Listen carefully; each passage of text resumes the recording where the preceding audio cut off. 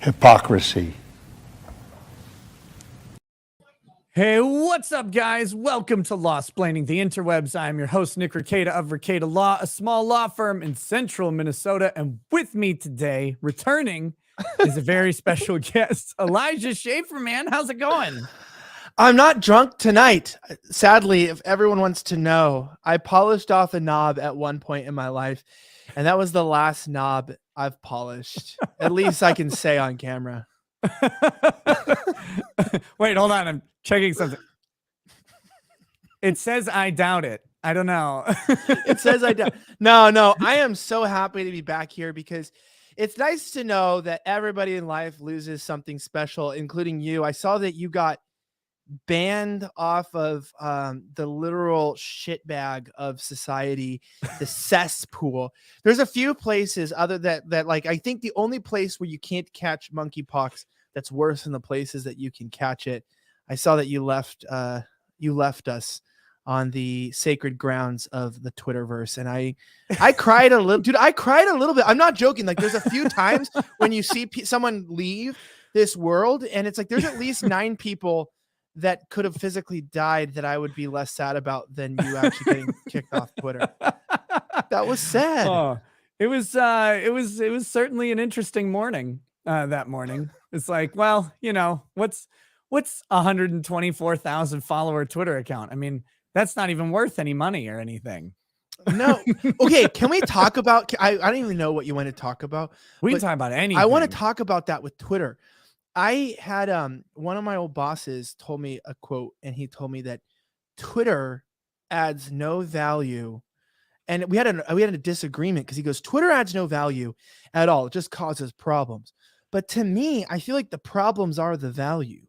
Like, there's nowhere in the world where you can cause more mayhem, you can make more losers cry, and you can actually get into the most demented people's heads than on Twitter. I mean, there are people that you go to crazy. Yeah. You start on Twitter and you go to bed with them. You know, you've caused like mental problems. And I used to like to cause problems for my professors back in school. Like, I made one of my professors cry one time, and like she told me that she called me into her office because she told me that our public disputes in her class would like make it to her marriage bed, and like she would talk to her husband, and it was causing problems between them because of like the way she was handling it. And like, I came between you and your husband. Like, you're a broken lady. I know, but I meant like that's not cool. And I was a shitty 21-year-old guy, 22-year-old guy. But I feel like Twitter is that, but also in front of millions. And so when someone took that from you, it's not they took your Twitter from you, they took you from us. Yes. See, that's how I look at it too. But that just might be the self-centered, you know, narcissist in me. Are you all right? Are you okay? Oh, where did they touch you? No, they didn't. They missed. Because like I was sitting in bed that morning, and I get a text from Yellow Flash, as I always do when I'm in bed, which is weird. And I got a text, and he says, "Yo, your Twitter's down." And I'm like, "No, it isn't." So I go on my Twitter, and I liked a couple tweets, and everything worked just fine. And then I was like, "What the fuck are you talking about, man?" So he's like, "Try and send a message to me, send me a DM or whatever."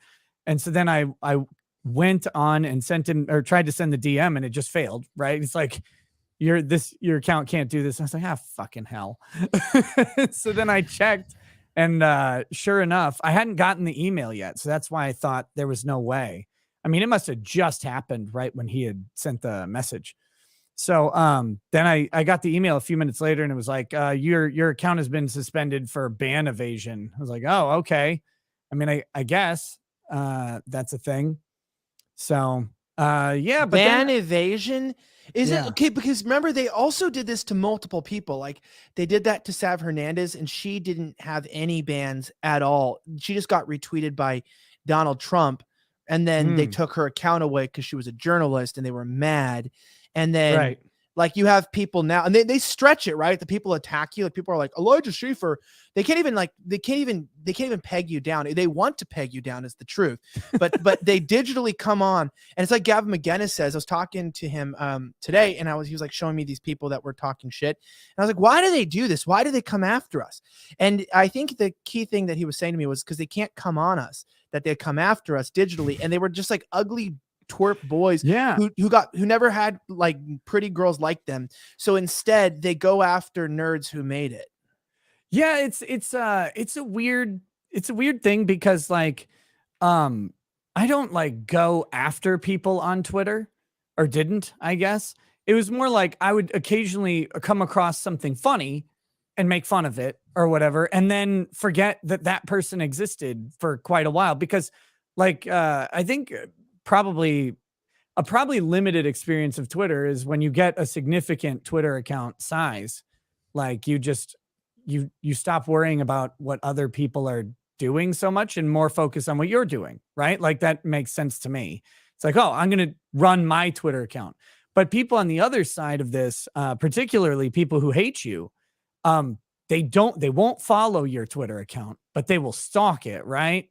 And they will wait, and they will like for every little post that you make, they'll like drop a comment, and they'll try and like bait you into something. They'll try and do something. And it's like this weird overworked obsession with what you do. It's the strangest fucking thing. I don't get it. Cause I mean, it's like so much effort for no real reward. Cause half the time I would just mute those people and wouldn't even see their tweets. And the only time I would see them is if someone else responded to what they said and I found that interesting, and then I'd have to go back and read up. But like most of the people, they like just tweet at you futilely, and it's like, okay, well, you know, go ahead. I'll just mute the conversation when it gets too stupid, or just mute the person and never have to listen to them again. Like they can say whatever they want. And But you're reply, lying. but You're lying a little bit, because who is that miserable black dude that was the like Twitter inclusive safety against lawyers guy or oh, something? Boozy. Yeah, Boozy McDoozy. Oh, Bald-headed yeah. Boozy. Bald-headed Boozy. I'm sorry, but dude, if you want to keep your Twitter account and then you go after the what was he in charge of? Something? Nothing. Like No, he runs this shitty company called Bot Sentinel. It's like nothing. Like he's not even isn't he officially getting aligned with sued Twitter. for defamation or something because he Yeah. attacks people and he that's what these Well, people that and the fetal do. alcohol syndrome. Yeah. Does he have a small upper lip? he has a malformed head. It looks like I'm an gonna get to Idaho on potato Twitter. that's been sitting in the sun for too long. Like I'm gonna get into oh. a dude. Is that a black joke? No. Because he's very dark. No, it's a retarded joke because he's retarded. I know. That's what people always do. No, it's true. It's always the card's like, is it because I'm black? It's like, no, it's because you're just a straight up retard. And it's like, oh, it's because you think because you're against me. Dude, it's always these people though. And you look at their profiles, and this is how they do this, because they try to get people like, and I'm not against this whole, just kicking people off the internet, but I think that's all they have are things on the internet. They don't have a family. They don't have a home. They, it's like Jeffrey Toobin, right? Violently masturbating in front of his coworkers on a Zoom call. I don't know if it was violent masturbation. I don't know. No, but he did. I mean, it was CNN, right? I'm gonna get it. Well, the ratings are down, but he was up. But I mean, like, and he would like that happened, and then my favorite part was how much the left will attack us. Like we say the wrong thing, like wrong speak. And it's like a joke. They don't want us to laugh, right? They'll be like, oh, I think they're trying to get Eventbrite to cancel Gavin's. That's what I was talking to him about. Sure. His comedy tour. They're mad at his jokes, but then they get each other's backs. Like they kill their kids in the womb. They do whatever they want. We've got to learn from them. They'll literally protect their own to a level that is like the right. We lose. And I've always thought about this, and the right meaning any free people. We lose because it's I was sort of like saying the right wing reminds me of the ending scene of the Titanic, where everybody is, floating in the water and they're just trying to not freeze to death. Yeah. And it's like what we do is everyone pretends. They go on their shows like, we're winning, we're really taking over. This time we really found the Dominion voting machine that's definitely gonna take this down. And then when it comes to it and you actually get into the industry, everyone is just kind of like these catty, gossipy people that look at you and they look at your breathing body and they grab a piece of wood that's floating and they slit your throat, and then they Damn. use your body to float on so that they can just get another 10 minutes to freeze to death a little bit later than you. And there's this dog eat dog world of tearing each other down, like fighting for resources, like vermin dog, that are just like, oh, there's one carcass and we all gotta fight for it. The left goes, well, we're sponsored by Citibank and McDonald's, and as long as America exists, McDonald's isn't going away. So our cash is flowing. Everything's good. And you can literally do anything and they protect their own. But that's what I'm saying. Like, I mean, you can literally call for the murder of children like they did during the Trump presidency, and your count doesn't get deleted. But, you know, say a no, you're gone. Dude, so a couple weeks ago, when all this Twitter stuff started, the firestorm of transgenderism that attacked my Twitter and YouTube channel, when it all started, I had a couple people just DM me, kill yourself, right? Like, just straight out, just kill yourself, which I laugh and I'm like, oh, okay, I guess. And then I'll play this game. So report the DM, unsolicited DM, says kill yourself, direct violation of Twitter TOS, get a response, doesn't violate our terms. I'm like, wait, what? Like, that does, like, it's the nose that you've got here.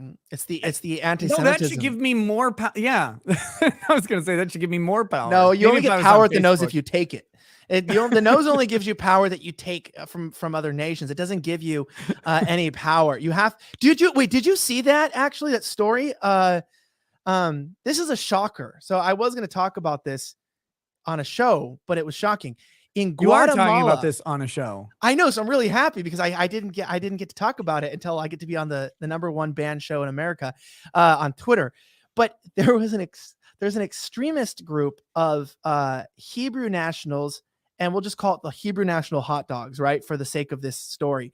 Okay. There was a group of hot dogs that were camping out in Guatemala, and the Mexican authorities found them because apparently these hot dog group of people that have a very pointy tips on the ends of the hot dogs were also creating like domestic terrorism or violence and manipulating. Well, I thought the tips were like a little bit less fleshy. Like, I thought that's how that went. Well, these Hebrew National all beef hot dogs had this cult, and it was from the Jerusalem Post. And the crazy part was, I remember reading the whole article and being like, so they basically, the Jerusalem Post said that there's a group of Hebrews in a foreign country causing problems for the natives of the land, and the Mexicans had to save the Guatemalans. And this was the first time I had ever heard of anyone like that in a foreign country causing problems for the people living there. So I was pretty shocked. And I was shocked it was on the Jerusalem Post of all publications. And right. I was like, that's pretty anti-Semitic to me. Hot dogs, not in their country, in a foreign land, causing problems for the people that are there. Sounds a little bit to me like that's how you get banned off Twitter when you talk about stuff like that.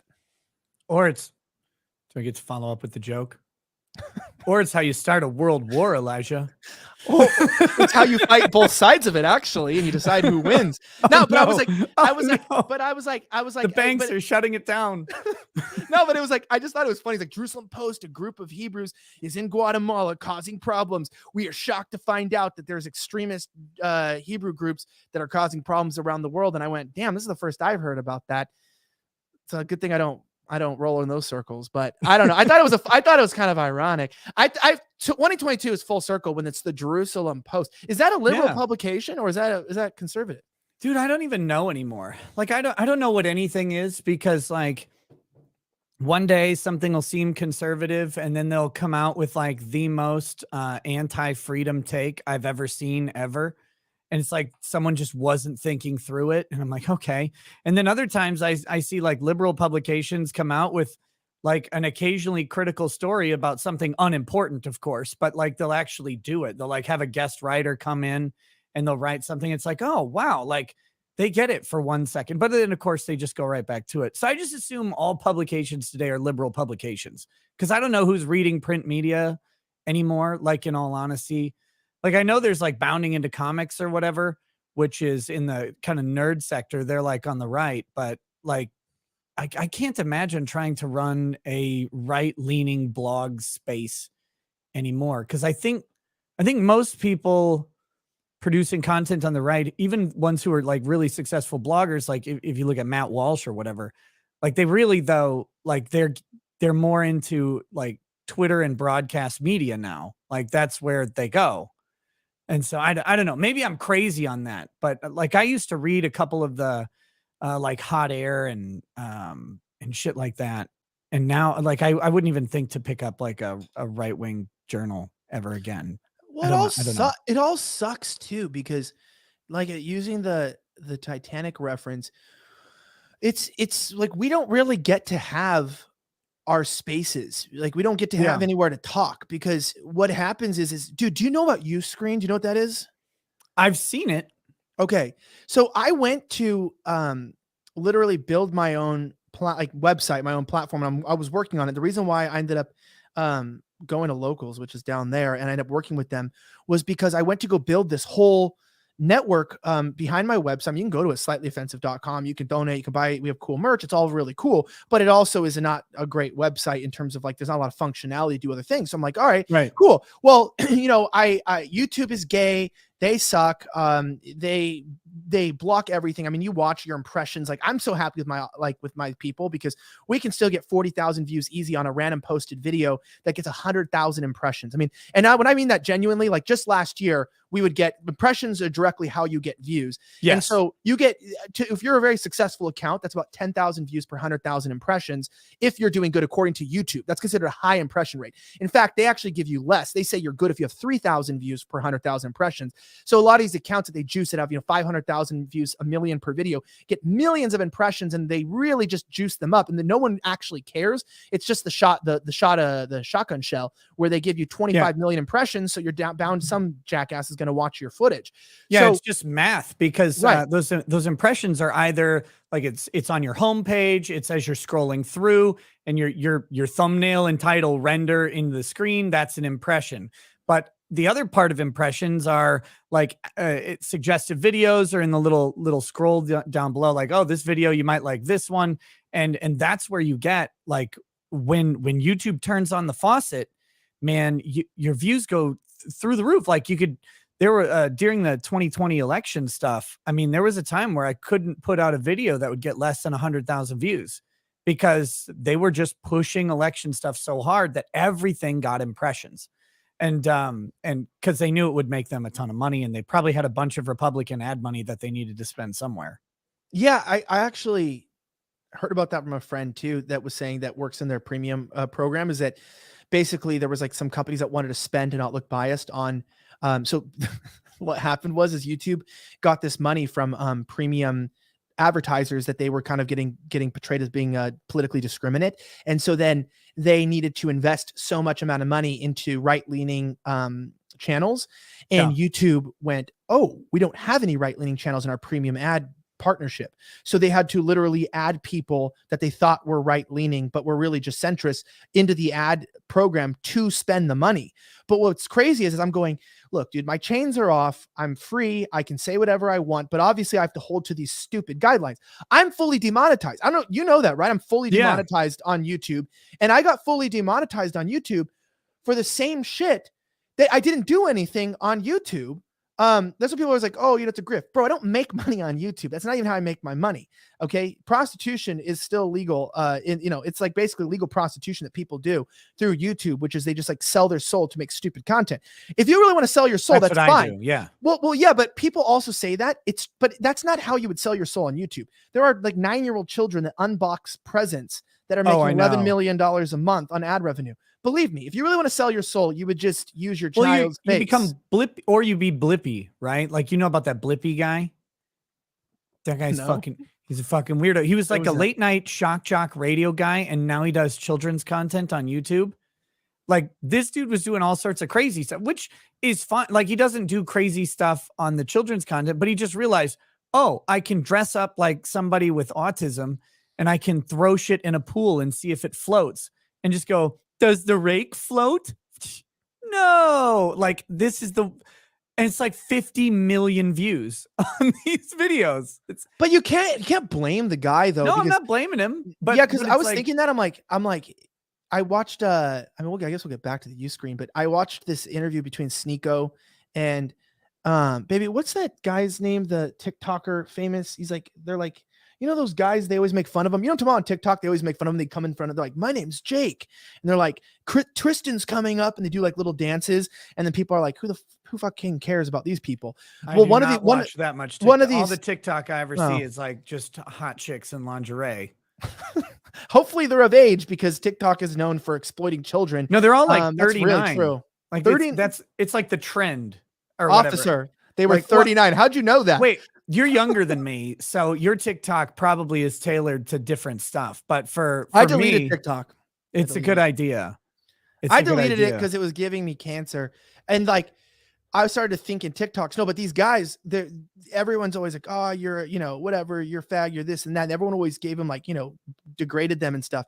Then I saw the interview of this dude on Sneako's channel, and he was like, which, by the way, the story, I thought it was going to go somewhere really dark, because he was like, well, how'd you not feel like a loser doing this if you're really this macho guy, you're manly, and you're doing these little dances and these little tight tank tops, and everyone's roasting you?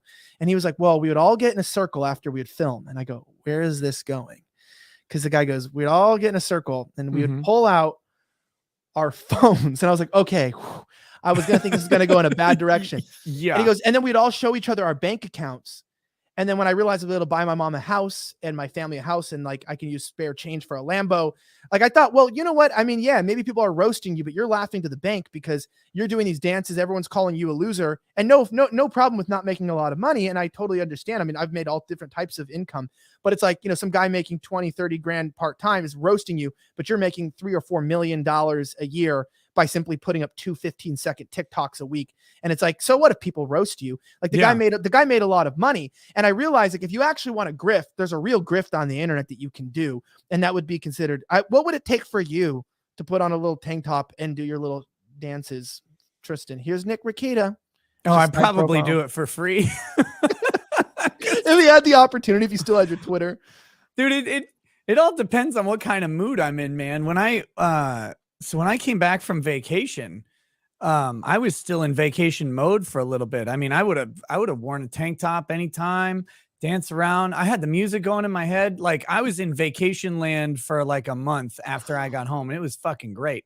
Now all I want to do is go back on vacation and get back to that place. Cause I tell you, you get wrapped up in doing this. And don't get me wrong, I love my job. I have the best job on the fucking planet, right? Like, how often do you stream? You're always online. Yeah, pretty much 5 nights a week. What time? This time? Yeah. I thought you were at like 9 or something. No, 11 Central. And then I go until 2 to 4 or 5 in the morning. Depends on, you know, depends on just how things shake out. But like, it's because I like doing it so much that I don't, and there's no like schedule or boss or anything says, oh, you have a hard out at 2 hours or whatever. So if the show just is keeping going, then I keep going, and I have a fun time with it. But like that's why, to me, I have the best job on earth, because I enjoy it.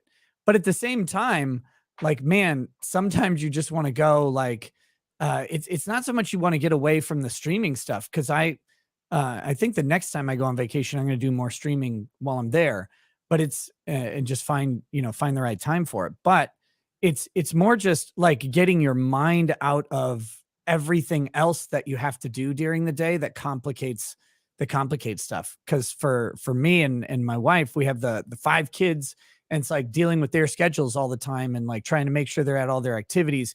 It's fucking draining. And when you go on vacation, somebody else does that. And so like you get to spend all of your downtime gets to focus on like your spouse, hanging out on vacation, just relaxing, getting on a boat or whatever the fuck you want to do. And so like, long story short, the answer to your question, dancing in a tank top, I mean, probably just check out my locals and you'll find it at some point. But no, I mean, I think that's the whole thing. In a similar way, I've dealt with it because there's law Twitter who think they're very important, like because they live their life on Twitter. And those people like would make fun of me all the time for whatever. Like they'd just be like, because they'd intentionally misunderstand something or misrepresent what you say or whatever, and then talk about against their straw man, which is fine. But it's like, I make more money than you ever will as a lawyer. talking about law on YouTube. Like, and you will sit there forever on Twitter thinking that you have some sort of victory by making fun of me. And like, it literally couldn't bother me. Like it's impossible. Ha ha ha. It's always like they always say this, you're a grown man and you're just talking to the camera. Like you just talk to the camera and all you do, go get a real job. This is the best thing I've ever heard from people in this mode. I was thinking about this because I'm like self-producing entirely, which is like why I'm telling people to support me. I'm fully independent now. But what's crazy is I have a really nice state-of-the-art studio. Like I've sort of been preparing. I've been wanting to go independent for about a year now. And I built a really nice home studio because I wanted to do a lot of stuff, right? I wanted to make these weekend shit streams and live streams on the weekend, which I know everyone's asking for them to return. They were insane. I still have the stain on the carpet from Quarter Black Garrett just eating. I don't know. He fell sitting down. So, you've had a little bit too much when you fall sitting down. He just like ate it and spilt it all over the floor. And it's like my little like memorial. I have a little candle with him and Dr. Fauci next to it. It's very beautiful. We don't touch it. It's cordoned off. It's a sacred place now. Please do not desecrate the sacred places. It's almost up there with our good friend George Floyd's memorial, and it's getting up. But I was like trying to move in this direction, and the problem is that like as I produce my own show, like I am in front of me, I have like 4 screens. I have this whole setup now, and I have like 3 different setups in my room that I can do in the studio. And I look at a comment, and someone's like, "Dude, why don't you quit the conservative grift and get a real job?" I go, "What? Like answer my job offer for the producer job?" So if I produce my show, so if I answer my job offer for a producer and I produce my own show, that's a real job. But if I talk and produce my own show, that's not a real job. That's actually 3 jobs. So it's like, yeah, well, you didn't answer a job. You didn't answer a resume. It's like, dude, you know how much this is tens of thousands of dollars of equipment and things to be able to call people in and make things correct and do things. And it's a hell, but I do it because I love it. And it's not because of any other reason. Of course, not everybody is an Elijah Schaffer fan. And that's good, because if you aren't, then you're probably something going well in your life. You only probably end up on my channel if you've hit a hard time or you've seen things on the internet. You've been on live leaks when you were 11 and you've seen some shit. And now you're like, I'm going to go try to go with other people who have lost their souls. But I'm also awakening too. And what I was saying with the Uscreen thing, what was so crazy to me, dude, and this is the most psychotic thing, is I obviously wasn't independent. And now that I am, I'm like, well, I want to host my own videos. I'm going to, like everyone, get off this platform, build your own platform. So I literally looked at websites that have streaming capabilities that, it's not just like StreamYards or something I can actually integrate into my website. And like, no shit. Every single server platform, like people that not only would host your content, just a server company, any type of a proprietary or preliminary streaming integration. We're talking about codes, right? I'm buying codes. I'm buying background framework that I'm going to pay a coder to put in. This is not, I'm not going into a website. I'm not making a profile. I'm not using their shit. They told me when I would look at their contracts before I signed, here's a list of things you can't host on our server. And I'm not shitting you. Like a server, this is the slightly offensive show. Yeah, literally, it goes, you can't, okay, it says on elections, you can question elections such as in Venezuela and Russia, but you cannot question the 2020 election, but you can other elections in the country. So it's okay to talk about them, but you can't talk about that. Then it also said you can talk about medicine and you can talk about vaccines, but you can't question certain ones. And it was crazy because I'm going, it's got big tech censorship has gotten to the point to where they're literally stating in the contract, so what if you're not on YouTube? So what if you're not on this? You could literally go slightlyoffensive.com, go to my website, my URL, my page, my code, my coder, everything, my videos. You don't even know where they're being hosted, and they'll delete them off their hard drives. They'll swipe your entire library if some loser from Media Matters comes on and tells them that you're talking no poopy in your mouth. And it's insane. It's insane. I mean, that's why I don't think people understand. I know you're on Locals too, but that's why I went on Locals, because as much as people give people shit and, some people don't like them and some people this, they were super supportive and were like, dude, even I did my first live stream yesterday. Horrible. Sorry, everyone. I didn't know how to work it. It was terrible. I didn't even watch it. It was so bad. I didn't want. No, I didn't. You know what, dude? It's like the retard learning curve on locals. It's a good site, but there's work to be done.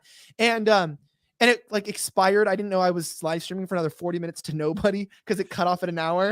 And Oh yeah. I was just talking to myself for like a while. You got to get on my level. I have like 4 or 5 hours enabled. I yeah, well, they unlocked. gave me 2.5. Okay. Front, which is Yeah. nice. How do you get the 4 or 5? Well, you got to suck some circumcised penis. That's what you got to do. No, it's just, is that for 4 hours or for 5? Because there's a difference. 4 hours is sucking, 5 hours is swallowing. Okay. No, it's I'm not the 5. I'll stick with the 2.5 until I need it. No, it's the reason I have it though is because I do it quite a lot of streaming, and streaming is just such a big part of my brand, like that that they know, like that's what I'm going to be doing on locals. So they kicked it in, and it's really nice. Like it's really good. The thing I like about them, I was on Patreon for a couple years, and I think I still have a Patreon. I hate them. It just sits there, but and the last post on Patreon is I'll never post on here again. Go, please join my locals. But yeah, so I had Patreon for a while, and I wasn't like a top 1% creator on Patreon, but I was probably a top 10%, right? Because like it scales down pretty quickly. It's like, oh, these guys make like 100 grand a month. And then it's like, oh, these people make 20 grand a month. And then I was making like 2,500 a month or something on Patreon for a really long time. And it was just flat.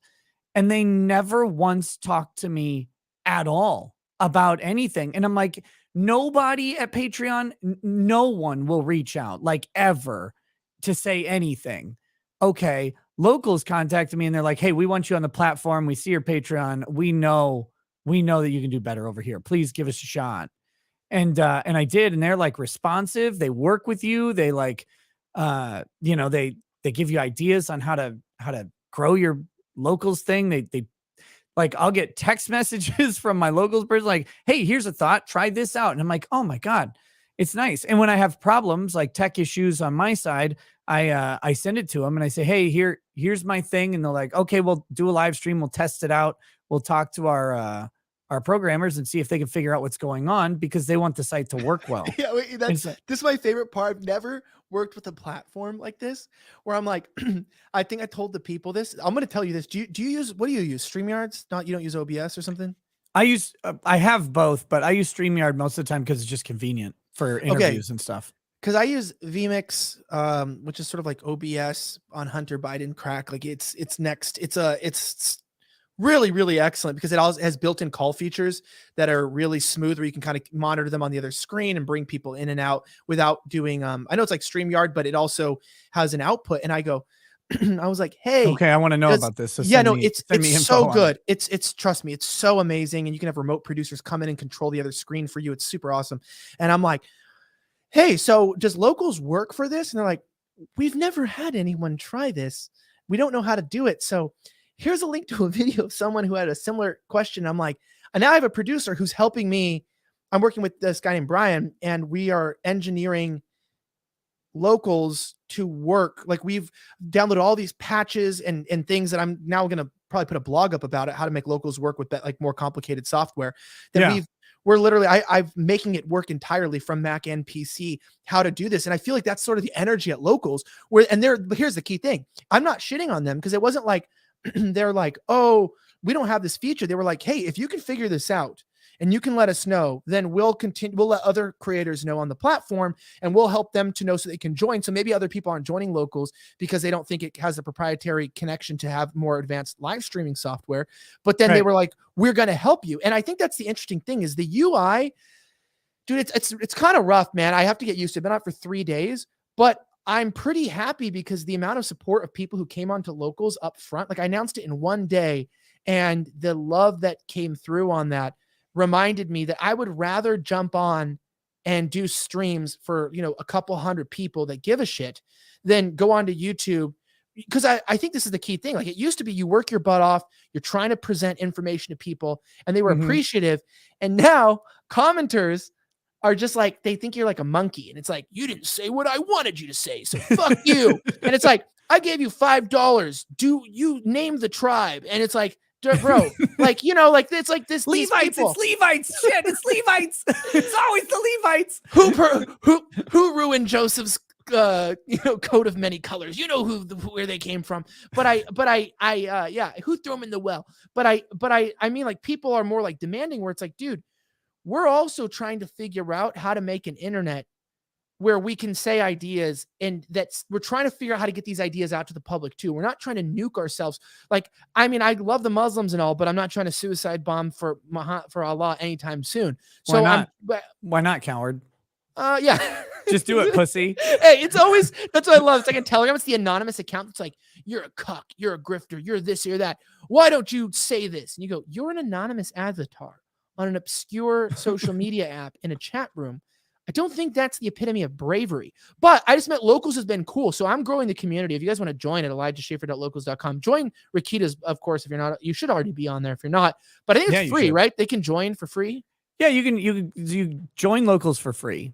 And then for me, like, what that means is like almost all my posts are free posts. Like I'll occasionally put up like a personal picture or whatever and limit it to subscribers, but like it's pretty rare. Usually it's a free post, free live streams or whatever. And the way Locals works is you can consume all that content that you want. But if you want to like participate with comments or chatting, like that's when you have to subscribe to Locals to do that. But you never actually have to. The main reason I like it is because you get that content for free, but you also get notifications of when I'm going live somewhere else or when I'm going live on YouTube, because I post it on Locals. And YouTube doesn't always send out notifications because they're hairy cunts. Yeah. And I love anonymity on the internet, and I think it's awesome, and I think we should be. Unfortunately, we're not anonymous, and there's nothing you can really do. We can never work a normal job. You can't get a normal job ever again. Maybe you can't. I can't even get any job. I'm a good boy. I can get whatever job I want. I'll be the president. Yeah, one day I'll be the president. It's interesting you bring that up, because I get that a lot, where it's like do my pet political thing, and then the ones that like are the most frustrating are people will post, yeah, well, you're not doing shit, and nothing will ever happen until you actually take action. And I'm like, bro, what are you saying? Because first of all, like, advocating for the action thinking you're talking about, like that is banning from all platforms immediately. Like you can't fuck around even talking about that. And that's not just like YouTube. That is everywhere. Like you start talking about taking up arms or whatever, and you're gone. But second, like people think like it's so funny, because they're like, you're just talking about stuff, but it won't be the right thing until you talk about the same stuff in this particular way. It's like, wait, so talking about stuff is action? Like, is it not? I don't know what you want from me. Like, I'm not sure, but move to Iran. Like, if you want blood, just take someone's hijab off in the middle of Tehran right now. You'll see it. Like, if you want blood sport. But I also think but I'm saying that's the crazy shit, is like when you're trying to engineer a whole nother, platform and another group of people to get your ideas out, dude, it's hard. But I'm actually more excited to be on my own, because quite frankly, like you taught me this from the very beginning. I'm a teacher. Yeah. At least if nobody can fuck up your shit for you, you can only blame yourself. And it's something beautiful about taking responsibility for your own life, for your own actions, for your own things. And I have found, since I'm, working by myself, I'm getting more work done. More things are getting into place that I've worried about for the last year. And I've asked people to do that they never did. And now I'm in a position to where I'm going, dude, why was I ever? And I know a lot of people realize this from the last couple of years of society. Like when there was no toilet paper, it's like, why am I such a bitch that I rely on Charmin Ultra, to weave your own toilet paper, you exactly pussy. Yeah. Why don't you grow your own trees and shave them down and use paper? No, but it's like you never thought, maybe I should just own a bidet or something. Like maybe I should just like do something smart that isn't stupid, where I can be self-sustaining. And that's where this whole self-sustaining movement is growing with a lot of people. I know it's extremism and far right to can your own food, to clean your own house, but it's like we've moved into this position, not just with work, but with literally everything, to where they took away even the office individual relationships and everything during the lockdown, to where they're like, all we need is for you to have an internet connection and this laptop. And then you're a nice little drone, a nice little tool. You can turn in your TPS reports and the office can burn down and you're still going to be okay, because all we need you is to just sit down, shut up, don't express your opinions on social media, and make our companies money. And people, and then it's like, and if you don't do that, we're going to make sure that the trucks can't get the supplies you need.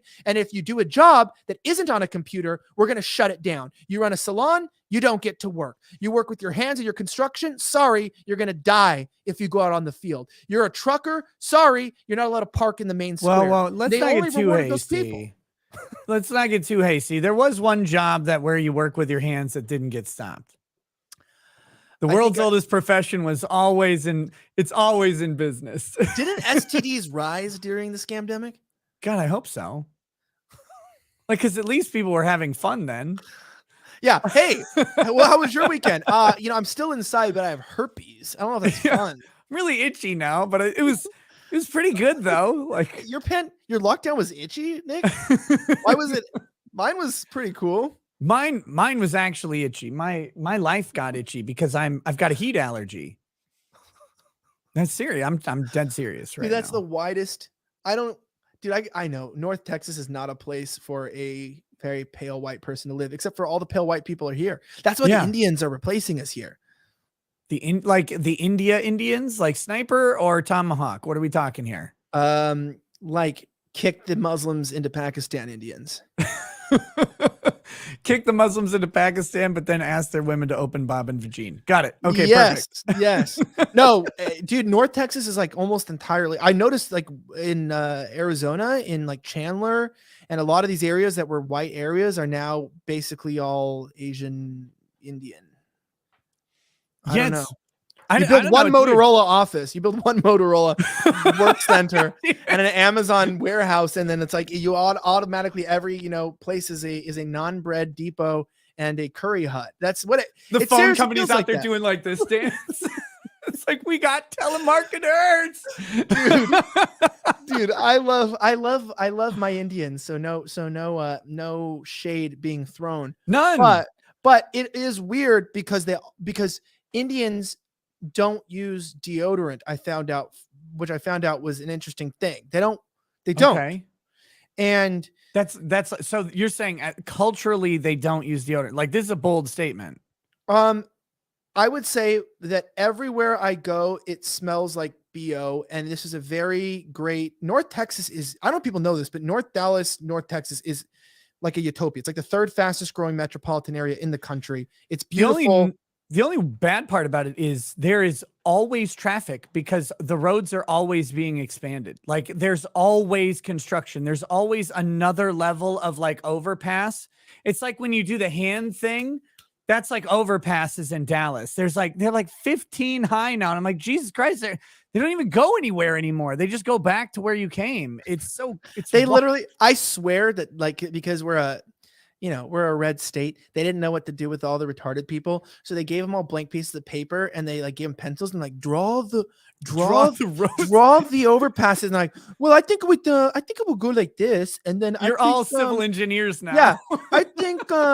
I think we'll just do loop-de-loop and then you go this way. And then they were like, yeah, very good, very good. So then we made the loop-de-loops, but also to be completely fair, because Texas doesn't have a state tax, we're the only place I know too where you're like going on an overpass and there's cones, and don't cross the cones because they just didn't finish building that overpass 10 years ago. Yeah. So it just ends. And if they don't even put up a barrier, there's just a cone. So if you go over the cone, you're going to die, which in North Texas, we don't need any more people and you can't get an abortion anymore. So there's only one way to get rid of the people, and that's half-made overpasses. Dude, I unironically love them though. Like, when I get down to Texas, I always know the overpasses. Oh, okay. All right. Look, I love Indian people, by the way. I think India doesn't exist, and I'm not sure where they all came from, like, because the country isn't actually there. It's just a gap in the ocean between China and Sri Lanka or whatever.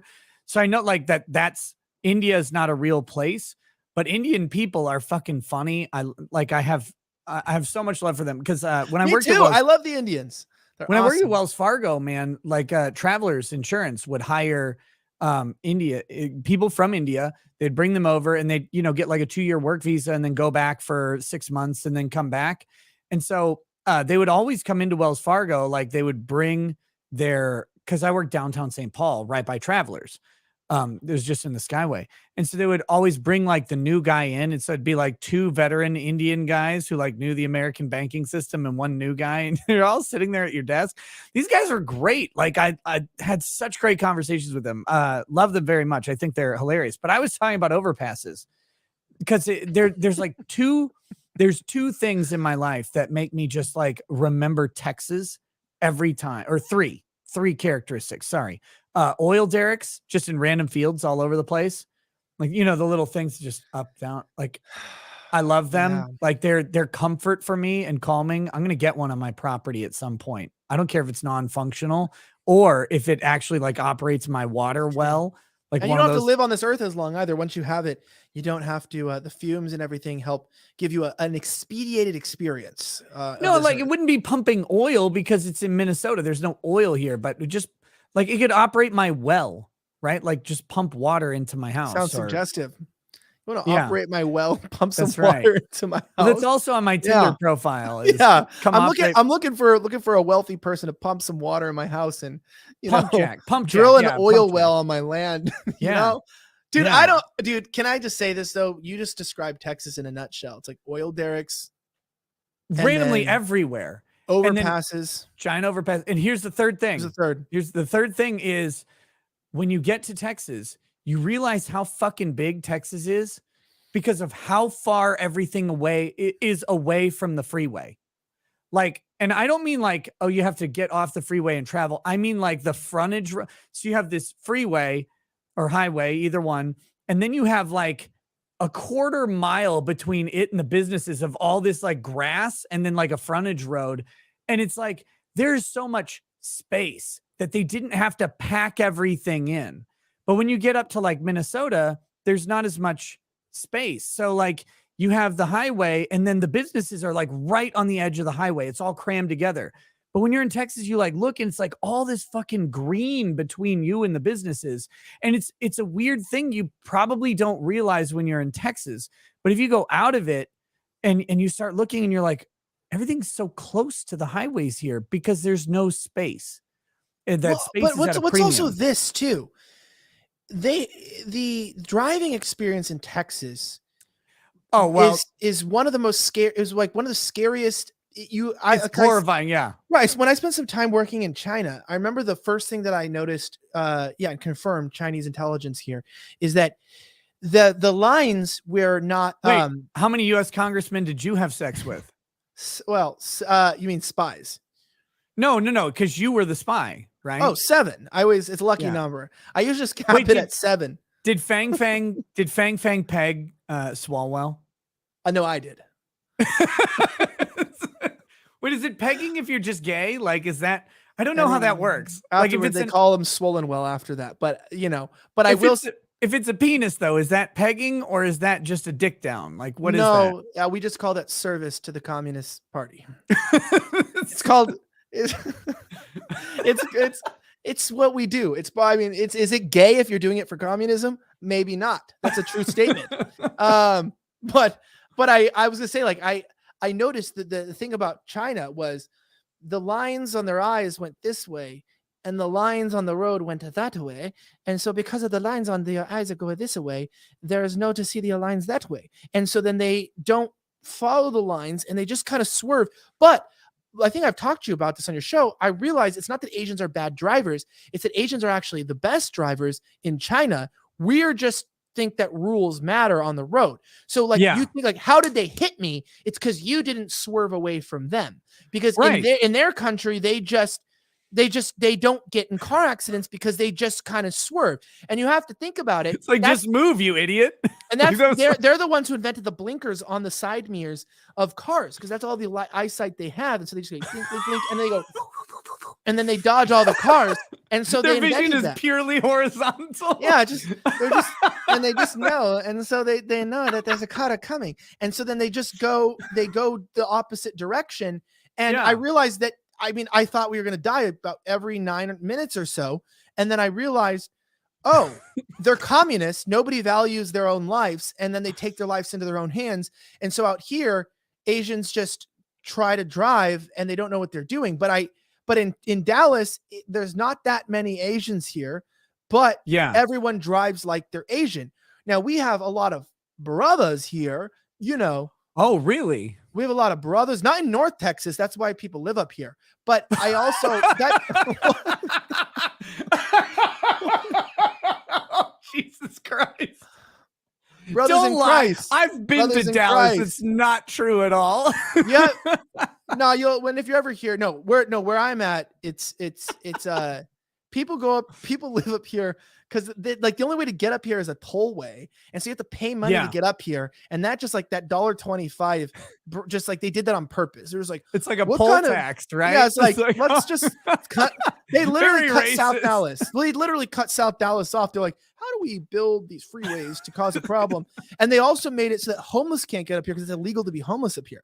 Oh, thank Christ. Like it should be illegal to be homeless. Like just buy a house, you loser. Right? Like just maybe try. Have you ever thought about that? Oh, you lost your job and you have like several mental disabilities and you can't work. Have you thought about just getting a job and being better? Like, have you thought about improving yourself? Yeah, Fucking you just described scumbag. me, and I'm still living in one. So lose a job and many mental disabilities. I'm doing it. I should be a homeless spokesperson. Are you retarded? Did you lose your job? It's not that hard, buddy. It's not. Yeah. Well, the best part is like all they have to that should be the job fair for the homeless. They should just do that. And all it should be is just videos of people. It's my next script. No, it's my next. Dude, I'm taking this I'm gonna one, do it. bro. No, yeah, I'll co-sponsor it. We'll host a job fair in Dallas for the homeless in South Dallas because in North Dallas they don't have them. So we go to South Dallas, job fair for the homeless, and when they get there, it'll just be a guy in a tank top dancing on TikTok. He'll be like, "Wait, you're not this stupid. Like you can do this. Like what do you even? Yeah. Why are you even on the street? Have you thought about just not being there? Like just go on video." Have you ever tried not being addicted to drugs? Dude, Hunter Biden is rich and he's been smoking crack for a decade. I have to say this. Dude, this is where my thought process has changed though. Because I've really been living inspired. his best life. No, but I've been inspired. I've been Yeah. inspired by Hunter Biden. And this is the Hunter Biden Inspiration Chronicles of Elijah Schaffer. Like you can literally smoke crack, commit crimes, embezzle money, possibly stoke a current war from Russia and Ukraine with one of a nuclear power. And not only do you end up with bang your dead Obama's daughter. Yes. Did he? I think so, right? Like, wasn't there like very risque pictures of Malia or Sasha? I don't know, the older one, on his thing, like with him. Was this before they were 18? Guys, tell me like about this. Wasn't it's yes, he did. Yep. Can you grab me something from there, please? Thank you. Like, wait a minute. I thought you didn't have a producer. That's my wife. She's just listening in. She's just chilling. Tell her I said hi. She can hear you. She says hello back to you. Oh, good. Dude, Good. she's now going to be on my locals live streams. Dude, do you know what's cool? In the home studio, I have 4 setups for like 4 people. And I need to get people on in here because it's legit. And now I'm going to put her on because she's much more lovely to listen to than me. And she's actually funny. And I swear it's like, Wait a minute. I thought your marriage was over though. Like I read online that it's ended immediately. Yeah, it is. Did you know this? Everything you read online about me is true. I told you that didn't I say that on your podcast before? Yeah, it was because that's when you came out as an open homosexual instead of living in the closet. Do you know one of the funniest things I've ever heard? So there's always tabloid gossip, and it makes I like leaving people up to speculation and gossip because it's more fun for me. I tell people I do this for my entertainment, not yours. I like to watch people go at each other's throats and make stuff up, and I find every new story and idea about my life so funny. Yes. I saw this Twitter thread. I gotta send it to you. It's one of the funniest things. There's like lie A that's ridiculous but funny because I mean if it's horrible, but it's like that's crazy someone's saying that. And then there's somebody being like, lie B, it's like, but that's impossible because he came out as openly homosexual on Nick Rekieta's podcast. He's a faggot. And then He's someone pounding ass left and right. Someone corrects the lie to the lie with another random thing I've said on a podcast, and people like take it all on value and are like quoting things. And then someone's like, yeah, he once compared his boss to Colonel Sanders. I don't even know where that one came from. And I go, That's a good comparison. It was a I thread. wish I would have done that. It was a thread of people mad at each other and fighting each other over just misinformation. Some of which, though, this is where I could be like, oh, that's not good. But some of the lies I said, and they came from your podcast. So I thought it was even funnier because people were defending their own version of reality. And this is the truth. Everything they said in the end is true. And that's the way I take it. Just if it's on Twitter, if it's in an article, if you can Google it, if you can read it, I promise you it's all true. And even if it's contradicting, you have to believe it all. Like it is true. Yes. So yes, my wife is left me and I'm gay and we're married and she's here. It's all true at the same time. Oh, thank God. I was worried that someone lied on the internet or was wrong. And I'm glad to find out that they were actually just correct. Like that's what I'm relieved about. It's like someone says, is this true? I don't even wait for them to hear. I go, correct. Yes. I didn't even say what I said yet. No, it's all true. Please. Wait, so someone compared Glenn to Colonel Sanders? I didn't say that. I said somebody. I said someone, not someone you. did. No, no, he does. He has a sticker pack. It's really funny. He created a whole Colonel Sanders sticker pack. It was really funny. I remember when he got like obsessed with Colonel Sanders and Dave Thomas, like the founder of Wendy's. Cause I remember those episodes. That was back when I still listened to the Glenn Beck show because I was driving and I had to download something to listen to. So I download Rush. I download Glenn Beck, and then that'd be like my drive to and from law school, right? And yeah, I remember his story because like Dave Thomas worked for Colonel Sanders. It was really weird, like finding out that like all of the like the fast food industry in America was actually this incestuous pit of nepotism. That's not how he phrased it. His phrasing was very inspirational, but well, and this is what I gotta say though. On the side note. That man is true to his word. He was really nice. I think I said that on your podcast maybe before, but I remember Glenn, when right before my mom passed, she had a lot of medical bills and he offered to pay them all off. So wow. Yeah. And they paid my legal fees from January 6th as well, which was really nice. So I've always thought Glenn seems like just a genuine down to earth dude trying to do good. And I think he's like he seems like he's wrestling with his past a lot, where he was more of like a, I feel like he felt like he sold out for talk radio. And so he like wrestles with that and tries to just be like a good guy. And I mean, whether or not he's successful, I don't know, like that's something you measure against yourself, but he seems like a genuine guy who tries, at least, he tries to do the right thing. Yeah, I mean, I don't know too much about him personally, but he was a good mentor to me for a while, and I have nothing but good things to say, and I will leave it at that with anyone. I mean, he's a great person, and it's fantastic, and I think a lot of the people in this industry too. I think that's really hard is when it comes to people like that, is that people think that you have to get it right all the time. And I know with Glenn, people got really mad when he came out against Trump in the beginning, but then he admitted that he was wrong.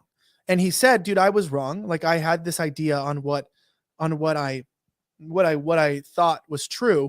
And I went with what I thought I knew at the time. And I was honest on what I thought. And then I realized I was incorrect and I'm changing it. And then people on the internet go, you can't change your position. It's like, well, try to be married, buddy, if you can't change your position ever. You'll learn very quickly that you change positions a lot. Yeah. Sometimes it's good. Sometimes it's not so good. Sometimes you just change the positions because you need to. And other times you don't want to, but you have to. And I think one of the main things is that like a lot of these guys who are in there for 10, 20, 30 years is like, there's like a few commonalities. They've gotten a lot of things wrong and they've probably been fired or had multiple shows end. But the ones that stick it through, that have the positive mindset, are the ones that continue. It's like Yeah. Tucker Carlson has like what, 4 times up or down basically been fired from a network, lost his job, something, and now he's literally the king of media with the highest ratings and probably one of the more honest. I don't know if you like Tucker. I really like him a lot. I think Tucker's hilarious. You know why? Me too. Here's why. The fucking Tucker Carlson face. It doesn't matter if he's listening to someone he agrees with or disagrees with. He has mastered his listening face. And it's like, it's so blank. It's like, it borders on disgust, but it also borders on intrigue. And you can't tell which one it is. And did you hear Jon Stewart's verbal explanation of that look? No. And I like Tucker, so I don't agree with this, but I thought it was funny. He goes, you know that look that Tucker gives when you can tell that a guest is saying something on his show that he doesn't agree with, but it breaks he has a look on his face, like one eye is about to go numb, the other eye's excited, and he's staring into the camera. It looks like his head's literally about to blow open a fuse and smoke's about to come out. He looks like he's like, does not compute. And it's like, I was like, no, but Tucker has that same look when someone's making sense too. Exactly. That's it's a poker stare. It's amazing because it's like, is he annoyed or intrigued? I don't actually know. I can't tell. Now I'm fascinated by the person talking. I think the Tucker face is a big part of why he's so successful, because the best interviewers, right, are the ones who allow their audience to be fully interested in the guest when the guest is talking. I think that's why Rogan is so good at interviewing, is because Rogan is so just fucking uninteresting as a person generally. Like, not shitting on you, Joe, but I am a little bit. But like he does the I'm the chalkboard, right? And like he lets the guest draw whatever he wants, and then he draws out of them. And this is truly a skill. Like, I'm not actually shitting on Joe Rogan. And believe me, I have plenty of things to shit on Joe Rogan for, like his MMA commentary I find to be garbage. But like his interviewing skill is to draw out of uninteresting people really interesting stuff, and to like give you permission to be interested in them while he does it. And that's what Tucker does with that face. And that face is such a shortcut, because Joe does these like 3-hour segments or whatever, or 2 hours. I don't know how long his show is, but Tucker's segments they're like 2-3 minutes. You don't have time to fuck around. Like, Tucker just gets right into it like this. And he'll just let them go. And then they go. And you're like, wow, I just listened to everything that person said, even though I don't care. Baby, I'm sorry. I'm going to send you on a mission real fast. Can you, number one, turn the thermostat up here down to like 70? Can you go grab that shirt that Tucker bought me? Do you know what I'm talking about? Oh, listen to you. God, you're gay. Did I put it away? No, I want to show you. It's the funniest thing, because Tucker bought me a shirt. I'm cool. No, I've never. No, fuck you, Elijah. I've never felt. No, okay, but I want to say, if it's there, you can find it. If you just turn on the thermostats, get hot in here. No, I want to show you it because it's the funniest thing. Because like, obviously, I'm a very casual person, and I remember when I was going on his show, and he was like, they lost my luggage. I don't know what I've ever said anywhere on the show. I haven't been on another show in like a couple months now. So I'm back. We'll talk about independence later, because we're Independence Day. You're drinking Heineken? Yes. Cause you are gay. It's Heineken Zero too. The rumors are true. What do you mean they're rumors? I've said it on your show. It's not a rumor. That's how you drink Heineken. You have to go halfway down. Well, don't go all the way down. You might choke. No, here we go. I'm going to get there when I need 5 hours of streaming time. It's the practice bottle, you know. It's that's the local sends this to you just to give you practice. So here's what I got. People have been asking what we're both drinking. So you're drinking Heineken like a degenerate. I am drinking Joseph Magnus cigar blend bourbon. I was drinking this. How much do those cost a bottle? Probably like $1. Oh, this whiskey costs 185 times what that that drink costs. Which one of us lost all of our income? I have no idea. Huh? My Twitter was deleted. It was very important to me. Which one of us woke up with none none Do of I need their to send you some? Do I need none to of their send you some pity subscribers? bottles? With none, did we not have it? Oh, I gave it away. I was gonna You say gave it away? Oh, listen to this guy. Well, Tucker bought me a shirt, but I gave it away. What? I told you not to. Is it? Did I give it away? Yeah, you gave it away to like Goodwill. Oh, okay. I gave it away to Goodwill. It was a nice T-shirt though. It was really nice, but You're never going back on Tucker after this. No, it was really nice, but I laughed because it looked like something out of Tucker's closet. Like it was literally just like one of like you've seen him at like at Mar-a-Lago wearing the same shirt. And it's not I'm not a preppy guy, so it's just not my style to wear this like this like preppy. And I remember people saw me on the show like, "Well, I've never seen you wear like a checkered shirt like that on a show." And I was like, "Yeah, you know why?" And then the best thing was because I was gonna say I lost my luggage. So there's like, "Oh yeah, I'll get you a t-shirt or whatever." And then that's the t-shirt I got. And then I was like, it was weird too, because I think it actually fit me like the clothes are supposed to. But I guess I've been wearing too tight of clothing and because it's the Heinekens do it to you. But yeah, I just remember thinking with Tucker, like that dude, but the night that I've met him a couple times, but the night that I was there, that was the day that he slipped his disc before he got his back surgery. So he shows up crippled, and dude, he's a cool motherfucker. I like him a lot. Off camera, I love him. He's super supportive of everything I've done. He's been very supportive, and like all kings, you know, he's had his ups and his downs, and he's gone around, but he's very open about it. And he's been able to move in like a positive direction. And I feel like he's been an inspiration in terms of like, he doesn't go on social media. He doesn't read any of the bad things about him. He lets people manage that for him. He surrounds himself with good people who are very casual, and he goes fishing, and he, you know, kicks it in his house in Maine or whatever and hangs out. And other than that, I remember, you know, and I know that people don't know this, and I'm not saying this because this is not wrong, but I know that there happens to be a weird correlation that the moment Fox put a vaccine mandate on their building that you had to be vaccinated to go on their shows, and that they put a breathalyzer, you had to like take a breathalyzer to like go on the shows because people were too drunk.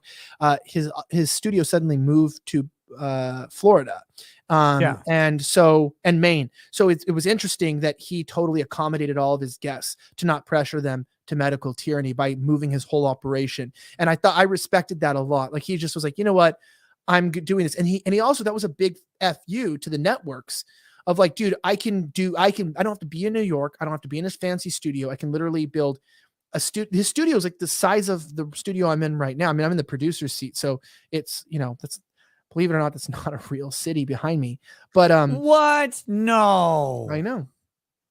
Oh man. I thought now I got to kick you off the show for lying. No, it's an interesting thing.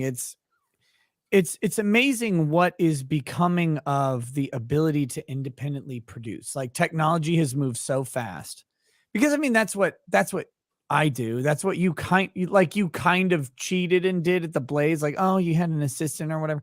Like, yeah, okay, whatever. But really like what it is though, it used to require a studio to do what we do. Like and I'll analogize it this way. They were talking, I was listening to a podcast or something. I think it was Malcolm Gladwell's gay podcast, which is really, really fucking good. But I was listening to it, talking with Rick Rubin, and they were talking about the Beatles and the recording technology. Like at the time that the Beatles recorded some of their songs, producing a 4-track simultaneous recording cost so much money, like that it was unfathomable. So what it used to be was like everything ran through like a microphone picking up the whole room of the recording studio. That's why they had to be like so good at eliminating echo, because the gain had to be up high enough to pick up the drums, the guitars, like everything, just it picked it up in the room, and all the singing, and it all went through one track. And then eventually they got to like multi-track stuff, and that was around the Beatles time. But like 4-track recording was new for the Beatles. And so they would have 4 microphones effectively, or 2 mics and like 2 instrument inputs. And now, like anybody on earth, like I'm sitting in front of a Rodecaster. I have 4 mic inputs. I have 2 auxiliary inputs, and I can have 2 Bluetooth inputs on this thing. I'm gonna do 8-track recording from like a $500 piece of equipment, and it's infinitely better than what they had. And so when you think back on like the broadcast industry and what the reason why these people got so strong, what are you fucking doing? I'm telling the people that if they want to see what it looks like, how easy it is, I'm putting up a picture on Locals so they can see how easy it is to do this shit. It's called smart marketing. God, I hate you so much. They wanted to know, they're like, what do you mean you guys working on this? So I'm posting a picture. What do you expect? Here I am talking about like this important thing of why media rose to the prominence that it did, mass media. It's because like it cost so much money to produce a show. Like when you think about, again, the Beatles having 4-track recording probably cost like $100,000 per song just to record it. And then they had to have some guy mix it, and mixing was new. It didn't exist. Like they had to create all this stuff at the time. That's what news media was. Now anybody can do it from anywhere with, I mean, you could do it really cheap, but if you want to do it really well, like honestly, like 10 grand will go a really long way in the in full on production. I mean, you can, for 10 grand, you can have a professional level camera, professional level microphone, professional level interface, and a PC that can run all of it. And then all you need to do is develop the skills of managing those things and learn the software. And your 10 grand production studio. Sorry. All you need is $10,000 and a camera and some cables and a computer and a soundboard, and then understand sound mixing, and then digital assets, and then live streaming, and then platforming, and all. No, but so all you need is a list of 100 things you need, and then you're good to go, everyone. No. Now you can do it, but you can do it way cheaper. You do it way cheaper. But I'm saying to rival the production value of NBC. That's what I'm talking about, dude. Like, dude, listen. And this is where someone said on the chat, I have an attention span of a donut, and that's actually that's a compliment. I've never thought I've had that much of an attention span.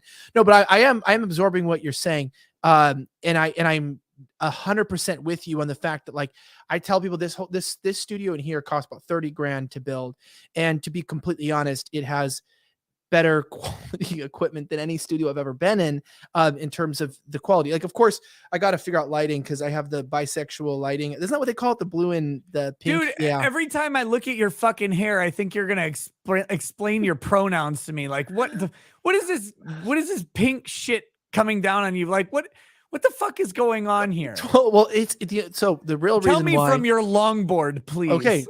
I'll tell you why. Because bisexual lighting is needed for this stage of my life for 2 reasons. Number one, because I got to transition from being gay to bisexual. We got to move in a new direction. This is the second podcast. I was gay last time. Now I'm bisexual. And the reason why is because the bis and the people, they get to make up whatever they want. So they get to say, hey, my pronouns are they, them. And I like, I'm pansexual. I like whoever I want. I don't know if you saw this new thing they're advertising to kids called the bisexual umbrella, which is a way to drag them into drag shows. It says that everybody is a little bit bi. Now, the key thing is I realized I'm not a little bit bi. Well, here's the key thing. I want to point this, like, I want to be very clear on this. I'm here to break the I am 0% bi, not a little bit, not any, okay, not even 1%. Like, when I see a dick, I'm like, I don't want to be anywhere near the dick. Okay, so we had to clarify that. So it's so true that we really need to clarify. I'm really glad. It is really true. Because, I'm really glad we clarified. I'm really glad. No, I'm serious. As your text messages last night at 2 a.m. made me think otherwise. But I do mean that was weird. I just figured you had a vagina by now. Yeah. I'm gonna say the dick pic. I made me think other words, but I was going to go, they get to make whatever up. You kept sending me your tits. It's not my fault. I have nice nipples. God bless me. I have a bot where if you send me tit pics, it automatically responds to the dick pic. And that's what you fell victim to. It's not my fault here. Do you realize though, that it's the doctors are the ones that sexualized us, because ever since they give us they look at us in the womb and they use, what's that thing called that they use? Ultrasound. Yeah. The ultrasound, I think it's like what, like 15, 16 weeks, they determine the baby. They give you your first dick pic to your parents when you're like 16 weeks old. They're like, there's a dick pic. So you get a dick pic before you're born. And so I think that's just like, it's like, what are you going to tell kids don't send dick pics when it's like the doctor sent your first dick pic without your consent? Exactly. But anyway, the lighting is because I need to reinvent definitions like the SJWs do. In 2019, it was called getting fired. In 2022, it's called going independent. So it's like, it's how you reword it, Some people have commented on the branding, so to say, of the situation, which I love. Like because look, everybody who's ever fired me, yeah, I was on my way out anyway. Fuck you. Yeah. No, but we're not here to talk about that. I meant that it's a good time. It's the best era to redefine anything you want, because but also no, but you know what, genuinely though, I want to say this. I did just see the title to the show and it says, "Don't call it a comeback." Elijah Schaffer discusses independence. It is interesting. No, it's not at all. It's not a comeback. I was talking to someone. Okay, this may speak to someone, or it may just sound like a fortune cookie, but I know someone. And I don't mean someone like me, but I literally just like, people fuck up a lot in their lives over the years. And I know someone who is older, like a lot older than me. And they basically think they screwed up their whole lives, right? They're older and they think like, okay, I made a mistake. Everybody hates me. I'm not going to be able to, I'm too old, right? To come back. And I told them, they're like, how do I come back? And I go, dude, comebacks are lame. Like I watched was it Andrew Cuomo? He was coming, he's like, I'm gonna do a comeback. Brother, what are you coming back to? Murdering my friend's grandparents? Like, what are you trying to, making New York a crime infested city? That this guy's like, well, I'm gonna make a comeback. You're coming back to what? Coming back already makes you assume that you're going to arrive at what you left. And even if what you left, like let's say somebody died, because I know that happens in my family, like my mom died and the whole family changes. And people, you don't go, oh, somebody died, I want to have a comeback to what my family was like before they died. No, you mourn their death. It's a shitty situation. You try to deal with it. Maybe you drink too much or something like that. And then you don't go, life's going to be the way it was. You go, no, I got to figure out how to make this new thing work, because unfortunately shitty thing A happened, and B, I can't undo shitty thing. So C, I've got to find a way to come together. And I think families fall apart at death so often because they're trying to resurrect something that's already dead. Right? Your family isn't going to be the same. I'm sorry. Christmases are not going to be the same. Like you have to think about the future. What are you going to rebuild? What are you going to transform into? Comebacks are stupid. I don't think people realize, so not to get biblical on this, but I think my favorite Bible verse, literally, I don't know the name of, like, I don't know the numbering or whatever. Go find it yourself, you fucking lazy people. Jesus. It's a good way to do the verses. I have this verse. Find it, you fucking lazy chumps. You're like, yeah, well, go read through the Bible until you get to it, okay? And then your life will be better. Here, it's Jesus says, someone's like, well, we got to bury these guys, right? And Jesus says, let the dead bury their own dead. He's like, and the message was this. It's like, that's this thing that happened. They're not in there anymore. And if you're waddling around with dead bodies, like, you're wasting your time. Like, go. He's like, we got fucking work to do. Jesus is like, we got the salvation of the entire planet here to figure out. I don't have time to dig a 6-foot hole. Like, let the dead bury themselves. We're going. Like, we've got stuff to do. And it's this, like, I don't really care for funerals for this reason. Like, I go to them on rare occasions, but I don't really care for them. And it's this thing. It's like, it's what you're saying though. Like, you're not going back. Like, it's over, and that's fine. Like, you're in a new phase now. So don't sit here and dwell on this past trauma, because while you're wasting your time on that, everything else is moving on. You need to move on too. And that's why, for me right now, that is my favorite Bible verse. It's like, let the dead bury themselves. So one of my family members bitched me out because I wasn't going to be able to be at one of my relatives' funerals. They asked me if I would be a pallbearer, right? And I would have loved to. And I was like, I can't. My kids have all these activities. I've got to get back home. I can't do it. I can't be at the funeral. I can't be a pallbearer. I have to go. And they got really mad at me for a little bit. And like, I get it, right? Like, I understand why they're upset, but it's like, for me, it was like, let the dead bury themselves, man. I've got life to carry on. I've got people who are still breathing who need help. And the person who isn't breathing doesn't need me anymore. And it for me, like, that was the moment, especially where I realized, like, we focus so much on the past. We focus so much on what we've lost that we lose, like, the potential for change. We lose what I think would be the wishes of the dead person. I can't imagine when I die that I want everybody sitting around fucking crying about it.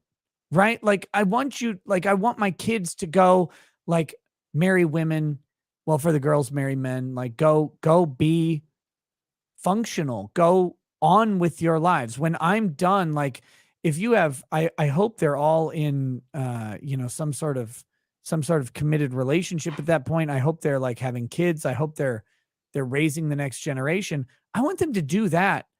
Like, maybe spend an hour at my funeral or whatever, but throw me in the fucking ocean. I don't care. Like, it's a body. It's just a corpse. It's empty. Like, if we're truly Christian, we don't believe that there's anything of value left in that vessel. So why the fuck are we so obsessed with them and so obsessed with what we do after? I would much rather them, like, spend an hour going, man, it's sad that dad's gone, but you know what? He probably would have laughed at how retarded it was how he died. Because I'm sure I'm going to go out doing something stupid, right? I'm going to be like 70 and I'm like, oh, let's go shark fishing, and I'll get pulled into the water and just drown like a moron. Well, and that's why most movies are about either finding love or dying, right? Either someone's getting killed or somebody's looking for love. And it's never the whole life in between once you find the love and before you die on what's really going on. That's why Seinfeld was so popular, because it was like just something about a show about life, and no one ever really just talks about what life is like, what normal day to day is. And I've learned some hard lessons, dude. Like you were saying, and I have to admit my own immaturity and incompetence. When it's so apparent, is these have been a brutal few years, but this has obviously been a pretty interesting year. And I've, of course, lost my mom, lost some things. And I think the way I responded to loss, career loss or family loss or these things, I didn't respond in the most healthy way possible. And that being said, I'm willing to admit that, because this is where I saw there's this guy that I follow for motivation. And he said, I had someone message me and they said, I really do want to get up early and I want to run and I want to start disciplining myself. But I can't seem to get into the groove of things. What do you think is my problem? And he responded back in the email with, stop being a little bitch. So like, he's like, that's the diagnosis. You are a bitch and you need to stop it. Get up tomorrow and start doing your shit. So I realized that's true though, that it's like I could walk. That's why we walk around and I mean this with the utmost respect for what people have sacrificed. It's like, I lost my job because I didn't get vaccinated. That fucking sucks, man. I get it. Oh, you could have lost your relationship because somebody did something against you, or you did something against them and it's your fucking fault. You know what I love about the world is the world reminds me, when you hear the reason why you only hear stories of people who were hurt is because the people who hurt people aren't telling their fucking stories. It's the same thing like cars. I heard this comedian say, if you ever feel bad about yourself, go drive, because at least when you drive, nothing's ever your damn fault. Like, you could literally cut someone off and run a red light and you're like, they should have fucking seen me. I mean, you don't understand. I'm like, this is how it is. Everyone's always correct in your car. It's never your fault. It's always the other person's fault. And I think in life, we lose the storytelling of just realizing sometimes bad things happen to you that you can't control because life sucks. Sometimes things happen to you that you could have controlled and you didn't for A, B, and C. And sometimes things happen to you because you caused them and you're a fucking moron. So that never happens to me. It never happened. It's never my No. fault. Yeah. I swear I didn't mean to evade the ban. No, but I mean things happen. And one of the unhealthy mechanisms, I think, in the victim culture is that whether you caused it, it was because of your lack of control of the cause, or you couldn't control it, you still are damaged. And it's very tempting to go out and to be like, well, I'm fucking hurt and this sucks. And then this is what I always find to be the way that the devil works in the world. He starts with a truth, and the truth is right, but the conclusion is wrong. So the truth is like, yeah, okay, I'm in a situation right now that I can say, wow, I mean, I could say this fucking sucks. Like, this is gay. But Very offensive. that's the temptation to go, are you in a situation that sucks? Yes.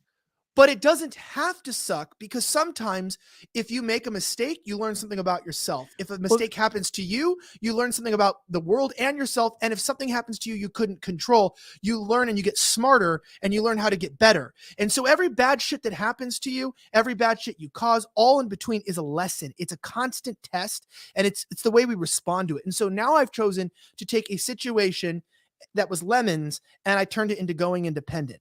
And I feel like that's my response to, I'm going to venture into an unknown and take trial, or take things that could get me down, that could stop me. And I'm going to use it to become the person that I've always wanted to be, and to create the job that I've always wanted to be. And I'm not going to let adversity or problems in life any longer. From here on out, I'm not going to let anything that happens to me or that I do anything but propel me forward. Like I don't have another choice, because I'm done being a bitch. You know what I just heard you say? What? And I got news for you. Damn it. Man, I am not gay. I have relationships with women and sex with men. And I got news for you. That means you're gay.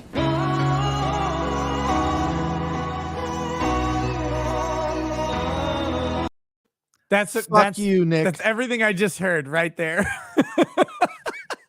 No, it's what you said is true and resonates with me. I was talking to a friend. Are we reading Unbreaded later? Are we still doing that? Do you do that on your stream anymore? Uh-huh. Okay, good. I was talking to a friend on the phone. This is years and years ago. I mean, this is probably 12, 13 years ago. And he was in a dark place, right? And he's like, talking to me about stuff. And I said, man, here's what I do. And I was explaining to him my perspective from a Christian standpoint, because my friend was not Christian, agnostic, I guess is the best way to describe him. And I was like, here's the thing, man. I have been through some bullshit, right? Like, I've lost jobs, had things just not work out, shit fall apart, and it looks like a disaster. And then every time, 6 months, a year down the road, I look back on those things and I look where I am and I go, okay, I get it. Like, I had to go through that thing to be here. And it was like, I was here, little valley, and then boom, a bigger plateau or a peak was on the horizon. And like, when you're in it, when you're in the thick of it, it's like, oh, fuck.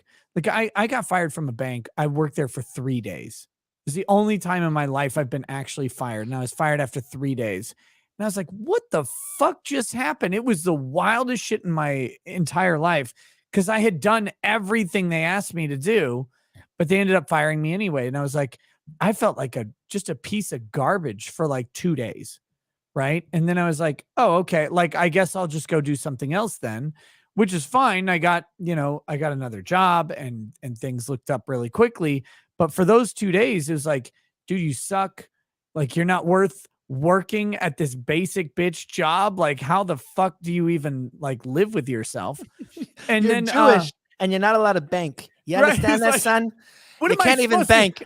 These hands can't rub themselves. You What have am I one gonna do? job. One job to take over the country, and you can't even do that, huh, son? And I was like, what the fuck? And like, when I started thinking back on it and like coming up with the reasons that they gave me, I was like, these don't make sense. So something else is off. But what was off was I got a better job. Like, I got better jobs and better opportunities. But it took me a year or so down the road to like realize what had happened, and to realize that I was actually in a more fortunate place. That bank ended up going out of business. Like, it just went out of business. It's not there anymore. And it was not too long after I was doing much better with my life. And I was like, it would be way worse to reset now than resetting then. And then I also had like a funny story for my next interview. Cause I don't know if other people do this, but when like I would go in, like I would put the job I got fired from on my interview or on my resume and like the 3-day job. And cause you sit down and they're like, oh man, what is this? And I was like, yeah, I only worked there for 3 days. And they're like, what? And I'm like, let me tell you the story because this is going to blow your mind. And then I'll go through it and I'll be like, the 3 reasons they fired me are this. It was like, I had stud earrings in at the time. I interviewed with the earrings, and then the dress policy, which they gave me on day 3, they said you can't have earrings, but it actually said you can't have earrings that dangled over an inch below your earlobe, which I was just wearing studs. So that was completely fake. It's like, I also didn't wear a tie the first day of work. And they said, you're not wearing a tie. And I said, I'm sorry. I didn't know I needed to. I'll go get one right now. And they said, don't worry about it. And so I'm like, so that's kind of bullshit too, because they told me I didn't have to worry about it. And every other day I wore a tie. Also, just a reminder that I didn't get the dress code until day 3. So I had no idea on my first day that I needed a tie. This is a bank teller job. Like all I ever experienced in my life was needing a polo. So then, yeah, the final reason was that I was late on my 3rd day, and I absolutely was late on my 3rd day. It was the first time I was late, but I had finished 2 weeks worth of training in 3 days. And instead they were mad that I was late on my 3rd day, which was the first day that there was traffic. And so then like I tell the story during the interview and I get the next job I applied for. So I would always put that shit, like always own your mistakes, in my opinion. And like, just tell a good story, because the people are much happier finding out that you're honest and then finding out that you tried to hide something from them. But like that takes wisdom and perspective, and you don't have it when you're in a crisis, right? Like when you're in a crisis, all you have is fuck. What am I going to do? But just breathe, take a minute. Like this world, and especially our fucking pseudo-socialist country is built to absorb your failure for a little bit. Like as gay and shitty as it is, that it's the government doing it and not just your community. Like it is there. Like you can absorb failure for a minute and Right. and then No, make you yourself into can. something better. You can. And I, you know what? This is an important factor too, because, I've started making a lot healthier decisions for my life. And I've actually, have like been trying to figure out what I'm going to do next in my life. And although while people might have like heard news at a certain point, like I've known about this stuff for a long time now. And I knew that I was, deciding what I wanted to do. Now, what I think happens in situations, another testing level, like you're saying, is immediately out the gate, the moment that information came out that Elijah Schaffer is a free bird, I got 2 really good job offers, like excellent 6-figure job offers, both with networks that were like, we will take you, we'll pick you up, which makes you see how bad networks are doing. Like that they want like you to be on if they resort to you, like what a disaster they're in. I know, dude, I don't understand how I've worked in I know I guess it's not considered the mainstream media, but it's still like one of the top 10 biggest media companies in America. It's like bigger than Viacom, I think, in terms of podcast downloads and everything. In terms of what Blaze, I'm pretty sure we're right Blaze around there. It's still huge. It's crazy. No, it's fucking huge. I mean, I work for a very large company. If people would see the studios, they're literally Paramount Studios. It's like I worked in a very professional environment. How is another question, and how it's lasted this long is also another question. But what I will say, because you're a piece of garbage. You're a piece of garbage. No, but I mean, I've always been I started this out very independent. It was very fun, and I'm really grateful for my experiences. They were a great company, and I have nothing ill to say about anyone there ever or anybody that's worked there. And I mean that genuinely. How many of the 6-figure job offers were gay porn companies?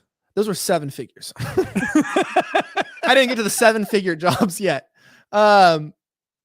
It's got to add an extra 0 to be at least tempting. Back you know what alley I mean? bros. We like- take back alley to the next level. It's a double entendre. I've seen that. Sometimes a triple. Me, I've seen that penis before. Like last night at 2:00, I think. Where did I see that one? No, but I meant like so moving on. Is that Wait, there's an open spot at the Blaze now. You think they'll hire me? no? I'm kidding. You want to end another show? Want to go ahead and send a recommendation for me? Give me a reference. You've done a lot for the established network community, Nick. I can tell you that. Fox, I think Fox wants you actually. I think why wouldn't they? I think Fox. I'm like sweating. I have like sweating contracts right now. But what I mean is like this comes public, whatever. He's a free bird, and these people come in immediately like, dude, do you want this? And it's obviously more than $0, so it's a lot more than I'm making now, and it's comparable. With the amount of money I can make on my own to just what would be considered very, very, very good money in the modern terms. Right. And I turned them down, dude. I did. I turned both the job offers down, and I've turned other good job offers down. I told you I've been offered a job with Fox with different things, and I've turned them down. I still don't know why networks have wanted to work with me. I guess it's because I can't figure it out either. Well, I'm retarded, but I always tell people at least I can be your retard. So it's like it's like. Well, what I mean is when the retard strengths come through, I can lift the truck for you. Well, what's sad though, and you'll realize this, and what I'm really happy about, and the reason why I bring this up is, you get hired by these companies because they like other networks would offer because they see what you're doing. But what I want to do is not just behind the microphone. I got into this and made a name for myself, not a great name, but a name. It's like being the smartest person with Down syndrome. You know what I mean? It's like, I'm the top of my class. It's like, sir, you are not that special. No, but I meant that so then you end up getting tied into this monetization network to where you're just told to do a show all the time. But yeah. I want to be, and I know you can play that gay clip in a second. I want to be creative in terms of, I want to be on the streets. I want to be interviewing people. I want to do more. I don't want to just make content that makes money now. I want to make content I enjoy, build up something that I love, and hopefully figure out how to monetize it later so I can pay my bills.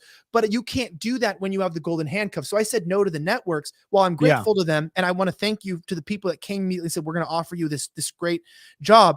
I'm done with the network. Don't listen. I'm done with the network. I'm done with the network stuff right now.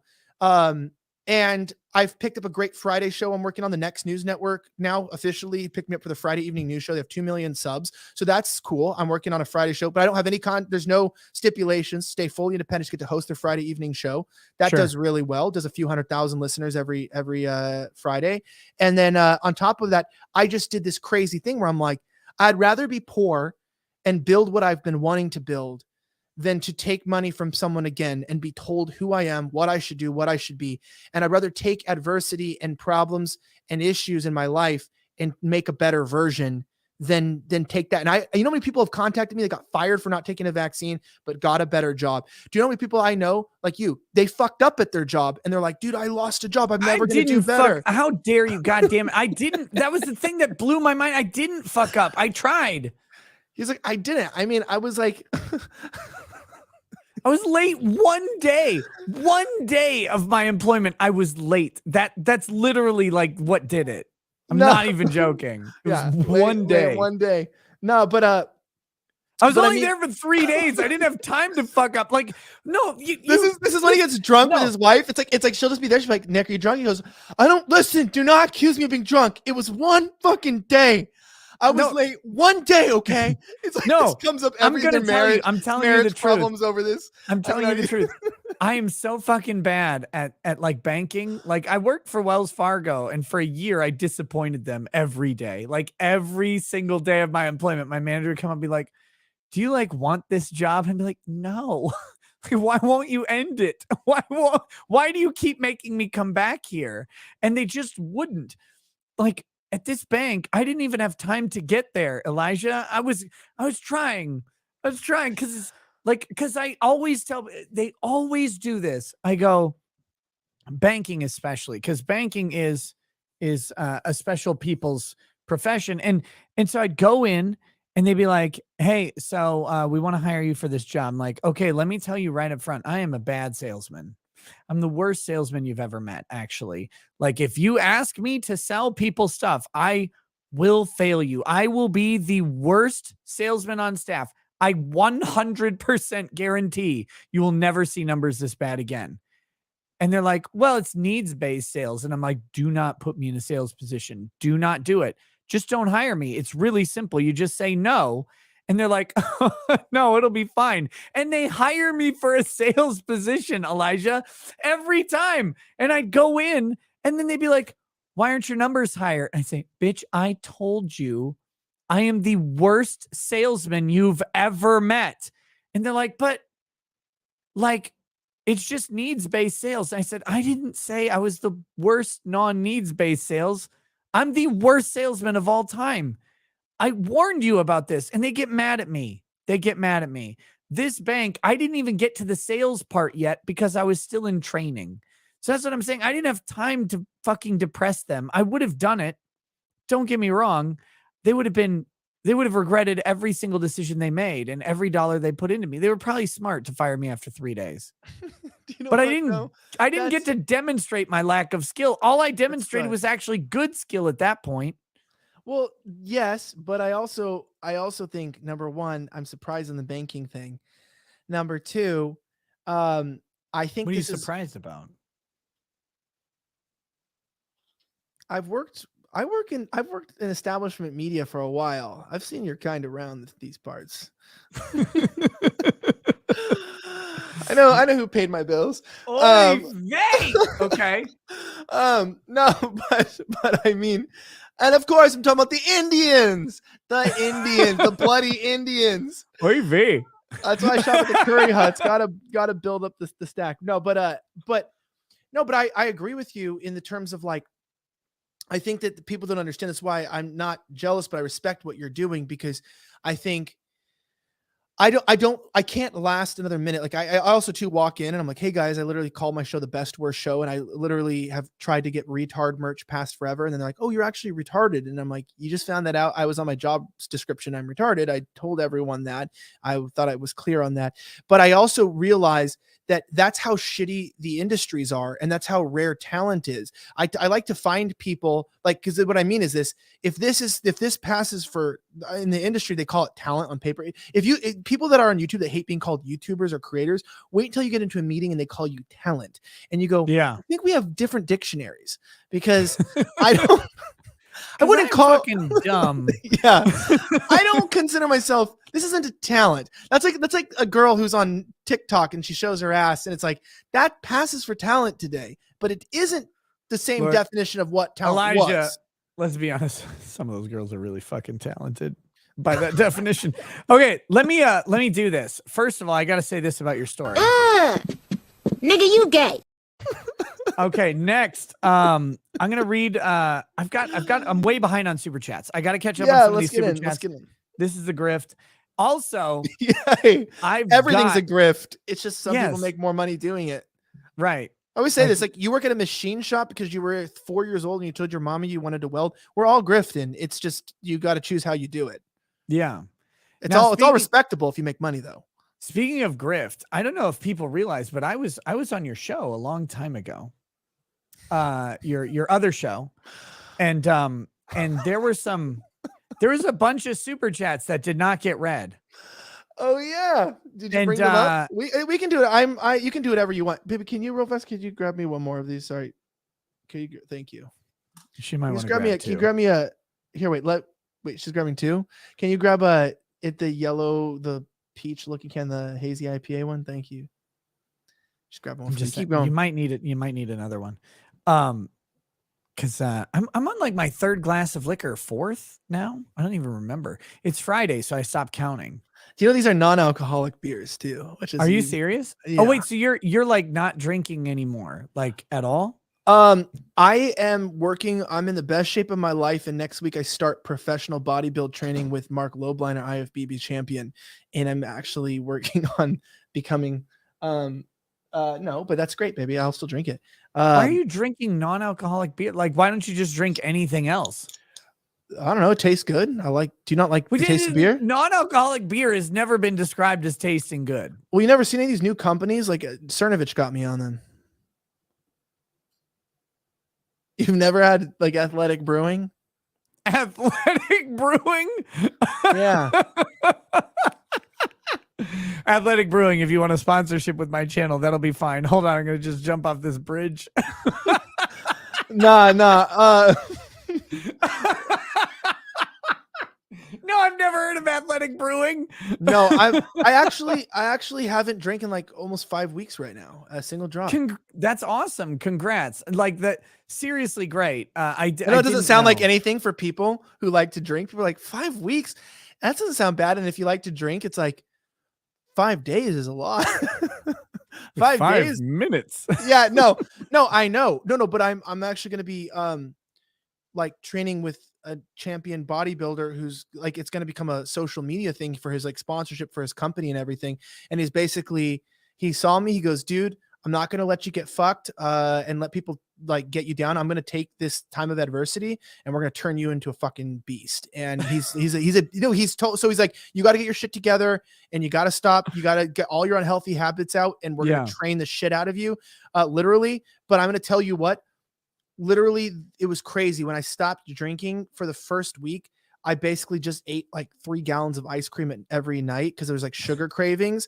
And then it was like a lot easier after that to just like whatever. But I also started drinking these in the process. I'm burping, but they're also only 45 calories and you're allowed to drink these while you're training, but you can't have actual ethanol while you're doing the training. He says, no, they're not allowed to have ethanol at all. He says, nah, like you're not allowed to have it. Gay. Has nobody ever trained before? You're not allowed to drink during the process. Oh, no. If I was training, I'd just drink more. We're getting jacked, bro. We're getting jacked. It is a little gay, but it's okay. It does. I mean, it sounds kind of gay, just a little bit. It's you're like, I don't deny he saw it. me and he's like, oh, bro, we're gonna get you jacked in the downtime. Like, holy shit, you're gonna make me a whole lot more attractive to the limp community. Bro, we're gonna get you jacked off, bro. Get in the steam All right, room. Elijah. After those bench press, now practice wrists. Oh, yeah, we got to get ready. Deadlift, only your career. God damn it. Next time I see you, I'm going to beat the shit out of you. It's going to be fun. It's going to be fun. It's okay. You know when I was down there, do you know, I don't know if you know this story. So the first time I came down to your show, right? I came down alone. Second time I brought Lady Rackets with me, right? And you were so gay, you would not like come out and hang out with me. You're like, oh, I got to build a computer or whatever. I was like, what? Build a computer? What kind of fucking weird thing is this? Like, you could do that any other time, but no. So you sent me out with Sav and some other people. And so like I go out, like people I don't know, and we go to this weird country bar. Red River, where there's like 8,000 people in cowboy boots. And do you know, like, I'm pretty sure I got roofied. Red River's where you go to find strange people and do coke. That's why people. I didn't get any coke, but I'm pretty sure I got roofied. So like I had a couple drinks, but you know, like I drink plenty, right? Like no, but you hold your liquor well. Yeah, and so I have a couple drinks there, and then suddenly a bouncer is waking me up on the bathroom floor. And all my credit cards are all over the ground. And my face hurt. I found out later my face hurt because I think I like passed out and hit the toilet with my face. I remember this. You literally, somebody drugged you. I think that was I'm what pretty happened. sure. Like I have never, ever had that alcohol reaction. I've drank way more than that night. To be fair, though. Yeah. To be fair. Now, I've never been drunk on camera, right? Me either. I never have. There's a few shows I don't remember doing in my life, but I will say that I never was, especially not on your show. Yeah. But that night, And we never, of course, would never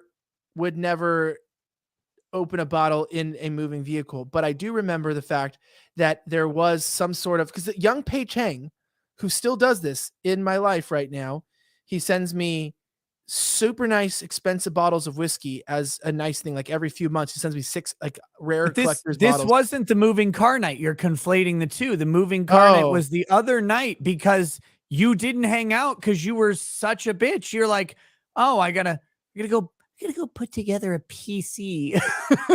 It's like Justin Long or whatever.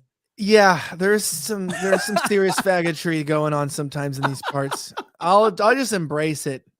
No, It's certified faggotry. It was amazing. No, I'll because I cheers had you with my non-alcoholic cheers. beer without compromise. It says, but it does compromise. Well, except for the compromise of Yeah. not having alcohol or calories. It says without the compromise, it does have the good part gone. But they're good though. They actually, dude, they honestly taste a little bit more like soda, seltzer water or something, but they're just like good. I like them.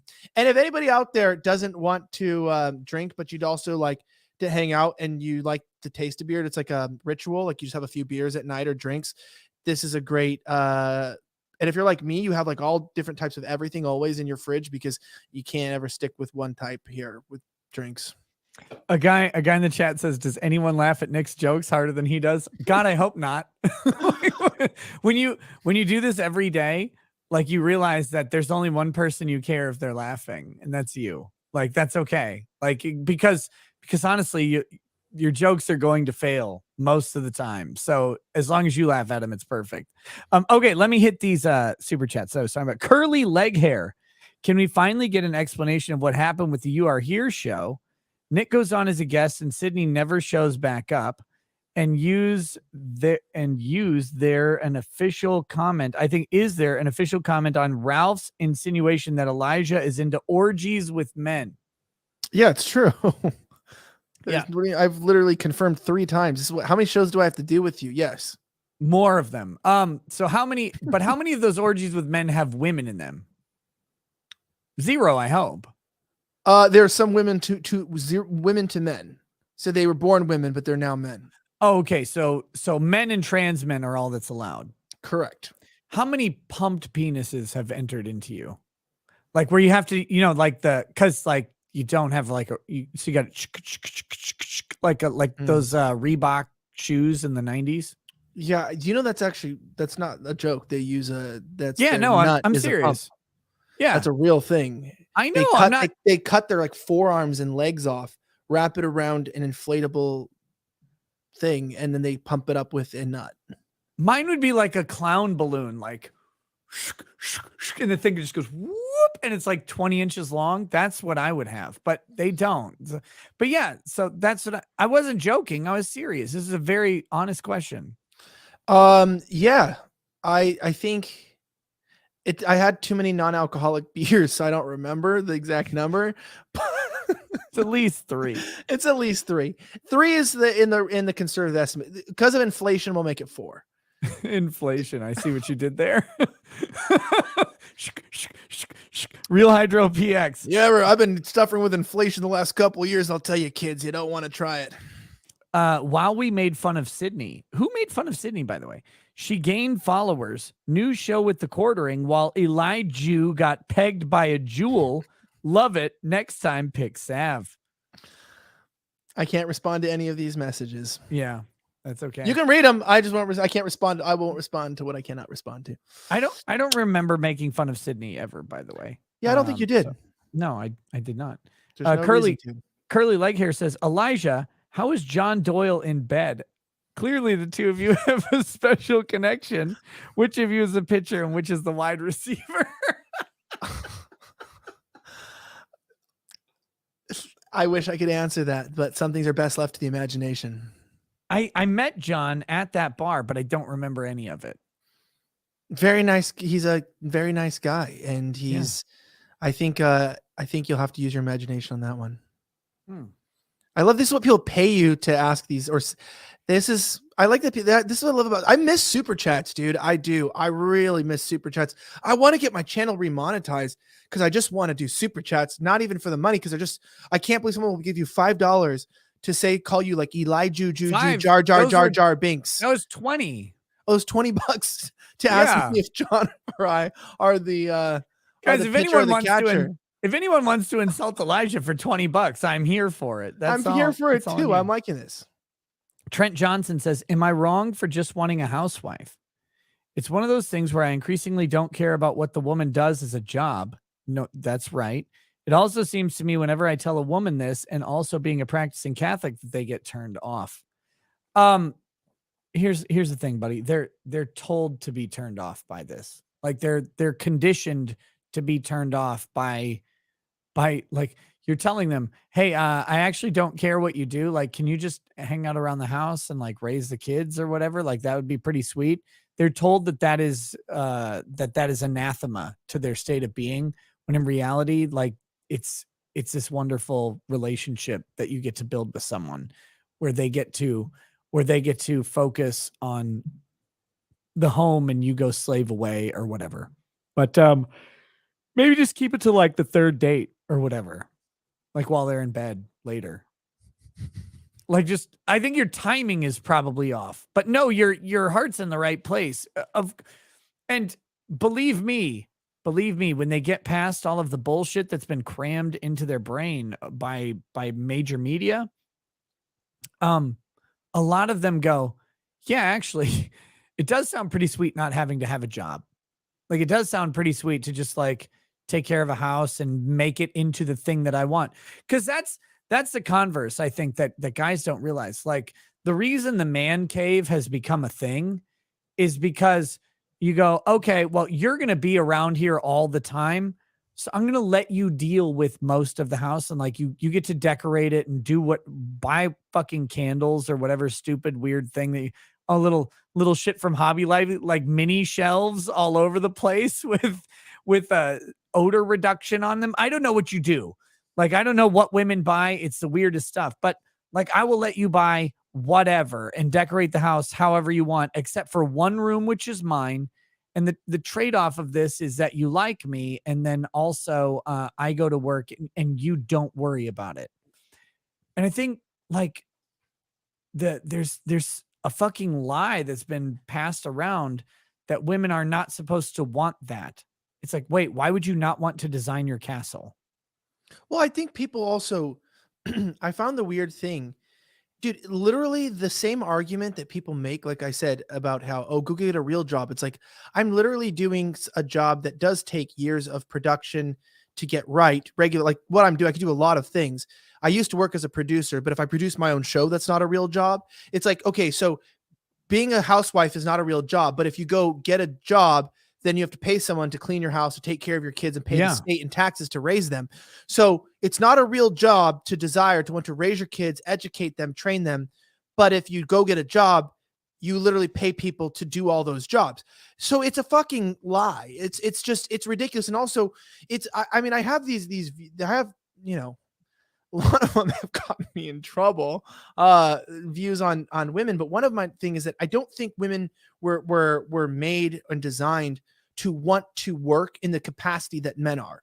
And I do believe I 100% agree. I just don't think it's true. And I think the argument of but my mom's a CEO. Okay, dude. Yeah. There's always the one idea of like, it's my black neighbor, whatever. Everyone has some argument against something to argue against a statistic. And there always is some outliers and some trends that don't meet a statistic. Right. And but of course, but it's not. If there are women out there who want to go work in these environments and they want to fit into this workplace, great. Like, go do it. Power to you, lady. Like, no one's here to stop you. But there are those of us out there just saying, like, hold on a second, though. Let me give you this proposition. You never have to deal with bullshit like this again. Instead, you get to design the castle that you live in, and you get to live in it in your image for however you want, to raise the children in your way, to do everything in your way. And like, we'll go to work and we'll come back and like, we'll fund it as best we can, and that's great. And the trade-off is sometimes worse than others, but we're trying. Right, but the trade-off is you never have to answer to a guy named Lawrence telling you what the fuck you're supposed to be doing or doing wrong.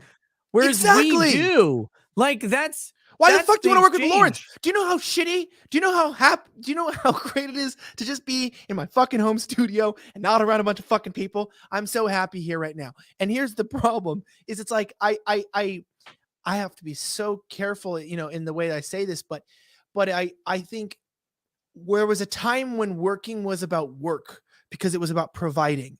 And because women were designed with this idea of like sort of changing a home, and the home isn't about money. So the way that they change the home usually goes against money. It's like they want a nicer couch, even though it doesn't make sense. It's not helping us achieve our goals, but because their goal is not the same as men's. So when a lot of times let men and women work together, the goals and the way buildings operate, there's just so much more fucking bullshit that is like, you saw those articles, right? Like the air conditioning sexist, right?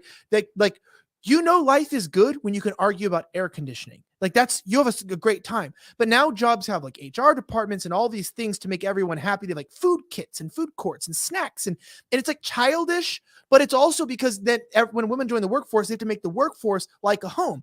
All the offices have to be fucking cool. And when the men became feminine, and now they both decorate the home and they're both involved in it, it's like our office has to be like our fucking little house. And that's what you notice, is that everyone's office is a trendy, cool ass little place, and their homes are shit. And they don't realize that they're unhappy because it doesn't matter if your office offers a bread basket. Like that's kind of fucking cool, but also it's like that's not going to make you happy. And so much of work. They're just trying to keep you there. Like I'm just trying to make money, and everyone else wants all this drama and bullshit in life, and that's what jobs are all about. Climbing in power and all this stuff. When it's like there was a day and age where the boys got together and we just fucking made deals and we made money. Either you did it with your hands, you did it with your mind, or you invaded a country over hundreds of years and took over certain institutions and then changed the entire nation, which are some certain people. But, there are different people. I'm talking about hard workers, who go in and change things. So I just mean like the world has changed where people do not realize what a home can be. And that's why I think the work has gotten fucked up. I'll just reiterate that, because the way a lot of women are wired naturally is not to make decisions based on what's the most economical, what's the most would help us make the most money. It's on what looks the best, feels the best, gives them the most comfort, etc. And that's fucking awesome when it's in your house, and that's super cool to see your money be used to build up that kingdom. But when it's in the workplace, it pits men against women. There's all types of problems. And instead of like building a company or building up together, there just ends up being a lot of fucking bullshit. And I've seen that in every workplace I've ever seen, not even that I've worked in, just on TV, like not like TV like shows, but just everyone I've worked with has that same problem. Men and women, they're both very unhappy in their jobs. The only time I want to be pitted against women is in a kiddie pool full of fucking gelatin. Like, let's go, bitch. I will body slam your ass into a pile of pudding. Like, you see those little black kids beat up that white chick the other day? That white girl? What? Yeah. Anyway, that's a sad story. But that's what I meant. It's sad to me because I think women want something different and men want something different, and that's understood. But then we end up put into a workplace together, and then it ends up just causing problems. And I think that's why companies have so many issues. Dude, companies can't find competent employees to work because do you know about this? That I was looking into this. What discipline was this? Oh yeah. After the like 2017, the Me Too movement, all that stuff that happened, science labs are having a problem in research building teams because researchers won't work with female researchers in closed labs where they're in long hours forever. They won't work with women, and they refuse because they're just want to get their job done and they don't want any problems. That actually our whole society, right, is black versus white, man versus woman, child versus the boomer versus Gen Z. It's all this split to get us against each other, and it's so fucking sad. It's miserable, man. So just work in a studio at home and your life will be better. It's true. Do what Nikita does. Live in your house and be a housewife. That's fucking cool. I I genuinely think like the creator economy is going to take off so much over the next decade that I think a ton of people actually are poised to transition into this thing. And the reason I say that is because like when you look at it, when you look at the success, like I don't know if you saw the numbers for OnlyFans year over year, Oh, I but did. the amount of money that is coming into the creator economy is crazy. It's like so the US has long been considered a post-industrial society, but I think we're a post-industrial society now. And that creator economy, it's like this meta consumerism where we're not consuming products that are being made because that was post-industrial. You consume household goods and products at a higher rate than basically everything else. Like you consume convenience. The post-industrial economy is like you are going to consume people who are consuming convenience. That's the economy. And I think it like Review Bra or whatever is emblematic of this, but like it's coming. And it's great, by the way. I think that's a fantastic thing. I do think the US should manufacture more, but I think the greatest product that we're putting out is fucking hilarity. As long as we don't step on its fucking neck like a Minneapolis police officer, we'll be fine. And we can market that, and that's okay. Like we have been post-industrialized for a long time, and we've marketed off of the consumer product. We can also market off of the consumer of the consumer's product. And I think like OnlyFans is going to continue to grow. YouTube, Twitch, I think these things are going to keep blowing up and being bigger and bigger because I think people are going to shed traditional media and they're going to go independent on this because they go, wait, I could watch a show on Amazon that's probably shit, or instead of subscribing to Amazon for however many dollars a month, is it what's Prime, like 50? It's not 50 a month. It's $10 a month. But $10 a month is 2 independent creators. And do you get more enjoyment out of 2 independent creators that you like versus whatever random shit like Prime is going to do? Oh, Rings of Power or Netflix. The worst show I've ever seen with that with a budget that large for sure. Dude, She-Hulk is really fucking bad. She-Hulk's really bad. I was able to watch a little bit of it, but it was pretty bad. Yeah. God, it was one of the worst. Okay, next, Young Pei Chang. Happy Friday and a hearty cheers to the both of you fellas. I'd love to have dinner, drinks, and great conversations again the next time you're in town. Wait, Young Pei Chang, that's the guy who sends you stuff, right? Yeah, he's awesome. Oh, wait, he's in town? He's local to you? No, I don't think so. I think he's from, I'm not gonna say where he's from, but I know he's from another state. But he said the next time you're in town. I don't know how the fuck. Oh, in his town, because I go to his town all the time. Oh, you do? He lives in a major one of the like 3 major metropolitan areas of the country. Oh, so he wasn't talking to me then? He probably was talking to you. He's a fan of yours.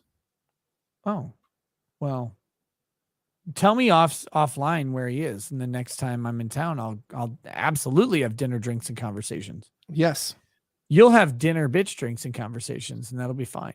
Nuclear Winter Gamer, as long as you didn't cry on camera, Elijah, because we only have your word that it happened. I don't know what that means. You said you cried when I got kicked off of Twitter.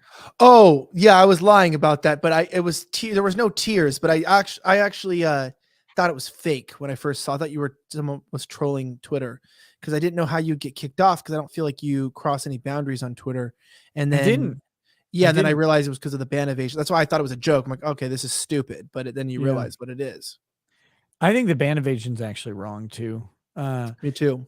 JC sent a thumbs up. What do we got here? JC, that's Jesus Christ for those of you who don't know. K to the Swiss. Elijah, I still want a copy / full version of the slightly offensive intro song, good sir. Just saying. Yeah, I don't have the license to that, so I'm not. That's why I had to change my intro. So I don't own that. Sorry, guys. But if you want it, it's on the internet. You can download it and probably use Shazam. Isn't that what it's called? Shazam, the music finding app. I have no idea. Yeah, use Shazam to find out what it is. I don't know what song it is, to be completely honest. ODST Spec Ops. Sounds like a Halo reference.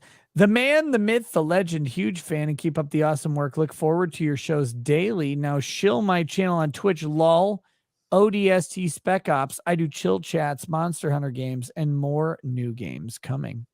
There you go, guys. Just Me says all the highways in Texas are screwed up because all our highway engineers are Aggies. It's good. That's a deep Texas joke. Texas A&M. You know why Texas A&M is called A&M?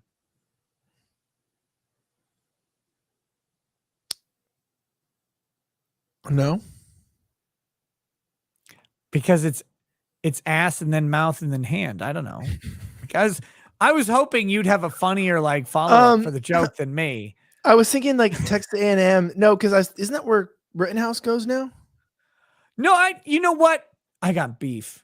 Elijah. With Rittenhouse? Yes.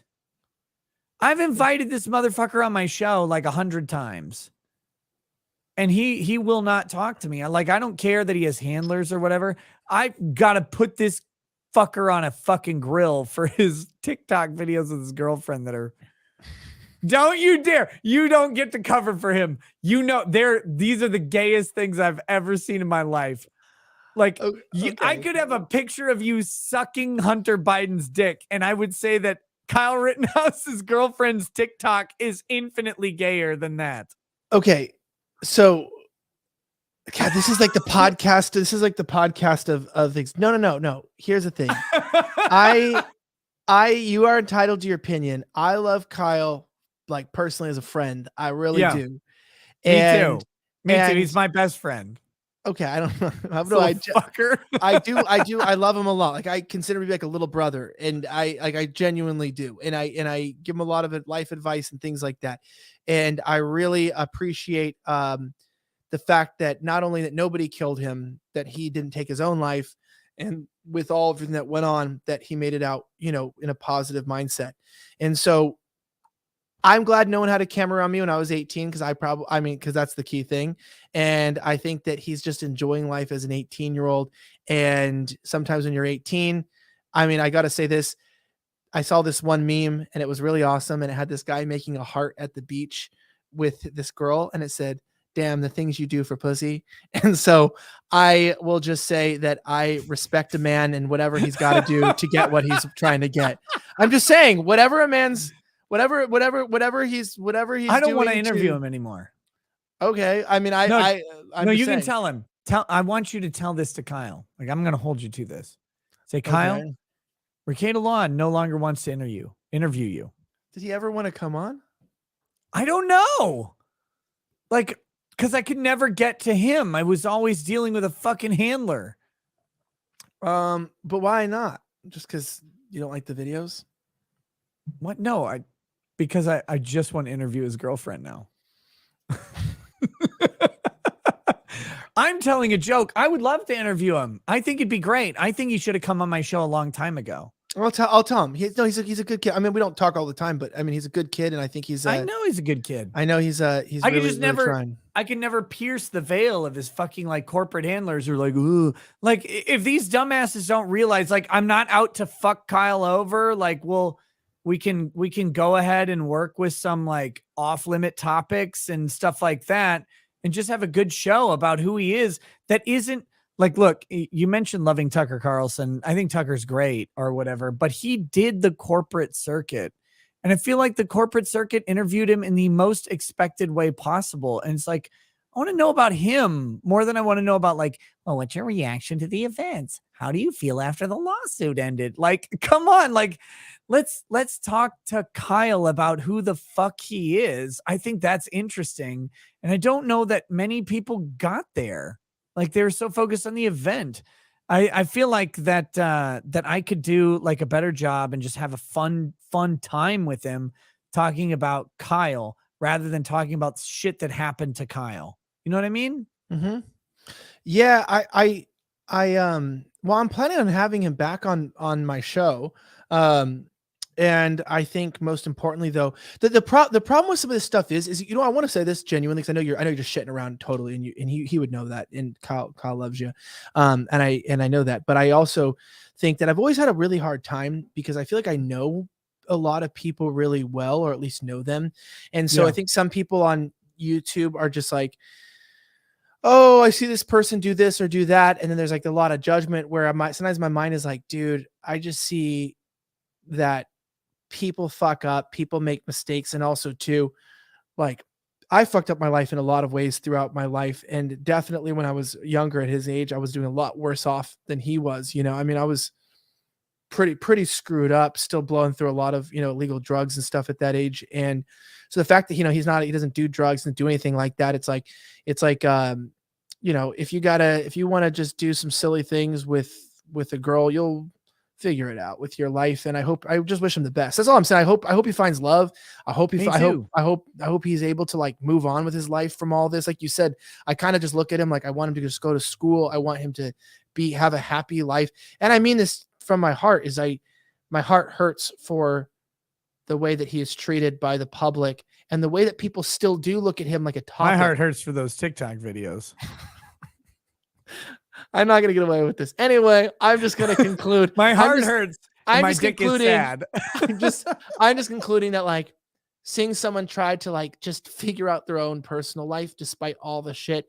Like I'm happy for him that he's doing as well as he's doing. Cause I don't think even myself or anyone could go through that at that young of an age and still end up like with half a heart and a soul to do good. And he still wants to do good in the world and have a good job and stuff. And so like good on him for that, you know? Right. And I want to disabuse him of that. I'm gonna be like, I'm not commenting Kyle, on that. all you should do entirely is reviews of 4-door sedans. And every 4-door sedan, when you open it to look at the interior, a bunch of whores should pop out of them and like leave.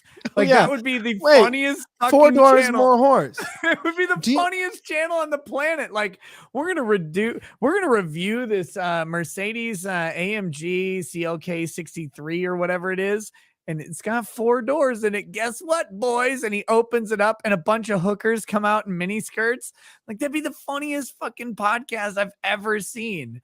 And I will say this. I don't know if you know this. This is so funny. So when I went and spoke on the stage at Turning Point, this was in front of 10,000 people with Kyle. 10,000. There's a lot of people speak in front of, genuinely. Yeah. And I went to go speak on the stage and they were like, it's me, you know? So they're just like, hey, boom. No, it's like Charlie Kirk and everyone's out there. We're all in a huddle in the back. And like a bunch of other people I don't want to mention that were there. So they're very serious people, not like me. And it was like, all right, guys, this is the whole world's watching. This is first like public appearance.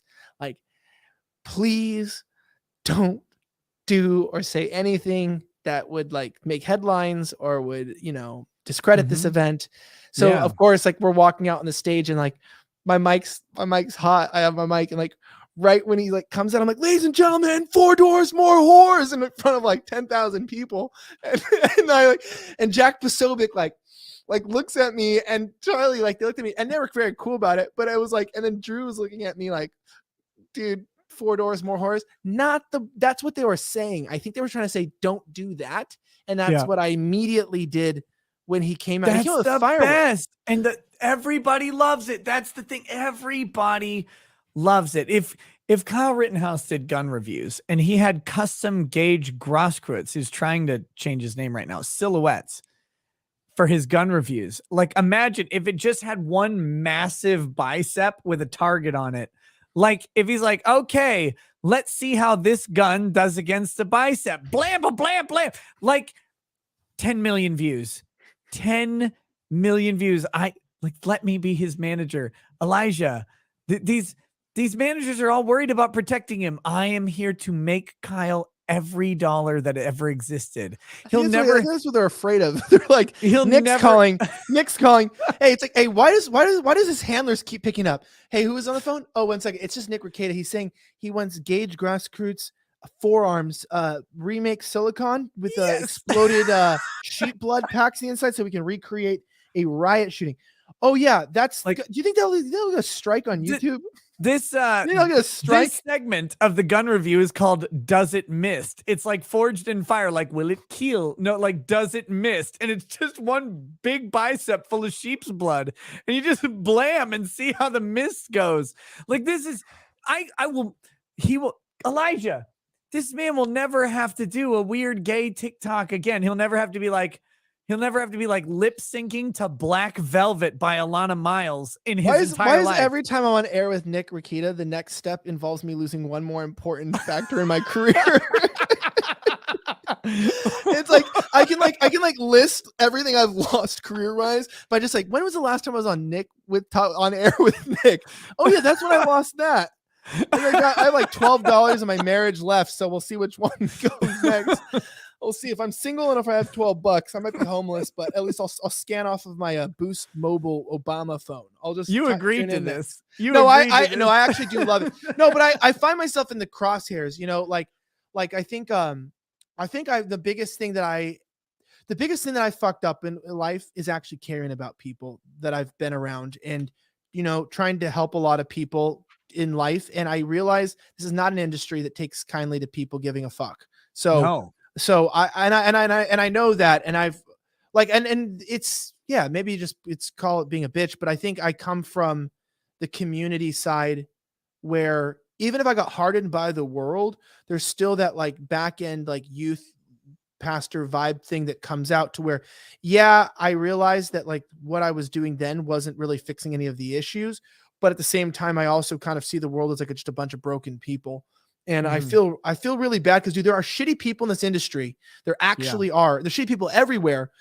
But then there's a lot of people who just get caught up in the shit. And my heart hurts for them. And Kyle's one of those people that it's like, fuck, man, if I was 18 years old and I was in that position, it's just like, it has to be people praying for him, because I think you would just get really fucked up in any situation, being put in prison and the whole jail and everything. Like, I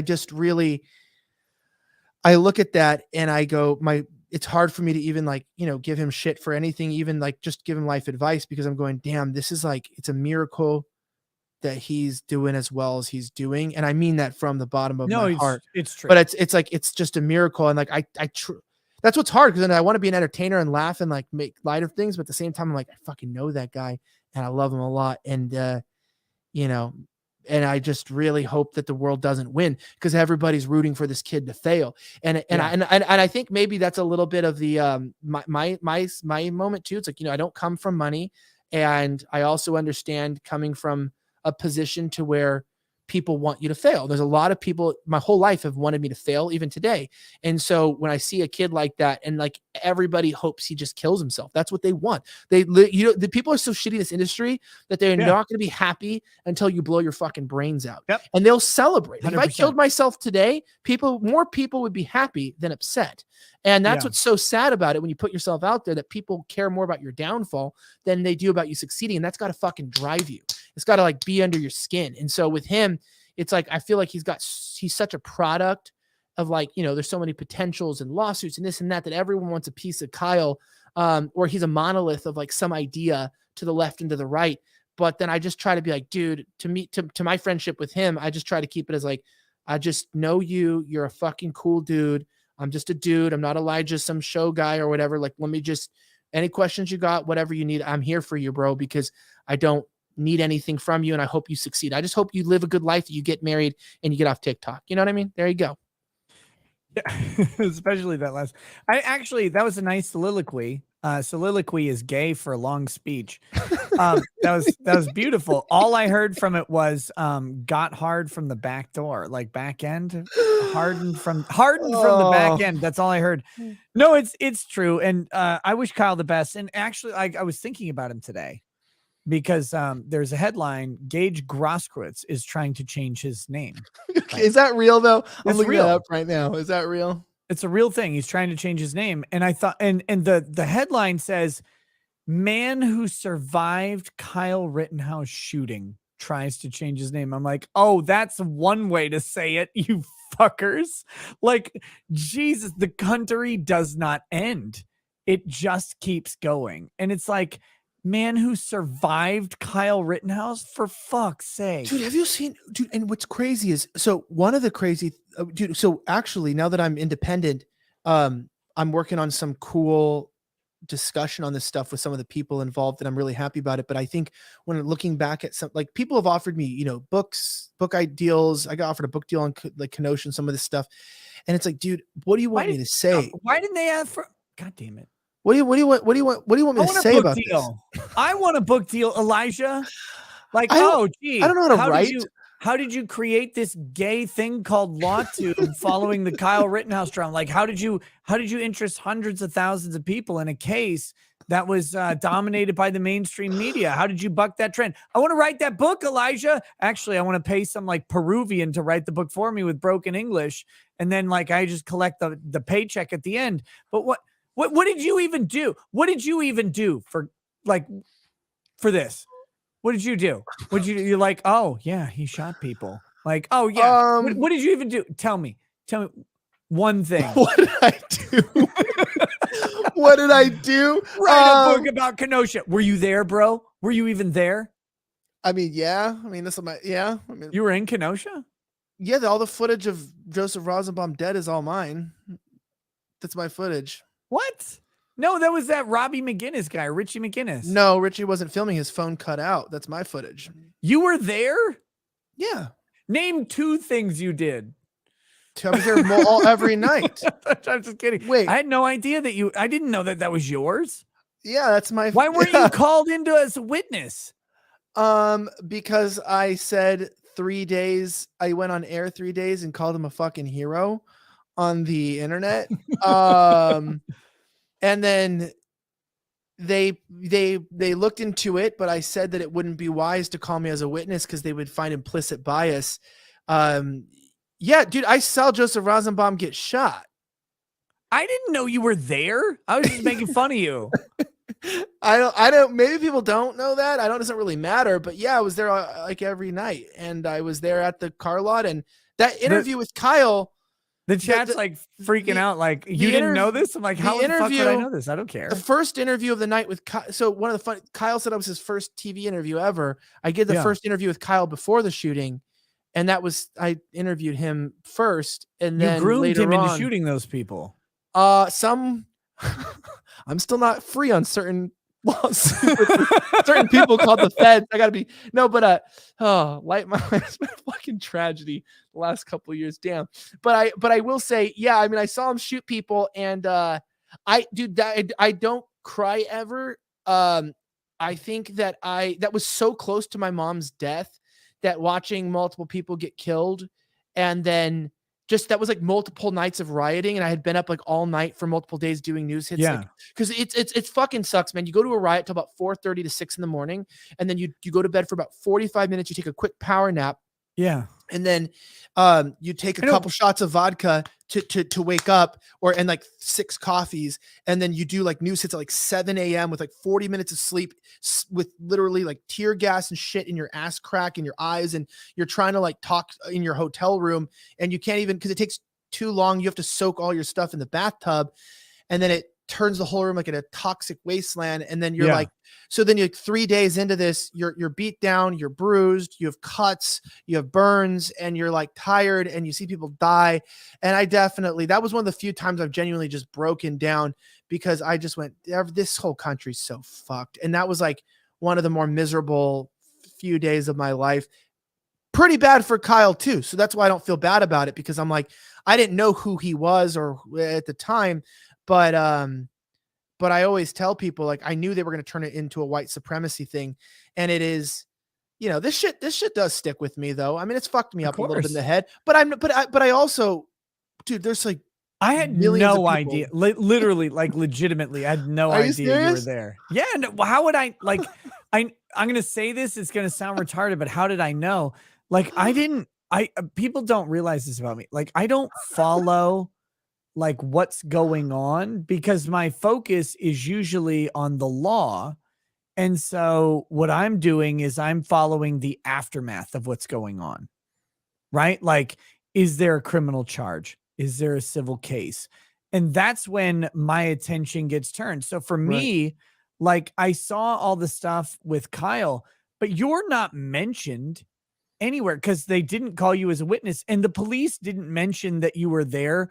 Like no one mentioned that you had the footage of Joseph Rosenbaum dying. Like no, it's just footage that exists. And so like in this case, so I'm following the case of Kyle Rittenhouse, not the story of Kyle Rittenhouse, which are two very, very fucking different things. So for me, what I'm doing is I'm like, okay, this kid is the media said the first video I did was like analyzing the self-defense thing. And the second video I did was I think, was he carrying a gun illegally? And so I go to the law. And then I go to the video and I go, yeah, according to the law, no, I don't think so. I think he's legally able to carry a gun. I don't think he's legally liable for this. I think this should be dismissed out or whatever.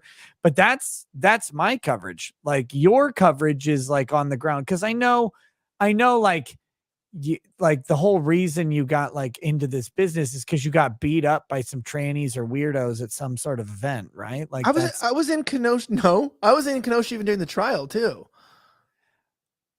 I had no idea. Yeah. I mean, when you look it up, when you type in Elijah Schaffer Kenosha, it says Fox News reporter had gun pulled on him during Kenosha riot. Credits God for being alive. Wait, who pulled a gun on you? Somebody pointed a gun at my head. Kyle Rittenhouse? No, just some kid pointed a gun at my head. No, it's Kyle Rittenhouse. That's the only guy with a gun who was there. No, I learned that from the news. Some kid, I just went to interview a kid and he pointed a gun at my face. Why did he point a gun at your face? What did I got a shootable face. That's not the first gun I've had pointed at me. You're like Nicholas Sandman, but worse. Yeah, I got it on footage too. I was filming, and then just some gun gets pointed like right at my face. How was that for you? Like honestly, how was that for you? That fucks you up a little bit, right? I feel like this is really weird that we're talking about this. Like, what is this? No, I've had a gun pulled on me too. No. What I meant is like I feel like I thought you knew all this. I had no idea. This is so interesting to me. Considering the fact that you were like an expert, and I would watch your streams to keep I was up on the expert trial. on the like trial, but you're not in the trial at all, despite all this alleged involvement that you had. Like no one even brought your name up. Yeah, that's my career. There's a lot of shit that so your whole career is based on this incident? No, I meant a lot of things in my career. Like I always tell people, from that to like I've told people we brought TikToks of leftists on our show years ago early on, and people made fun of us. And then I worked to help that Libs of TikTok account blow up, and I really love Libs of TikTok. And now like half of these conservative shows are just reacting to these TikToks when they literally called us retarded for doing that early on. And now we don't even really do it much anymore. Meaning I try to do things and that I want to do things that are interesting. That's what I meant about the network holding you back. I've always just wanted to do things, whether it was TikTok was like a digital frontier that I feel like wasn't getting roasted enough. And I feel like the last year I've been kind of, not able to do what I want, but I've been wanting to travel. I like to be at the forefront of things. And I think, yeah, dude, a lot of this fucked up me up a lot. Yeah, it did. I mean, it did. And I haven't been coping in the healthiest ways. And so that's why I'm trying to change my life around to be a better person and to do better, because I feel like I've just been burned out from life. And I've sort of like, I'm rather than giving up, I'm just trying to do better. It's a basic story. You just elaborated on, I think why I have whatever success that I have is like when everybody else is reacting to libs of TikTok, I'm not. Right? Like I've never followed like that trend sort of thing that like other quote unquote right-wing publications or whatever do. I don't do that stuff. Like for me, that's like I review and talk about what I want to talk about. Like I'm rarely engaging in trends. I covered the Rittenhouse case because I like from the moment I saw the shooting, I was like, this kid is innocent. He's getting railroaded. Right. But like the surrounding story and all the stuff, how I tend to approach cases, and this is an excuse for being lazy, let's be honest, but I try to approach a case like a juror. Like, I don't know any fucking thing around this. I know what I've seen very briefly, but I'm willing to sit here and listen to what comes out in court, because to me, what happens in court is what's important for the rest of the person's life, right? For the next step. Like, it doesn't matter how many people like saw anything about Kyle Rittenhouse, talked to him, whatever impressions that they had, everything about Kyle Rittenhouse does not matter to the juror. The only thing that matters to the juror is what happened that night, period. Like who he is. He could be the greatest kid on earth. He could be the worst piece of shit on the planet. And the juror doesn't know though. Like to them, he's just a guy walking around Kenosha with an AR-15. And so that's how I tend to approach like these major events is like, I don't watch like all of the crazy stuff, and people get pissed off. Like with Johnny Depp, same thing. They're like, why didn't you cover the UK trial? Why aren't you talking about this? I'm like, I'm not interested. When it became a US trial, suddenly like I want to know, but I still approach it like a juror. I don't know half the shit that's gone on. I want to know what's being presented in court, kind of naked and in the same position that a juror is in, because I think that gives the true experience for like how we're analyzing something. So I had no idea on Kyle. Like I'd seen the videos of that night, and I'm like, I analyzed them. I had no idea who did them. No idea you interviewed it doesn't matter. I mean, what I think is interesting, and this is where it's the nice side of things is this is why I've been very confident with this whole independent thing, why it's going to work out. By the way, you can see my name. That's where you can find me on Locals to support. Is that ElijahSchaefer.locals.com? Like what I'm saying is that I've never had a network or anybody telling me where to go, what to do. I've always just kind of done my own thing independent, and I had somebody bankrolling it, which was nice, of course. But I also realized that it's from the people for the people, because when I first started doing riots, real quick, you got to go to the restroom. While you say this, I'm going to go to the restroom. I'll be right back. Ahead. Here's my cool. Wait a minute. Let me change my avatar real quick, because we have a very important segment to talk about in a second. I'll be right back.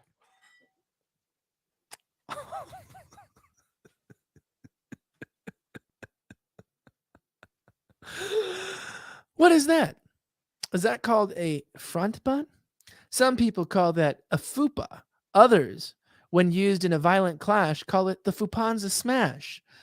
What you do in a Fupanza smash is you lift up the front butt, right cheek, left cheek, also called the feek.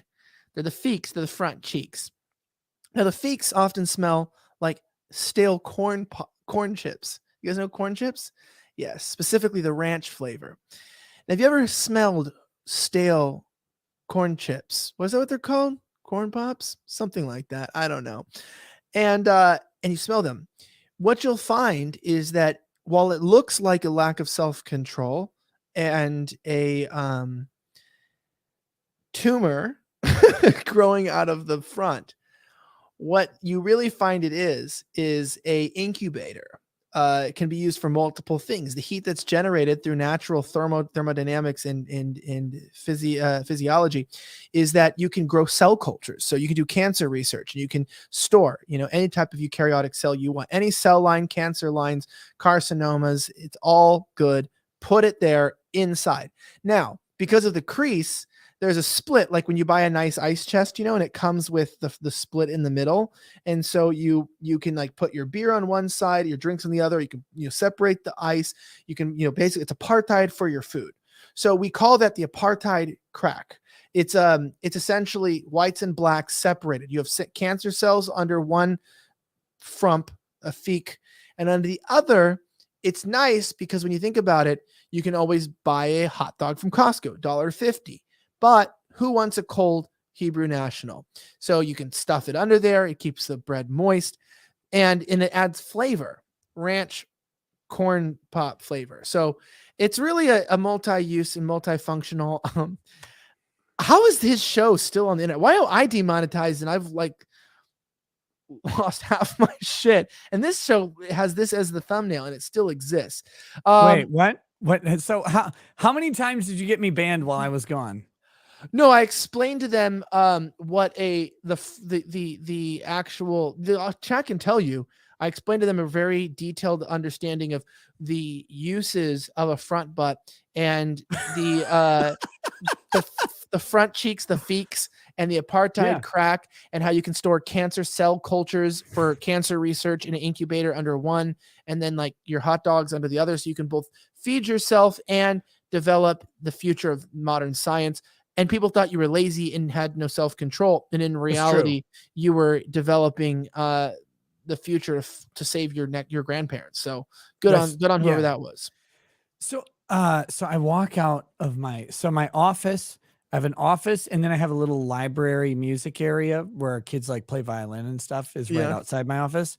And then there's another door. This is why I'm able to be loud at night, because there's 2 doors of separation between me and the rest of the house. So I walk out of the second door, and I forgot my kids, my boys, have a friend over for the night, because it's my oldest kid is in speech, and he does a dramatic duo with this other kid as the, and so they like dramatic duos where you pick a scene with 2 characters from some popular media and you like recreate the scene in your own way, right? Like that's the speech category. And so they're going to be practicing that tomorrow. So they're having a sleepover. So I walk outside of my door, and this kid, he's got like a really deep voice. He goes, "Boo," like that. And I'm like, Jesus fucking Christ. Like, poor kid from our homeschool. I'm like, I walk out and I'm like, Jesus Christ. And that was great. They terrified me. I had no idea that they were here. I've completely sleepover? fucking forgot. Yeah. Oh, that sounds terrifying. Like hosting a sleepover. It was cool when you were a kid, but hosting one sounds. How do you not have any sound? You have a sleepover going on at your house. How big is your house? You can't hear your mic. It's pretty good size. I have 5,000 square feet of house. Pretty good size. Yeah. I thought I lived in a decent house. Dang. You got to come to Minnesota, man. Like, come hang out. Yeah, that sounds like it's like, I think I live in a decent sized house. 5. Well, I'll disabuse you of that real quick. Are you in a gun safe? People said you're in a gun safe. Yeah, I'm in a gun safe right now. Really? Yeah. Oh, There's a walk-in gun safe. I have a big fucking metal door right there. no way. Yeah. Here. I wonder. Hold on, just a second. I'll see if I can show it to you. One second. Maybe, do you know what that is? No, it's not a cat. You don't know what it is? I can't see very well. It's a gunt cat. It's a gunt cat, he said. You remember? You don't remember who that is? Oh, is that Kevin? What's his name? What's his name? Yeah. Okay, here we go. Baby, is it what's his name? Yeah. There's the vault door right there. It's a big- Oh, nice. So it's it's a metal, actually. it's a literal metal vault like that I live in. Do you store guns in there? No, I store me in here. Oh, so it's like soundproof then. Kind of. In a weird way, it's not, but it is. It's really the next room that does most of the soundproofing, because it's like an air gap between the house.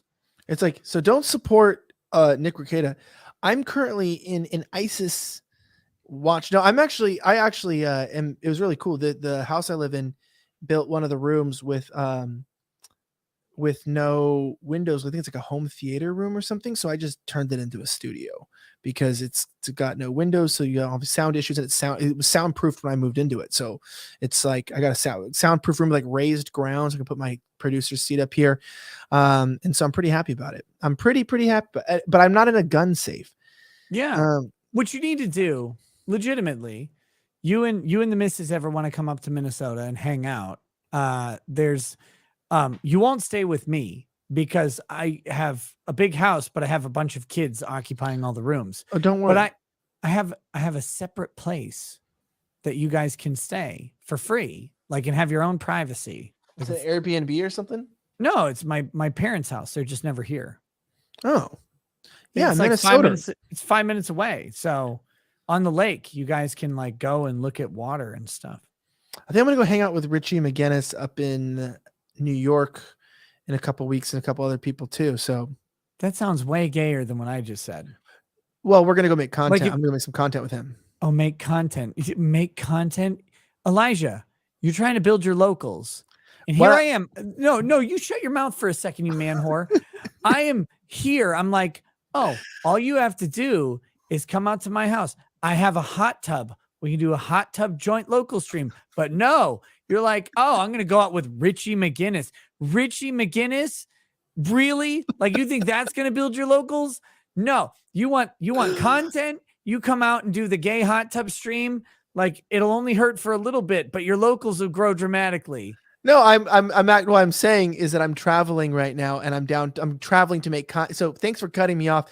The point of the statement was that because I'm independent again, I'm now traveling to make content. So I don't have this rigorous schedule of being in a studio in Dallas that I need to go to all the time and go on different shows and whatnot. Now I can just go make content that I want to go make. So I'm down to come and I will schedule that because you've been down here a couple times and I got to go up there and we got to do some dual streams because I want to grow the locals community because I'm so sick of not being able to say shit on YouTube and they just YouTube ruins everything. So you guys should subscribe on YouTube. If you're watching it on here, slightly offensive, you should subscribe. You should watch. We got a first episode out, but it's going to take me a little bit to get back running again. Cause whenever you're offline for like 5 weeks, it's a little hard with the algorithms to get juiced again. It takes a hot second. These reels too. I was going to ask you that. Is it better? Are you frozen? No, Is it better to listening. stream or to post videos on YouTube? Like, I can do everything live. I don't care. I mean, I can do my whole show live. It really depends on, look, the channels that make by far the most money on earth do not stream ever. Never live stream. Like, because My channel's demonetized. YouTube prefers 10 to 15 minute content and they will distribute it like fucking crazy. Like that's what they want. 10 to 15 minute content. And those are the channels that make $1 billion, right? Live streaming is great. Your channel's demonetized, so I have no idea what to do. I guess it depends on, how you're monetizing, which I assume you monetize through sponsors and advertisers, right? Mm-hmm. Yeah. So that actually live streaming may be better for them because live streaming, I think, gets higher engagement off of live ad reads than like uploaded videos do. So, but it all depends on the audience participation, how your monetization works. I mean, there's a shitload of factors. But the reality is, like, if you want to grow a channel, live streaming is about the worst way to do it. Because YouTube doesn't care. Like, they just, it doesn't matter how much people like it. That's the problem. Because I know people like this show. I know people tune into it over and over. And I know there's 1 billion people out there who would love to tune into it. But YouTube goes, yeah, but it's 3 hours. No one wants to watch that, which isn't true at all. But that's how the algorithm works, because the algorithm goes 15-minute content or less gets the maximum amount of eyes on it. So that's what the algorithm produces. It's a very basic A/B tested algorithm. 15 minutes does better than an hour, does even better than 2 hours, and does even better than 3 hours. Therefore, 15 minutes is king. So yeah, well, maybe I'll just. I think I'm working on my show to. That's what I know too, because you watch the impressions. That's why you know it's not the people not watching your show, because the engagement stays the same, but the amount of people they show it to goes down. So I'm really happy. Like I have a really, I don't know what your I don't know what your click through rate is. Mine's almost at like 10%. So that means like 1 out of 10 people that see the video watch it. But if you only show it to 100,000 people, then you're only going to get 10,000 views. It's just quite frankly the truth. Yeah. But luckily we can still get algorithm. like 40 to 50,000 on an episode now. But it also, it sucks because last year we were getting like 500,000 to 1 million. We were averaging like just like 8 months ago, like 1 million impressions. And they changed the algorithm with those stupid shorts again. Fucking blue. Shorts are blowing it up. And they just added like some weird shorts monetization scheme. And here's my problem with it. Super like lame. It's like, oh, okay, I can do the shorts grift. It'd be cool. I can do short videos. And then I go onto my shorts reel, right? And I swipe up from the skateboarding video that I have. And the next video is some hot blonde chick jump roping.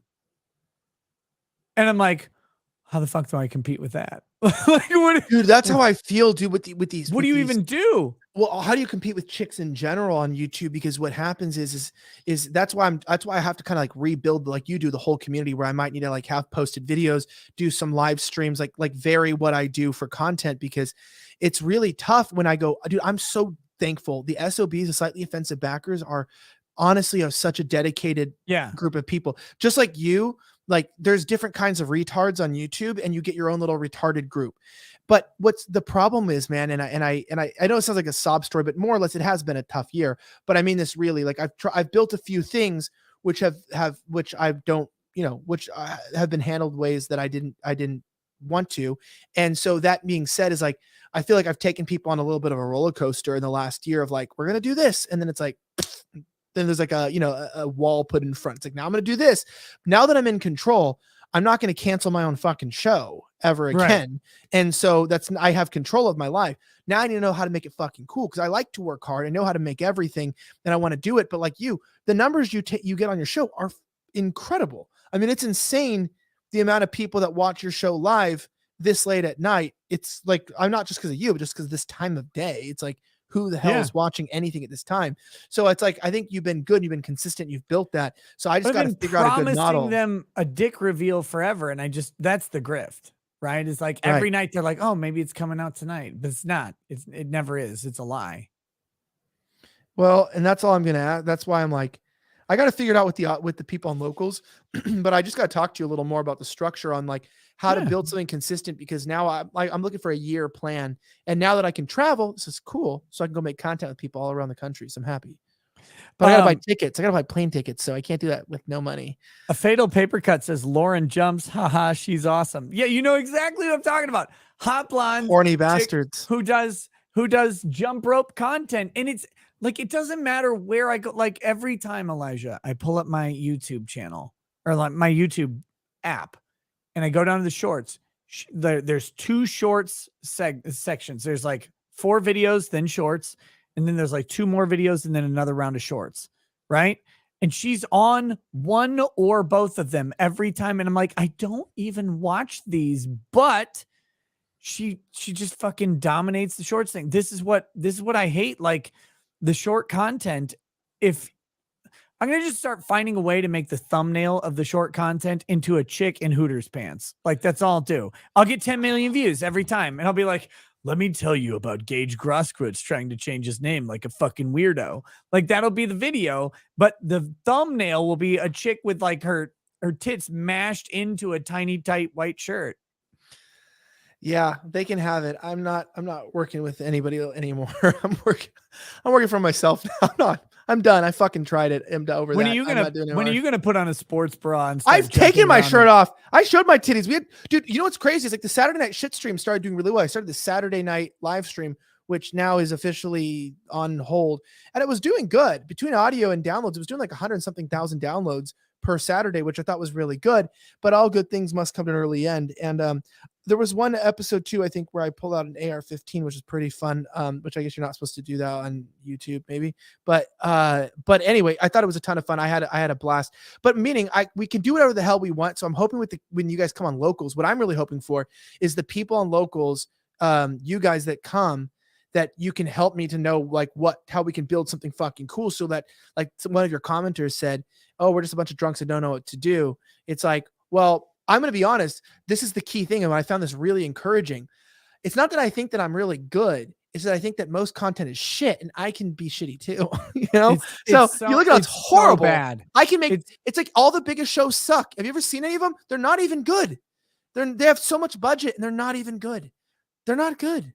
No, they're boring. That's the thing. It's like all we have to do is be slightly less shitty. Like, be slightly less shitty than the Young Turks, like, which isn't that hard. Yeah, and that's what you see. You go, wow, I just have to be honest.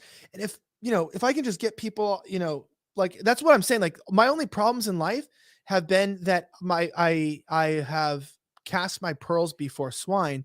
And so I think that the best thing now is I'm clutching my pearls now. I know you got excited. You're like, are there pearls to be taken right now? Clutching your pearls. But oh, goodness. Wow. No, but I meant it's a Bible verse, right? Don't throw your pearls before swine. Yeah, but clutching your pearls isn't a Bible verse. That's a stop being a bitch verse. Yeah, I know. I'm just saying, like, I'm combining the real world with the Bible here. So I'm just saying, the like, real world with the Bible. Wow, that's a strong take on Christianity, Elijah. Yeah, the real world. Because some people think it's just a book, but it combines. It literally is breathing. It's alive. The word is alive. I think so. It's actually like the breathing word of God. But I guess that's a whole statement there. It's whole theology. But it's like the word works, and I want to bring it in where I'm going. My own problems and the things I've faced and the issues I've had in anything is just because I haven't been operating in the most intelligent way, to where it's like, what's the most intelligent way? Fuck everybody. And I'm going home. What's that movie? I don't remember. I think it's Waiting, right? With that guy at the end of the movie. Do you ever watch? I never movie watched Waiting? Waiting. I wanted to see it because it's Dude, it's that's the got a best good part. He's cast. like, I just like the end where he's like, and fuck you, and especially you. Oh, I don't know what to do when I grow up. Join the fucking military, you fucking bitch. I love that. Like, he just leaves, and that's how I feel in my life. It's like, no, I'm just gonna move on with my life and work with myself and just hang out with my wife and just build a family and get started on a new venture. And so I'm super excited, but that's why it's like we got this dedicated audience of like 40, 50,000 people that just watch everything, that are always around. Do you know that my metrics, isn't this crazy? My metrics I have no on my idea what channel your metrics are 93% subscribers and 7% non-subscribers, meaning Damn. every episode, 93% of people who watch it are already subscribed. They don't even show it to people that don't subscribe to the channel, and they don't even show it to a lot of people who subscribe to the channel. So Yeah. it's like, it's a dedicated fucking awesome audience, but and they're SOBs, but now we got to figure out, where do we go? What do we do? And how, if we were in Kenosha, if we were at the Antifa riots and protests originally back in 2019, if we were at the Trump in 2018 and all the craziness in LA and Women's March evolution, if we went through all of this stuff and we were in movies and we were in the Capitol on January 6th, and why the fuck are we just sitting behind a desk talking shit? Let's go fucking to work. Let's go do some good shit. Let's fund some trips. Let's go to hot tubs and look at Greasy Rakita, half drunk and get him to do some truth or dare. There you go. Half drunk. I'm offended, sir. Yeah. So it'll be good. But that's what I'm saying is that it's like, no, I'm not a fucking loser who just sits around and just talks about what other people. I know to get out there, and I like when people support that, and I'm not going to let people limit that anymore. And it's my own fucking fault for allowing anything like that in my life. So I'm back to work, and now I'm excited and I can get back out and do real things. And now the moment I got freedom, I'm already getting invited to do all this fucking cool stuff out in the real world at these colleges and everything. And like, there's a whole shit starting. So it's going to get kicked off. But in the meantime, I love being poor, but I've got to figure out, how to turn this back into a business. Yeah. I gotta get the business going. So we're good. Speaking of the grift, Sam Welter says not being able to sell them on being a bad salesman kind of proves a point. Lamau, lol, Wells Fargo is dumb. Yeah, I told them. I tried to tell them I'm not a good salesman. They're like, don't worry, we'll make you into acceptable. I was like, no, you won't. And they failed. Doobie McNasty, this is the perfect first guest spot for Elijah. Can you make a toast to the rattlesnake that slithered into my shop and got blasted with buckshot? Oh, I can. So Elijah, on my channel, if you don't know, we do toasts here. People will send in a request for a toast, some kind words with some liquor involved. And in this case, the toast is for a rattlesnake that had some buckshot. That's all we got to say. Cheers to the rattlesnake that entered into the shop of Doobie McNasty. A scaly friend or foe will never be known because a scattered pile of lead pellets put a short end to its miserably long existence. May it rest in peace, and may it never enter another shop except in the lands beyond, known as heaven. That one's for the Slither Kings. Mr. Mustachio says, how much of a super chat do you need to play this song more? I'm right now, guys, on 2 strikes. I'm not playing any fucking clips. Wait, you have 2 strikes right now? Yeah. I feel like I had no idea. Oh, you haven't said anything that worries me about strike wise, which means I'm definitely getting one, by the way. Yeah. I was like, dude, I thought I was being pretty tame tonight, but that's pretty good. You're fine. Like, in all honesty, right. Nothing you've said is actually in any danger. Okay. And I'm probably going to hopefully have at least one of those removed really soon. I've got a company. I was like, dude, just pull the stream when you're done if there's a problem. But I don't think there's any problem with what's been said so far. The cartographer says, Elijah, why did you drive Sav and Sydney away? I don't know if you can answer or talk about that at all, but why did you bigot? Yeah. Oh, no, I mean, I can't talk about anything about the company, but I didn't drive them away. I do say this always, Sav left for a really good opportunity and she worked way beyond her contract. So that's awesome. And I'm really proud of her. So in fact, Sav's pretty cool. I like her. Yeah. Yeah. And then the other situation, that's just something that I am not allowed to talk about. But I also respect people's decisions and what they want to do. So I would say you guys drove more people away in this world than anybody else, but I love y'all and you're awesome. McKee's Christina says, practicing Catholic woman here. Being told that I get to be a stay-at-home mom would turn me on. 100% would rather not work for a corporation. I want to have kids and design a home and make my kids clothes and raise animals. So there you go, guys. Be a trad based and red pilled beast. That's what you got to do. Holy fuck. I got to find out where we are in the super chats here. You'd think I do this for a living, but I actually don't. Okay, here we go. Mo says, speaking of gay, every time I hear Elijah Schaffer, I imagine Frodo driving a limo.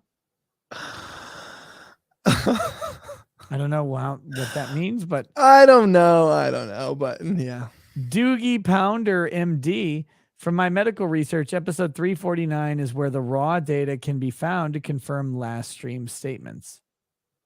What the fuck is episode 349? I don't. You have an episode 349?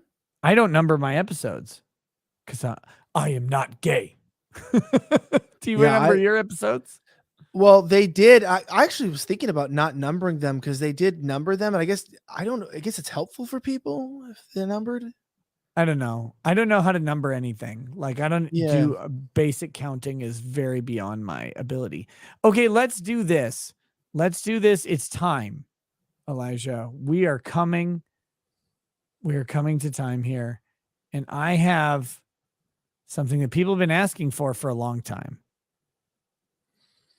And that is, I went on your show and you, like an asshole, decided to not read all of the super chats that came on during that show. It's like, oh, hard limits or whatever. Oh, we have a hard out at some hours. And I don't even have all of them. I just have some of them. But no, what I'm saying is all of that stuff. Everybody who works for anybody, you just go with the flow. So I've always respected all my employers, and just anything that I've been told to that is not against my values or anything, time limits and shit and things, you try to accommodate people. So I have some super chats from my first appearance on your show that didn't get answered. Oh, no. And people want to hear them.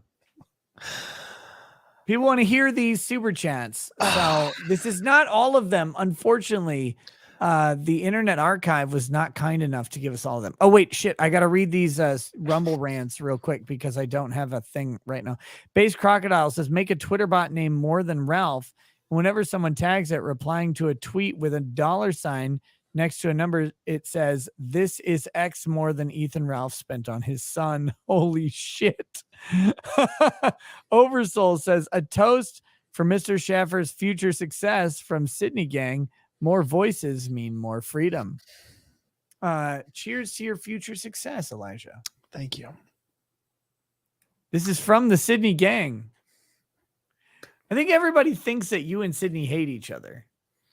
Yeah, I do not have any negative feelings towards her. And I genuinely, I do not hate her. And I really hope she's doing well, and she's doing well. So I'm really happy. I'm really happy when anyone that I know, whether I work with them now or don't, is doing well. So I think people miss this about like genuine capitalists, and you strike me as a capitalist. Like I want everybody to do well. I want the fucking troons who like went after my Twitter and YouTube accounts and are coming for my bar license. All these fucking weird broken trannies. Like I want them to succeed too. Like I want them to go out and make things that people want to buy. I want everybody to succeed. I don't care. And I don't understand why they don't feel the same. Like I don't get why people's go-to is, I hate you and therefore I don't want you to have a career. Look, I hate all of you, but I want you to have a career. I want you to succeed. I want you to make money. I want you to make something that society finds valuable. I don't fucking get it. Why, like, they can't just not be cunts for 2 seconds. Why do you want, and I don't understand this either, why people want people to fail or don't want people to make money or don't want people to do well. Like, I think of it like this: just because you're on camera, there's two aspects I think that people don't understand about being on camera that is funny, and is that number one, it's like if you left a job, people are like, "Are you working with this person still? Are you doing this?" I go, two things. If you worked at H&R Block and you left H&R Block, whether you quit or got fired or whatever, are you going to go back to H&R Block for your taxes to file your taxes next year? Probably not. Right. And sometimes when you leave a job, you have work friends, and there's people at work, and when you don't work with them anymore, you don't hang out with them, and they think because you have good on-screen chemistry or stuff on camera, that it must also mean that you're all buddies and pals. It also just means you're really fucking good at your job because you know how to have on-screen chemistry with people. That's why they call on-screen chemistry. It's really important that you're accommodating. And I try to do that with everybody. And I actually get in trouble for that, meaning I'll have guests on my show that people be like, oh, you're validating their ideas just because I'm agreeing with them and trying to understand where they're coming from. And it's like, me too. So you must just be fully agreeing with them. You must endorse their ideas. You're like, no, I just know how to on camera trying to like understand what's going on. Sometimes you get into situations, people cuss people out. You have no idea what the fuck's going on. You try to figure it out too. And you get pinned for it. Elijah. Heartfelt. Yeah, I just mean shit happens on camera and you're like, you don't know. You agree with the booty goon, Jack Murphy? Like that's what I've heard from this. Jack Murphy. Do I agree with him? You're 100% in. You're like 69 for 69 me, baby. Like that's what you just said. You're like, who filmed the videos? You did. Yeah. But with one hand. Yes. Point of view. Because the other no, I just meant like I really think when you're talking to people, it's like at work where you're trying to have a good conversation with anyone at work, but that doesn't always correlate to the real world. And I think that's a really confusing thing for some people because, you know, they really get to know you and they get to know other people. And, you know, it's like, I think I've been on certain people's shows. Like I'll go on Tucker Carlson's show and I might've met him total of like 30 minutes in my entire life. But anytime I go on camera with him, I talk to him like I've known him for 30 years. I mean, I'm just saying, like, it's like, what's up, Tucker? Yeah. Thanks for having me back on. What's going on? Let's talk about this. And I think that's important. Like you have people at work that your boss, you might see him a sum total of 2 hours in a year, but you're sure as hell going to be as fucking cool as possible when you go into that person's office because it's important to keep that dynamics. And I think that level of professionalism has been lost with YouTube too, where people think like, because they see so many shitty people on screen, get on screen, immediately just tear people down, try to get win after win after win, rather than just like, why don't you treat someone on camera in a studio the way you would treat them in the real world? And you talk to them like you would talk to a functioning human being. And because everyone's such an asshole to each other and so hermit, people don't understand that they're only an asshole though online. Yeah. Well, that's what I'm saying. People don't understand that you can be nice to people and you can root for their success, even if you disagree on certain points. Like I have guests on all the time that I don't really agree with everything they think, but I hope they do well. So do you have a Baldo? I have a friend named Aldo. What's a Baldo? You don't know what a Baldo is? No. Is your wife still listening? Yeah, she's definitely perfect. I wouldn't want to explain it if she wasn't. That's what I'm saying. That was just what did you do? What did you do? Wait, my camera's restarting. There you go. Now it's restarting. We're good. So We're back. A Baldo is it is a bedroom assistant, we'll say. And how do I word this? How do I explain this correctly? You shove your balls into a contraption that make them into a penetrative object. And you use that to sleep with your partner. Does that make sense? Okay, so you your balls become a dildo. That's that's why it's a Baldo. It's very creative marketing. Okay. So you have to shove your balls into a thing, and then you shove your balls with the thing into a different thing that's attached probably to a woman. But I know what you're thinking. This is not a double penetration thing. Okay. This is a single penetration thing, because if you saw the physics of it, you'd know that your balls and your dick are not going into the same person. Okay.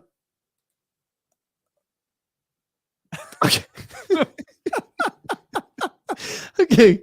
So wait, how big are people's balls? It doesn't matter, Elijah, because this Like, is a but tool for balls of any Because size. I feel like if you're cold, they're like, is these elastic? Your balls are elastic. It's gotta be pretty warm. You in better the room. warm those fucking balls Yeah, up. That's so you gotta what you warm. do. You gotta warm those balls up so they hang, and then you You're gonna shove them vertical. into a thing, and the best part is it's got a cutout, so your balls are actually like out a little bit from the thing. So like there's like a shaft, but then your balls kind of like protrude out a little bit from the window because you wouldn't want them like crammed in there all the way. And is this in the shape? Is a phallic shape? Is a penis? Yeah, of course, yes, because it has to go inside of a person. Like you have to put the baldo with your balls in it inside someone. I'm. Why are you Tucker facing me? This is not Well, correct. I'm trying to understand how big Do I the have balls. to show you like what it looks like? Hold on. Baldo. No. Yeah, we But- got to do an image of the baldo. So I think this is about as safe as it gets. Like this is a safe image for the baldo. So I'll pull it up on stream. Hold on one second. Don't worry. So here you go. Like a baldo, like this. Like you put your balls in down here. Why do you need that? Why don't you need it? That's the real question. Are we doing two people at the same time? No, again, trust me. Like, did you look at that thing? Like, there's no way there's two things happening. So your balls are getting inside. Oh, and they claim that there's a ballgasm, which is the greatest both orgasm shocked you've and never kinda had. turned on at the same time. Because apparently the stimulation of the ball tissue is enough to like just make it something you've never even experienced in your life. Wow. Look, okay, so a part of me would say I just didn't know that existed until today, so I'm having a hard time wrapping my head around it. You didn't Which know one? this? But I also want to say Don't lie to me. there's a lot of weird things in life that could feel potentially good. So I'm going to say let's give it a go. You're gonna say let's give it a go? Yeah. Okay, perfect. I mean, I don't do we is there a Rakita Law Baldo link? Is there a code? If Baldo wanted to sponsor the show, I would unironically do it. That'd be the funniest thing in my entire You're life. a married man. Just tell people yes, or you don't have to give a review. You just either do this,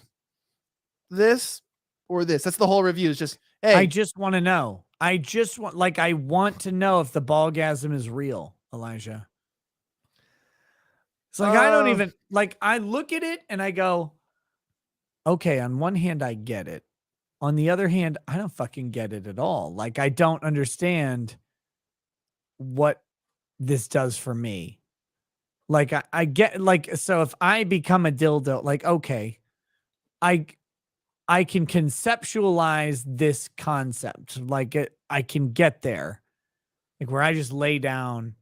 And then someone bounces up and down on this thing. Like I got it. But what I don't get is how it's like super rewarding for me. But according to them, it is. It's like the greatest thing ever.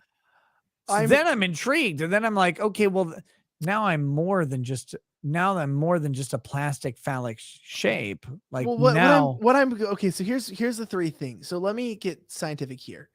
Okay. So we're already having a heat issue because this seems like something that would constantly be coming off because things would change elasticity. So like you could have tighter or this. So like this could become painful per se, because if you ever like put your fingers in a Chinese finger trap, right? Yeah. And I'm talking about fingers here. Yes. You got it. try to pull them out and you get that reversed. Did you and Gavin McGinnis do that with penises? I'm not my NDA. I'm not allowed to talk about that. I'm just kidding. No. It's like imagine everything. It's like because let's be honest though. Real quick. I respect what you're doing. I'm gonna let you finish, but I gotta talk real quick. Go ahead. Gavin McGinnis did dildo his ass to own the libs on camera. Is that true? That was a weird fucking thing. Was it video? I've heard that. Yeah, I don't know if that's video. True.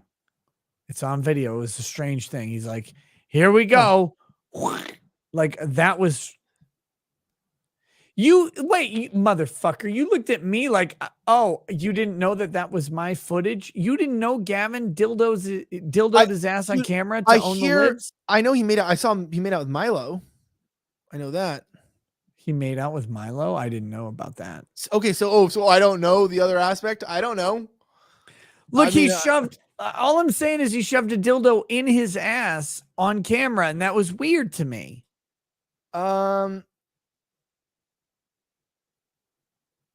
It was my clone, my Willie. It was mine too. I didn't know that's what he did with it. It was a gift. I hate you for knowing what that is. It's Do you have gift. a cloned Willie? Do you have a clone my Willie? Did you make one? Do you know who told me about this? This can sound very white, but my cousin told me about those when I was younger. So wait, you don't have one? You No. got to get one that glows in the dark and stuff and vibrates. Why? What's a micro penis? They can't clone it. Sir, we start at 3 inches. Like, oh, just my put bad. your tongue in there instead. I'm sorry. Hey, I may have a small dick, but have you seen my baldo? It makes That's up it. where I'm lacking. You nailed it. That's what it's for.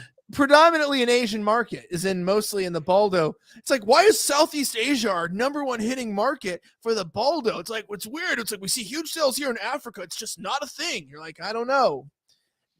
It must be people with high IQs like them or something. I don't know what the deal is.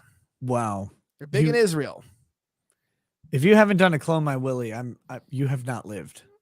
I'm going to ask you as a clear. So what I always love is when I'm with new audiences who don't know me is they also, I don't think, well, they've never watched my show. So they don't know how like self-deprecating I am. And half of my pretend to be shocked is me just in a highly sensitive point in my life where I'm like being watched like a hawk and I'm like, oh fuck. But yeah, I'm like, I'm 2 strikes, but not on YouTube. You know what I mean? Literally. No, I got you. I'm 2 strikes and it's like I can't. Nothing else can fail. But this is safe to talk about. But I will say, the clone my Willie. I am. So this is so when you're gone. Or there, I guess. Like Yeah, but I mean that's what I mean. Yeah, so you clone you make a mold of your penis and you give it to your wife. Okay. Or boyfriend. They're both looking at me. No, you got to do you glow in the dark. Okay. And then like after you make it, you like shove like there's a vibrator that gets shoved in there, and so it buzzes. So it's like it's actually better than your dick because like it buzzes. Yeah, he told me it was good, Gavin. Thank you. I shouldn't have filmed it though. No, I know what it is. I just didn't like dude. You know what I think is, and I feel like this genuinely when it comes to sex and sex toys is that people they've taken away the novelty from literally the phrase novelty sex toys. There's so many fat, ugly feminists in underwear on Instagram, which my wife follows and shows me that are selling sex toys. Like they're always like, this is, oh, isn't it? They're always British. They're always like, I got myself a vibrator, yeah. And it's like, okay, first of all, you're British, already 1 strike. Secondly, you're fat, 2 strikes. You're already out. And so there's no more strikes, right? I guess if you are somewhere in the between a human and a whale, you still have like an extra strike for water pollution or something. And they come out and it's like, dude, man, you could literally use that vibrator in like 19 crevices in your body. You have 16 vaginas. You're that big. That's disgusting. And like I don't look. I once had a family member, like not direct family, but distant family that I found out through Facebook. They were a boomer, and I found out that they were into BBWs because oh god, yeah, like there was also somebody that I knew that no one that didn't know that don't encourage them. Well, there's somebody also that I knew that didn't know that the playlists on YouTube were public. And oh fuck. Yeah, so exactly. I have a funny story about this when you finish. Tell me. This person didn't realize that they're like this is also somebody I knew also didn't know that Instagrams were public. They thought that it was a private reel of your photos. So I've had some people that not know a lot of things and had to warn them, this is all on the internet now. And somebody screenshotted that and it's sold on the dark web. But one of my family members who I won't say I started getting a lot of these suggestions on Facebook. Like, would you like to be friends with this person? They were always ginormous, like 400, 500-pound white women. Like, and I never understood why. And and I started noticing it says, this person is also friends with this person. And so it started clicking. And then I went to the person's page and they had Chubby Chaser. Yeah. family. And I ended up not Chubby Chaser. We're talking about ginormous women, like Jabba the Hutt level. Okay. Not you're an not orbit chaser. Correct. You're talking about Yeah. they're literally amateur space scientists. So these are not, a 5'3" girl who happens to be 150 pounds. So it's just, big on the height, it's just a lot there. These are 5'8", 450-pound women. And, I went to my mom and I just said, hey, is this a thing in our family? Does this person penetrate crevices, orifices that are not sexual on bodies? Because it looks like from their public pictures, and there had to be a talk had because they didn't realize their public profile and the images they were saving and stuff. They didn't realize their feed was public. And so they were having gruesome sexual conversations about orifices and cracks on someone's body. And I'm sorry, because I still know this family member today. I'm not outing them. It was a public ordeal, and it was very disturbing because I just don't understand the grease and the sweat, and it's natural lubrication. I'm not trying to be crass, but it's just really grease gross. and sweat is not lubrication. That's salty. It's yeah, salty, and as the moisture goes away, it turns into friction. No. But I mean, like, I just feel like bad because it's like, dude, you have to find out a family member is into like that, and I mean, like, when you're a kid, somebody might show you that as a joke, like they look up like BBW porn, show it to you, and you see those like those TLC shows are basically BBL porn, like My Hunt 600-Pound Life. They can't even fit clothes on them. I love that show. It's so fun. Who is the hero of the world? Is that doctor? The fact that he's fat too makes my life better. No, wait, the doctor's not fat. He's a little skinny weirdo. Oh, I thought the older fat dude is like, you're obese. You're just fat. You're going to die. No, the old guy who's like, when the one guy comes in, he's like, I haven't been able to eat in 2 weeks. He's like, you think not eating is a problem for you? It's like, you ever seen those girls? They're like, I drink sodies. You're like, what do you drink? Sody pops? How many drink a day? Like 8 to 12. Oh my. Yeah. They're dude, soda's a murder. It's awful. Soda's a murder. Okay, anyway, so a baldo goes into an orifice. That's all it does. It's beautiful. It's wonderful. I hope to try one at some point. No, like, I was talking to someone the other day about this because a lot of people get pissed off when I talk about sex, like as a joke or as like seriousness. But I maybe you disagree with this, but I think like conservatives have gotten so fucking afraid of talking about sex that we surrender the sex talk marketplace to liberals, and liberals are degenerate monsters. Like, right? Like they're talking about like, oh, maps are fine. Maps are not fine. Maps deserve to be put on the fucking wall and shot in the head. Like, that is not okay. Like, you cannot fuck kids. Like, please stay away from children is the basic rule of society. But they're like, oh no, this is okay. This is okay. And you get fucking weirdos talking openly about sex, but they're weird. And then you don't have like actual Vosh, right? Like people that try to like justify CP and that kind of stuff. Right. Like gross, fat, ugly people who are these aren't people with, natural proclivities or just struggling. These are, with, their sexual desires or anything, or like even people. Vosh is a pedophile. I got to be careful on the libel here, but I mean, I would say that evidence doesn't support that he's not. That's what I'm saying. That's all I'm saying.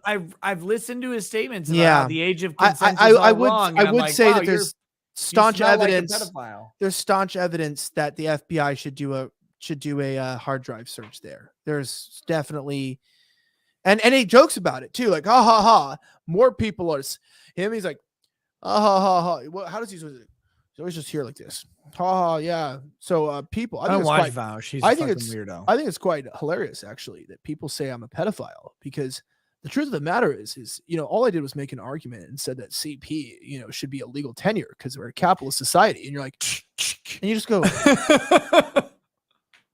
You know, Yeah. I'm just like, it's like, I didn't say anything. I also didn't say, anyway, I love the liberal guys because they're always like this and they just look to the left like this and they go, I also didn't say that I consume it myself. I'm just saying that people should have the liberty to do that. You have the liberty to have an AR-15, don't you? And some people shoot up schools with them. So, I mean, it's not like CP is harmful in all Which ways. is clearly the same you're like- fucking thing. You're like, hey, Yeah. how about you die? Maybe that. Yeah, Before how you about try- how about every time you walk near an elementary school, you literally catch on fire and just burn into a pile of cinders? Yeah, literally. I saw somebody call the Anglicans because we got a witch here. We need a well, that's actually the pill. Well, I don't know who it was. My church history's all screwed up. It What was doesn't going on in matter. the 1700s? It made sense. Not enough was going on in the 1700s because they should have burned more of them. That's all I'm saying. Like we have these fucking weirdos out here who want to do and like talk to and touch kids and talk to them about sexuality.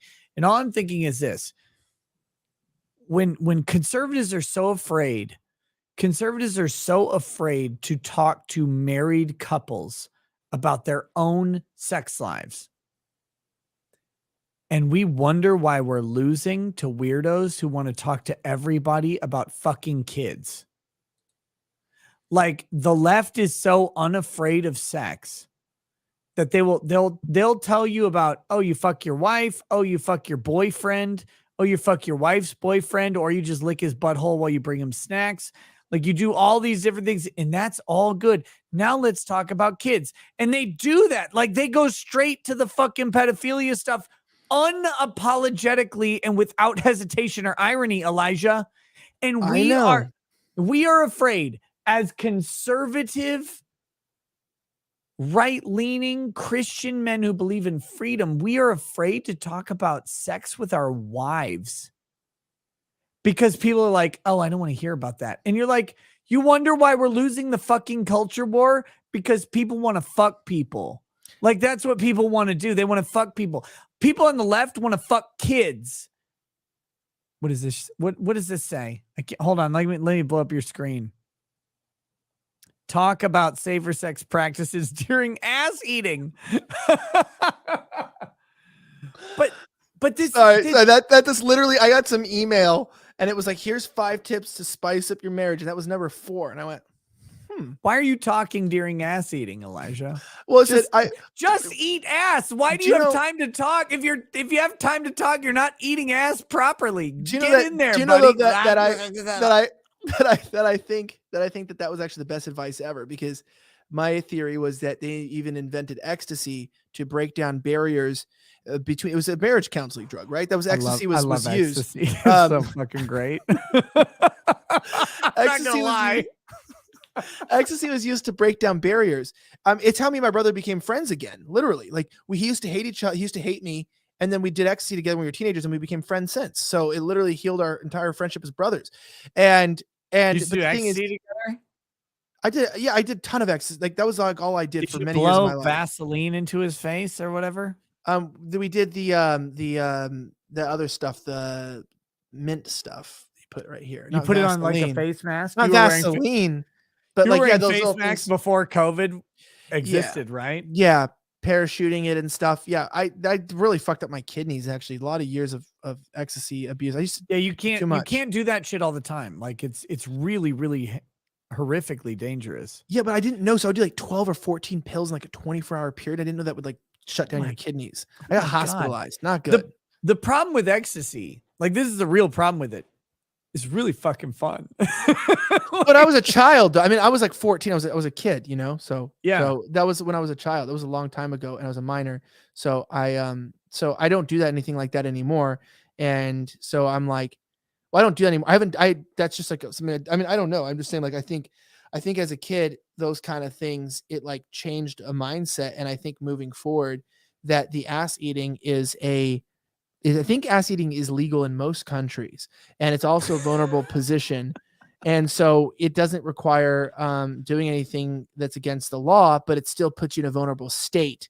And so it's like, it's true. When you're eating ass, is there anything you can't talk about? probably not. So it's a good time to bring No, things up. you can't talk about anything because you're busy eating ass. Like your mouth is occupado, like a fucking porta potty, right? Like occupado. Yes.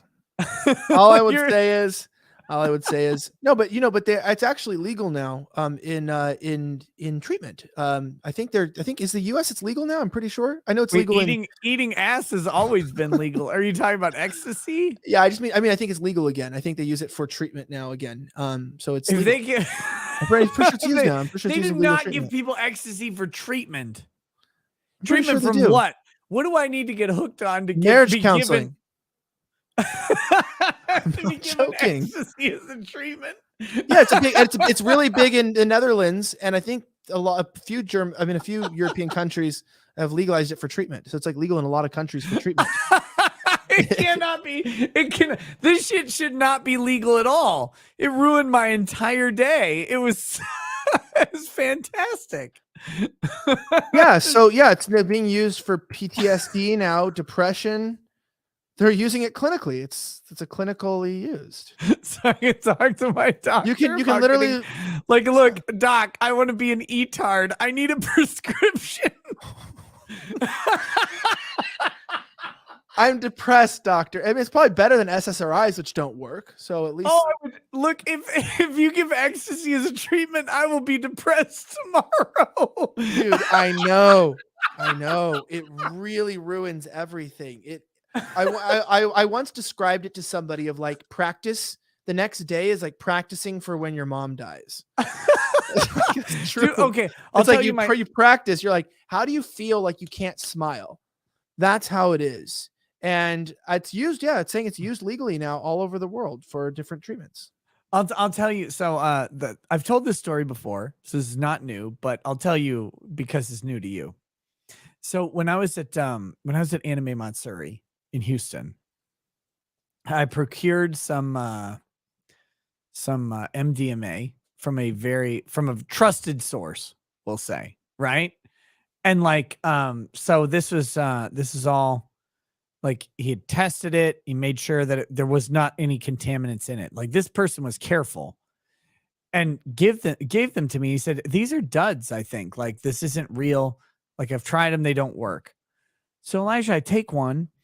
And there's a rave on Saturday night at Anime Matsuri. And I'm like, well, you got to take one before the rave, right? Because that's funny, like to go to a rave on ecstasy. And I'm there for like 30 minutes. Nothing happens. And I take it like 30 minutes before we even go to the rave. Nothing happens. So we're like, oh, maybe these are duds, right? He said maybe these are duds. So then we go to this bar called the Dirt Bar in Houston. Which is just a couple blocks away from the hotel. We go there and it's me and Lady Rackets, right? We go down, we meet up with some friends who are there. Yellow Flash, Cecil, that Star Wars girl, Mr. Biggins, Legal Mindset's there. And have a good time. Like nothing crazy. The bar closes like 30 minutes after we get there. So we only have one drink. And then I walk with my wife and that Star Wars girl. We go back to back to the hotel. That Star Wars girl, she goes up to her room. My wife and I go up to our room. And I'm like, well, these were complete fucking waste of time. Right. And then I'm laying there in bed and I'm like, God, I feel kind of sick. I feel a little like queasy. And so I go, I'm going to go to the bathroom. I think I might throw up. I don't know. So I go to the bathroom and I do not throw up, Elijah, but I look in the mirror, which was a mistake. And the background is going from yellow to orange. And I'm like, whoa. All right. And so we're at a Hilton and the walls are wallpapered with this crosshatch pattern. And I look at the walls and they're moving, like they're twirling and doing all sorts of cool stuff. So then, of course, like first thing you do is you touch them. Like, what the fuck is this? And then I spend 20 minutes touching the walls of the hotel bathroom. Sounds correct. And I go, correct. Yeah. And I go out to my room and I'm sitting there and Lady Rackets is like, where the hell were you? And I was like, I was in the bathroom. It was amazing. The walls, right? Like it sounds fucking retarded. And then she has these tattoos on her back of butterflies. So she has 6 butterflies tattooed, 5 for our kids, 1 for us. Right. And they have colors. They have different colors for each kid. And then our colors on the big butterfly. And then she has 3 tattoos that are in watercolor outlines because we had 3 miscarriages. So those are the 3 babies we didn't get to have. Right. And they're like above the others and they're ephemeral. It's very cool. Whatever. I look at her back and the butterflies are flapping, Elijah. They're flapping at me. Why are you telling me like I wouldn't believe this? Like I'm like, No. been there, done that. I know you'll believe it. I'm telling the chat. I'm telling the chat. You're my proxy. I'm like, I believe that. And of course, the next step is you start rubbing the butterflies, right? Like, oh, these things are flapping. This is great.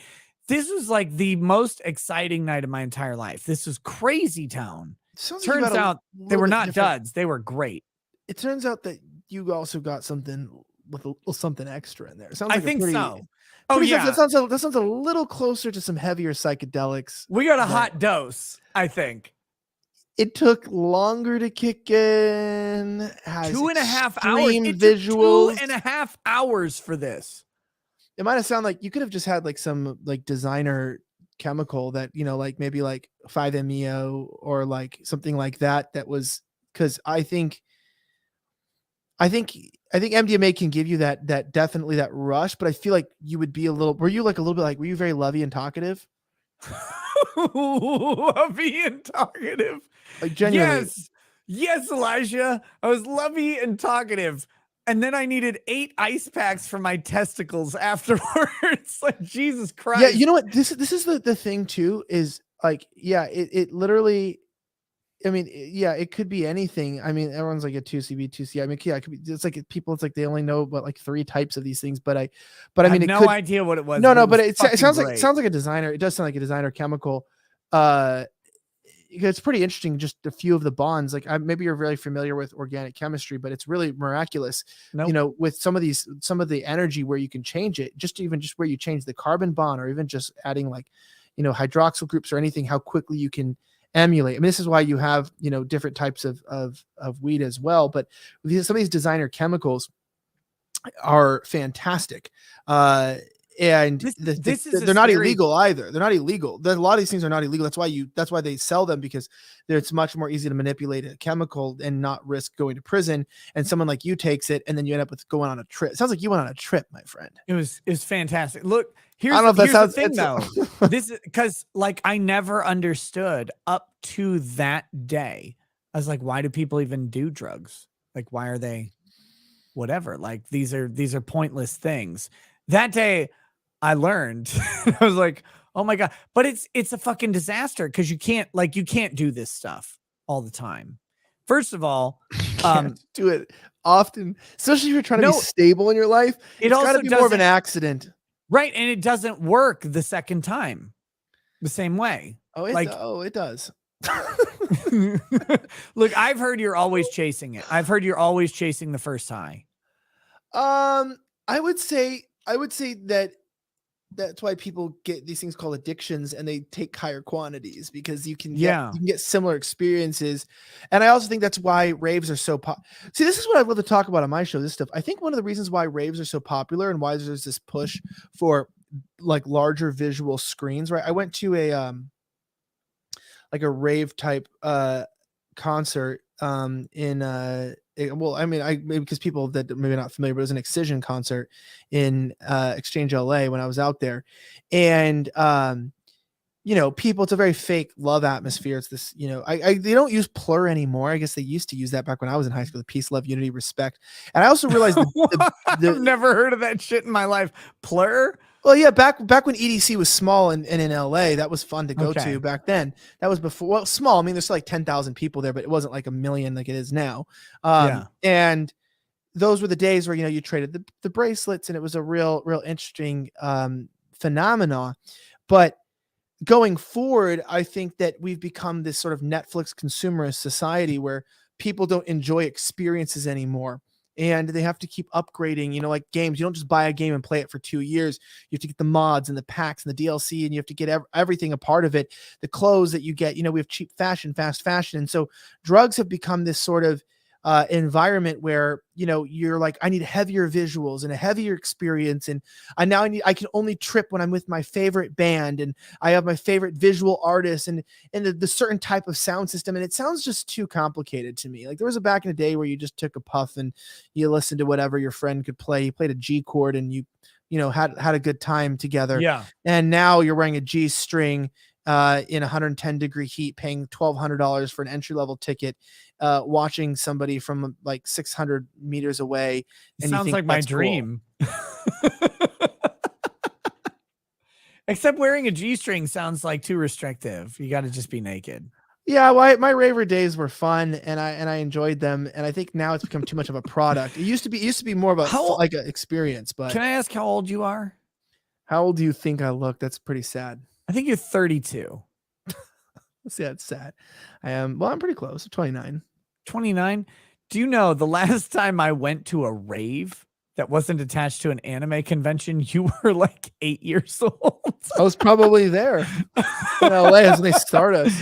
Guys, I wasn't in LA. I was in Dallas. That was the last rave I went to, was in Dallas. That's where we met for the first time. It was, dude, it was so funny. It was right after Texas had implemented a law that basically made the host of a party responsible for anybody's overdoses. I don't think this lasted, but so everybody at a rave was like cautious because like anybody overdosed at a rave, the person who hosted the rave was liable civilly for their damages. It's fucking crazy, right?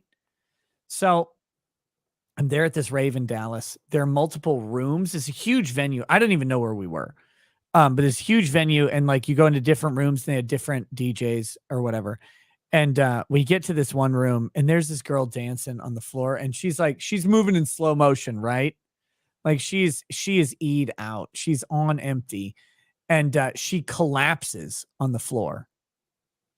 This big bouncer, he's a big black dude. He looks at her. He's by the door. He's by the emergency exit. He walks over to the floor. He picks her up. He opens the door and deposits her in an alley outside and closes the door. Sounds right. They put you in the hospital bed and let you pass away in the ambulances. That's how they keep the deaths so low at these raves. They let you then, you know, if you pass away in an ambulance, if they can get you off the fairgrounds, you are not considered a death or an accident. And that's the whole race to get them out as quickly as possible. People don't know that. It's rigged. A lot of people. That's why people die. And that's why these laws are broken. Because like that girl just became Bill Cosby rape fodder, right? Like she was hot. Like she was young. She's thin. She's in shape. She looks sexy. She's in short skirt, like, you know, like basically a sports bra or less or whatever. And she's full on raving. And she like, this guy just picked her up and put her in an alley. It's like any crackhead in Dallas could have come and fucked the shit out of her. And it would have been whatever. But like they were so afraid of this, the liability for someone overdosing of their own volition that, you know, they're like, well, that's less bad. It's terrible. I've seen stuff like that with my own eyes, and it's heartbreaking, man.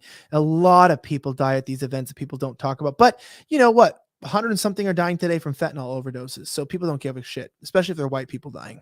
The guy says, Goober Thoreau said, oh man, these guys are the coolest dudes ever. Brag more about this. Bro, we're not bragging. Like, this isn't bragging. This is just life stories. Yeah. So, you know, you ever had beers with a friend and just like think about the past and talk about shit and like weird experiences? There's no brag. It's like, people say bragging about things too. It's like, dude, you know how you do this too? You just buy a ticket and go. It's like, it doesn't take any, it's not like this is an exclusive offer. You could have gone Dallas rave, like the bouncer putting a chick out into the street and watching that happen was one of the most horrifying experiences of my life that after 22 years has stuck in my brain. Like it is lodged with me because I'm like, Jesus Christ. Like, I don't know what happened to that girl. And like, what could have happened to her is a nightmare. And I fucking hope none of it did. Somebody says not bragging. People used to go outside. Dude, like Texas used to have raves. I don't think they have that many anymore. A lot of states don't allow, even LA, like banned a lot of the major raves. You broke me. I'll be right back. How long is this? Weren't we supposed to talk about this from front gut? I was told that how long does this show go? because I was originally told that this show was 3 hours. How long have we been going here? We've been going for what? Oh, is that how long the show goes? I don't mind. I don't know what's going on. Time to start. Okay, guys, if you're watching this, go to ElijahSchaffer.locals.com. Literally, we're going to be doing some co-locals. And, if you want to be cool, if you want to be a raver, if you want to be somebody who can brag and get bragging rights, ElijahSchaffer.locals. No, but seriously, check out the Slightly Offensive on YouTube, and also check it out, ElijahSchaffer.locals. We're starting out and I'm very happy. And so this is the grift, and we only have so much more time. Also, remember, I'm still going through a divorce from somebody that's pictured right here. So that's still in process, and they've taken all of my money. So, I need your guys' support. The show, yeah, that's saying, dude, and I've done this completely sober, which is a miracle. This is the first Nick stream I've ever done with no alcohol, which is insane. That's insane. Also, I want to let you know that Nick loves unsolicited emails. So if you guys send him emails, he likes random people emailing him, just random things, questions that don't need answers. Like, hey, Nick, why are you doing what you do? Specifically questions that don't have an answer. Like, so what got you into this, Nick? But don't specify what this is, or say things like, so I heard your house is big. Can you remind me the square footage? I'm telling people just to support you at locals.com. Locals. Support them at Locals.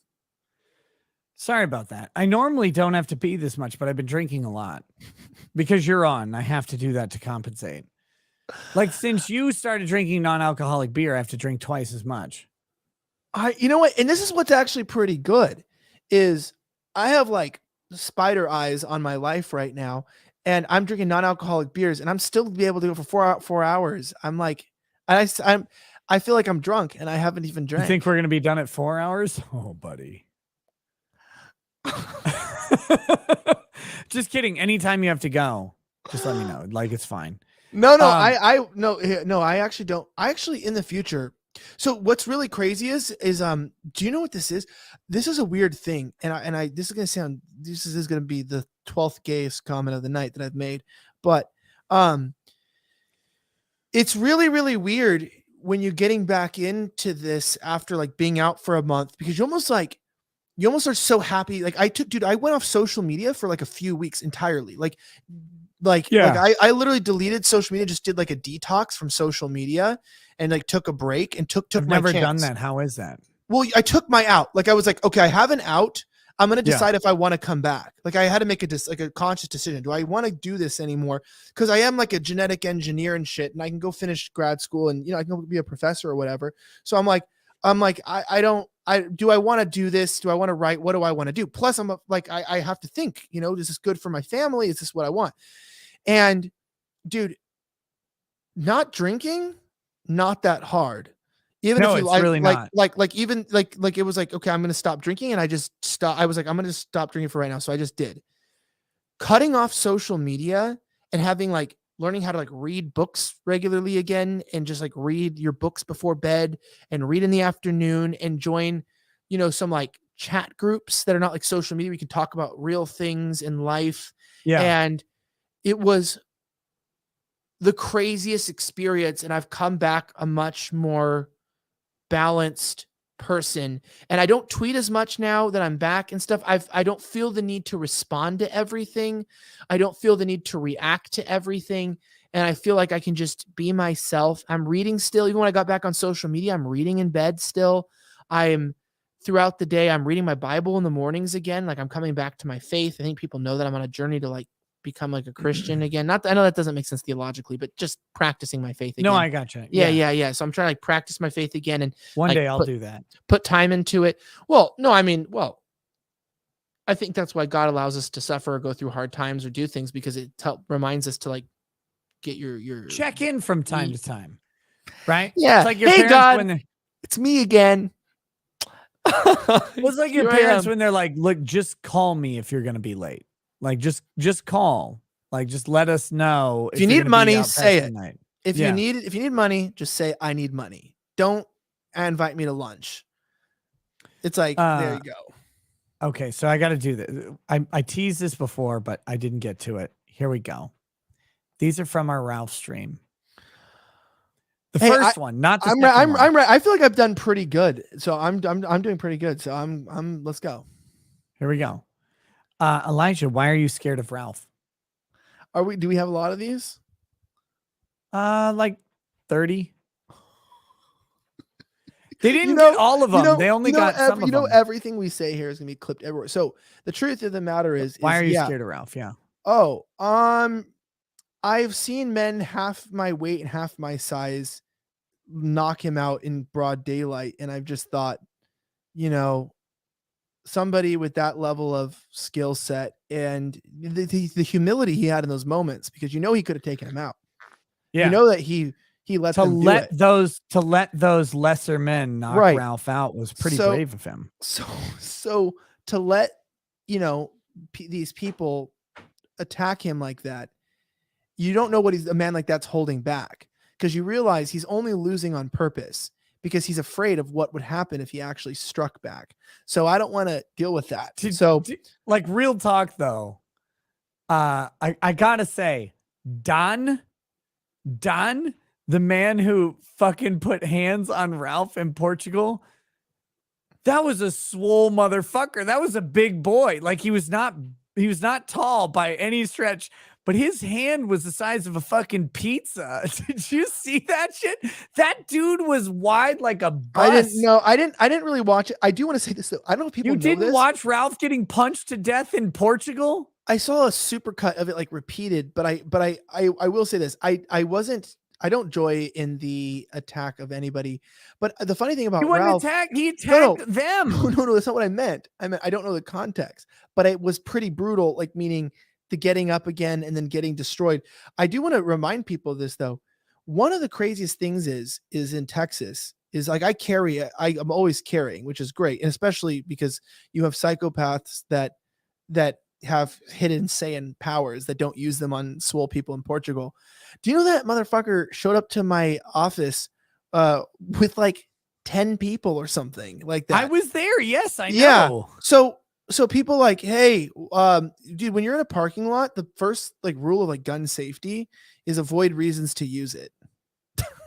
Yeah. So when you get approached by, like, a group of people, which I've been many times in my life, it's not the shortest one in the group you're worried about. It's the swole motherfuckers that are like, what the fuck? And yeah, let's just say this. The key thing was he didn't even need those big guys there, because if him and I got in a fight, I would lose hands down. I mean, he's lost every fight he's been in, but he's winning against you. But he's winning he's saving it. It's that comeback moment where comebacks where you were hiding the secret punch. So I mean, hey, I concede it to him. He would win, and I did end up letting him in, by the way, guys, into my heart. So no, I was just like, look, this is no shade. This is no shade on Ralph. Don, I'll say it in Kong's voice. Don, come on, Don. That was a big motherfucker. He put Ralph straight down, and he was hitting him with, like, the equivalent of a fucking battering ram to his face. Like, Jesus Christ, I wouldn't want to fight Dan. That guy looked like a monster. No, I carry a gun because I don't like. I do think there's a level of fighting. I'm just not I'm not a violent person, and I've had to be in quite a bit of, like, scuffles and hand-to-hand stuff even in my career, like, just because, let's just say this. I've punched quite a few people. I got into a fight with a lesbian even while filming in Hollywood, and I punched her in the face, and she's a big lesbian too, and I think you're allowed to do that twice a year though, because they're fucking annoying. But I have, punched a few people in the face, done a few things like that. There's things I wouldn't share on here that I've had to do for my own safety and protection. But fighting a like group gay of 10, porn. Got it. Yeah. Well, I talk about that. That wasn't for my safety and protection. That was for $600,000. It's different, which bought me safety and protection. See that? I know that's a lie, because no porn company's paying anybody fucking $600,000. AOC's Juicy Booty says, Elijah, we are with you. We are the gang. We are the new grower gang. Get jacked, bro. Become more. Haters are gay. Oh, that was, like, nice. That was a nice chat for you. Yeah, I was gonna say I also got jumped one time at gunpoint and it wasn't fun. So I don't risk my life anymore like that. That's why I carry ever since then. Dude, it's fucking terrifying. That's why I don't go to Yeah. protests at all. Like, feel like, why aren't you out there in the streets? I'm like, because I've got 5 kids. I don't need to eat a knife. Yeah, and Like I saw ever. that one guy too, that one Proud Boy who they attacked him with. They came after him, Antifa, and then he pulled out a knife and they still tried to attack him, and then he sliced someone's hand, and they were trying to kill him, and they had death threats, and then he went to prison for 2 years because he was a Proud Boy, and they said that was enough intent. So I know what happens when right wingers try to defend themselves. We go to jail. Next, this is an old one. Who is your lover, Elijah? Who is your lover? You know. Yeah, excellent. The next one is Baby, are you going to Nick- bed? Okay, I'll meet you in bed, baby. Okay. Oh, okay. I see what you did there. The next one is Nick No, your she's- gay lover? Who's you, Nick? Yeah. I'm not a eunuch, but me, yeah. Oh, Am maybe. I your gay lover? I don't think so. He's only half gay. Yeah, we haven't tried yet, but maybe. Next, would you rather fight 100 5'1" Nick Ricadas or 1 6'3" Ralph with the same proportions? Well, we're about the same height, right? Like over 6, like we're out 6'2". I'm like 6'2". Yeah. Yeah, me too. We're always like 6'2". Yeah. I definitely think there's something. I wouldn't want to fight another dude that's my height. Like that's it's we But got no, a long I'd only reach. be 5'1". That's what I'm saying. I wouldn't want to fight a giant fat dude my height. Oh, Like, I giant wouldn't wanna- Ralph. Yeah, that'd be scary. Yeah, like dude, that's like a that's Flecka's talks. I'm not fucking fighting. He's a lineman for Dartmouth. Like I'm not fighting that dude. You guys are the fucking So Ivy League football you'd- player. I don't fight you'd- the people like that. So you'd pick 100 5'1" me's to fight. Yeah, of course. I mean, I just- would I would too. just I would do the front kicks to the forehead, and then like because they if they're 5'1" and they're just like thin, I just kick them and just knock them over. Yeah, no, that makes sense. Pigs are rooting. Next one is look out the window. That was back when Ralph was literally outside. Yeah. Do you know what's so funny too? It's like that event. I'm going to leave it to them. Hold up. I was going to say that interaction had, nothing to do with, like, it was such an irrelevant thing, but they are so happy about that interaction that I want to say Mhm. this. It is the most serious interaction I've ever, I'll just want to give it to them. It was the most serious interaction I've ever been in my entire life. Being surrounded by like 600 angry black people with guns in the middle of a burning down city, but pales in comparison to a 5'1" farm animal. Next, don't call the cops on Ralph, you patsy. But that's the thing. You never called the cops. I didn't do anything.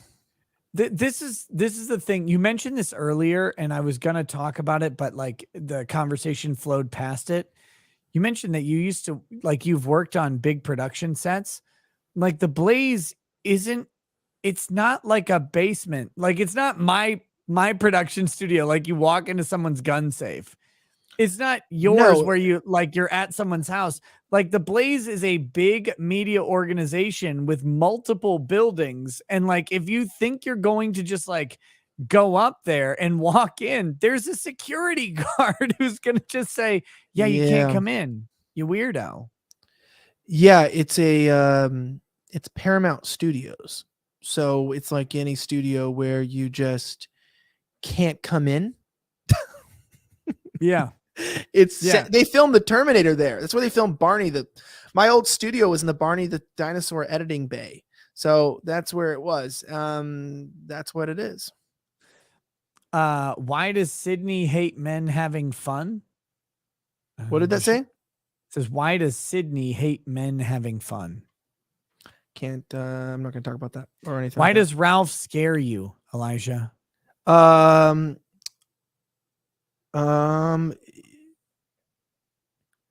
I think the fear of him making contact skin on skin with me and then having that to end at a certain point, the fact that we couldn't continue that forever would probably be my biggest fear. Jason of TGA says the Ralph Blaze interaction was literal barbarians at the gate. You won. We all did. Next, It was Why- so funny. It was. why it was did you? funny. I think this one's to me. Why did you hide the appearance from Ralph? He would have shown up to show you up, shyster. No, this is the amazing thing. Ralph found out long before the show that I was going to be on it, and he chose to cancel the appearance then. Like that, he chose to stay canceled. He didn't deal with it days before. Only on the last day, the last minute, with no notice to anybody, did Ralph decide to show up at that thing because he realized, oh, maybe I can grift off this or whatever. Like if Ralph had just shown up and done the show, it probably would have been the most boring thing ever, because I would have just been there for Ralph to say whatever he wanted to and like laughed about it because I don't care. Yeah, it says on Sunday, March 27th, it says I'm gonna have to cancel on Friday's show. So that was on March 27th. Yeah. I mean, that's my messages. I don't know. I don't really care. Is hog hunting legal in Dallas? Are people still talking about this? Is that what we're talking about this? Or is this just for shits and giggles? These are from the show. These are the super chats that we didn't get to. I was like, so there's been so much shit that's happened in my life. This was such a small thing, but I think let's make it a bigger deal than it was. Cause I think we should make a shirt that says like, I survived. Like, you know what I mean? Survived Ethan Ralph. Yeah, that'd be funny. That'd be good. I survived the Ralph mail. I still see those messages and I still say, is that what they're talking about when they say Ralph won? Is that what this is about? Yeah, but it's usually like a joke. I don't know what that meant. I never knew what that meant. I'm like, what the fuck does Ralph won meant? He won. Well, he did win. He did win because you got kicked off the Blaze and I got kicked off of Twitter. So Ralph is winning. Yeah, everything that happens, dude. Okay, let's add to the list. Number 1, everything you read about me on the internet is true. Number 2, anything that is perceived to be negative that happens in my life, Ralph won. Real quick, guys. So I realized I was doing something dumb. I was drinking liquor I like. I switched to this organic red rye whiskey from Rock Filter Distillery. Their other 2 whiskeys are really good. This one tastes like Ralph's Framunda, right? Like it's the most disgusting whiskey I've had in a long time. This tastes terrible. Terrible. But I have poured a shot of it. And if you want me to take shots of it, you're going to have to pay. Because I have no... God, Elijah's so fucking gross. This is the worst whiskey I may have ever smelled or tasted in my life. So why are you drinking it? I'm not. I'm throwing this down to the chat. If the chat wants me to drink this swill, they're going to have to pony up for it because I'm not drinking another drop of anything other than Gatorade or Propel unless they decide that I need to suffer. And if they decide that, you know the rules, chat. It starts at $100. It starts at $100. This is the worst whiskey I've ever had by a mile. Dude, it's not even close. I would drink the whiskey that they sell to U.S. soldiers, military special. It's way better than this. Wait, let me go grab another drink real fast. Hold up. Okay, yeah, go grab another non-alcoholic drink. I've been drinking. If you could just drink bottled semen, that'd be what you're drinking. And I hope none of you actually do that because God, it's so fucking bad. But I have no problem pouring it out. Okay, here we go. Kyle Bogue, I gotta stop listening to you when I'm at work. I'm gonna end up in human resources. Jesus Christ, Lamau. Kyle, I gotta reach out to you. If there's a possibility of getting 1 round of golf in this year, we're gonna do it. We're gonna do it. Next is Dewey Pounder, MD. Girls Do Modeling has episode numbers. Okay, so that's what the episode number is. It's from Girls Do Modeling. Guys Grocery says, is it worse than Malort? It's literally comparably bad. I don't know if I got a really bad batch. Like I don't know if this bottle is tainted in some way.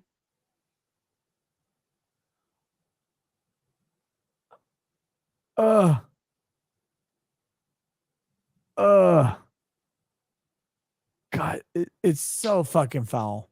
It's nasty. Let's see. Got that one. Casey says, "Do not clean the grout. It is disgusting." Wait a minute. Do you agree with that? Sure, I don't know what that means, but go ahead. You don't know what that means? Okay, so let me explain it to you. We're 4 hours in. I can explain all of this. Do you do this every night, 4 hours like this? Is this crazy? Lately, it's been 6 to 8 hours. What is your wife? I mean, genuinely, I'm just like curious. What is she doesn't She's care? asleep. I mean, that's fine. I just So you're not up on the current happenings. So no, I'm independent now. I used to go to a studio and had a fucking hair and makeup team and shit that I never used. So I'm back. I used down your to makeup team. That was nice. Yeah, I never used it. I just always came on ugly as fuck because that's how we do it. They're like, "Oh, we want to make you look better." I'm like, "I guess, bitch." No, she was super cool. No, so my wife had surgery the other day. So she's like, wow, she's like perpetually recovering. It's been a little over a week. And like she's frustrated because she wants to like get up and do stuff. And the doctor's like, "No, it takes some time to recover. Don't worry about it. You're doing fine." But like she's just like in pain and sleeping the days away until she's not in pain. So like lately I've been doing these long shows because she goes to bed at like 9 and then she wakes up at like noon, because that's just how it goes when you're recovering from surgery. So this is a private surgery. Am I not filled in on this, or is this just? I don't know. I mean, I haven't talked about it publicly because okay, I don't want to talk about it. Then I just I No, didn't know if this was like some like she got a car accident and I don't know. No. She's perfectly fine or whatever. I did. It's not my story to tell. Like if she wants to talk about it, great, but I'm not going to like put her on blast. You know what I mean? That's well, dude, you know what, dude? Yeah. And I want to say I madly respect that because I think, that's all I was asking is there's nobody I hate more on the internet than people that think because you put a portion of your life publicly on the internet, that means that they're entitled to every fucking thing about your life and they give you no privacy in your life. And I really have come to resent people like that who don't treat you like a human being. And I like to treat the audience like a human being too. You know, like people like, dude, like, do you want to hear something crazy? Like somebody, I'm emailing them right now. I'm shameless plug, but this is a truth. So I had this company called heavensharvest.com. Sorry for plugging on your show, but I'm doing a normal ad. No, and I'm like, it's plug me, Big Daddy. No, yeah. So it's called heavensharvest.com. They're Christian, small family owned, like freeze-dried prepper food. It's really good stuff. It's all high quality. And I'm going through it. And I literally go, use my code offensive. Go there, heavensharvest.com, use offensive. This girl writes, and I think it's not spam. She's like, "Hey, I have their food, heavensharvest.com, promo code offensive." No, but I have their food. They're a Christian company. I'm trying to support them. And look, if you want to sponsor me, I'm open. I can find sponsors for you. I have good ads, people. You want to make money in ads? Yeah, yes. Oh, I know that I have the best, always. Dude. From being dude. These people, Heaven's Harvest and stuff, they're great. So I can connect you with people. So basically, like she's like writes in the comments, "We're out of money and now I'm feeding my family off the Heaven's Harvest that we bought."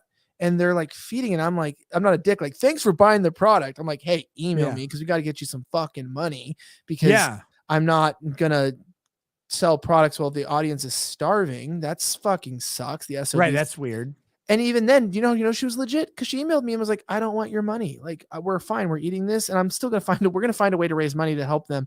But she don't want me to embarrass her, so I'm not trying to embarrass her. It's an anonymous account, but like, it is really crazy that, you know, people forget the humanity. It's like I'm here like selling a product, and this person is eating the product to feed their family while their husband's like out of work.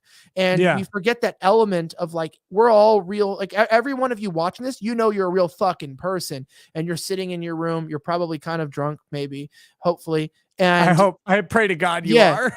And I love the occasional comment that just comes on like, the gay is still on. Yeah, I'm not for this stream. I don't think I'm going anywhere. Which gay are you talking about? There's two of us here, but every time I sit down after coming back from the bathroom, you should hear a.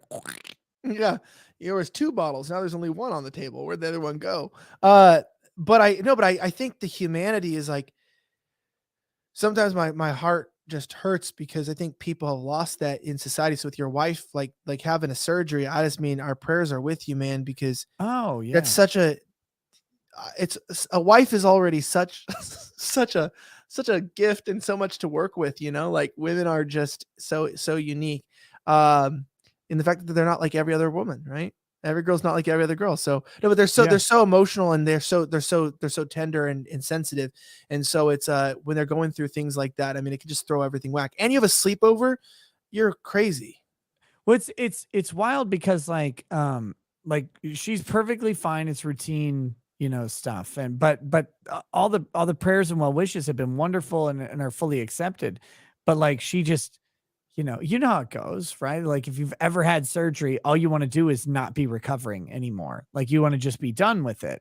Like I've had 2 knee surgeries, and it's so, and they're both been completely minor stuff, but it's like, fuck you, like you just turn into a complete bitch. You can't do anything.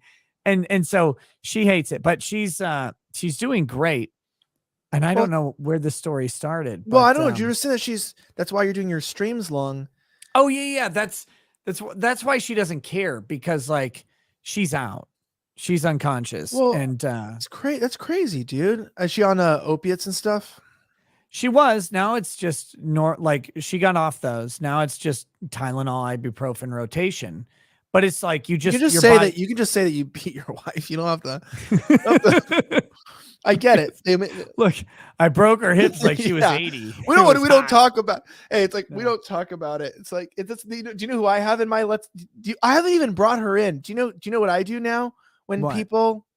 You already hear my new plan to do when people you're the only person that I'm letting me ask questions. Okay, yeah. I'm letting know, because there are people that's called solicitors and stuff that I'm not supposed to in my life, but I have this new thing that I am hired by all of your enemies, by the way. So I was going to say the lawsuit. It was like right now. Yeah, but I was going to say that the best thing is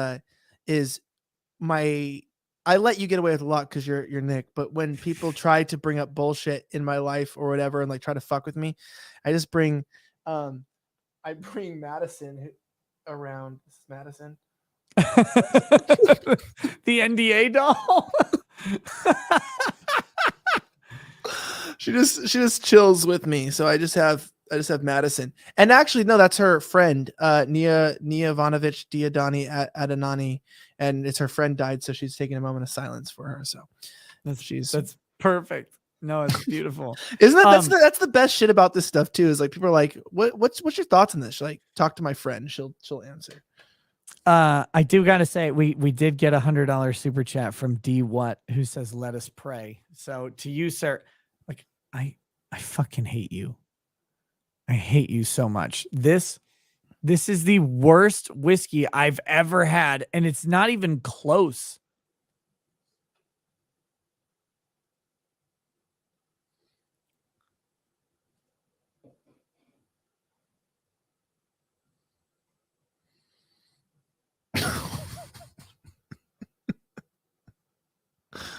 Oh God. I think I got, it has to be a bad bottle. It has to be. It's so gross. Why are you drinking that? For the grift, Elijah. Always for the grift. On my live streams, my plan was to make it like so I didn't drink anymore, because I didn't think at this point in the night anybody. He doesn't need your money. Give your shit. This guy. They publicly said how much money he made during the Johnny Depp trial. That was amazing. That was the best grift I ever seen in my life. I was really proud of you. I was jealous. Just wait for the next one. When's the next trial? Oh, you had the trial. God, the next. So gross.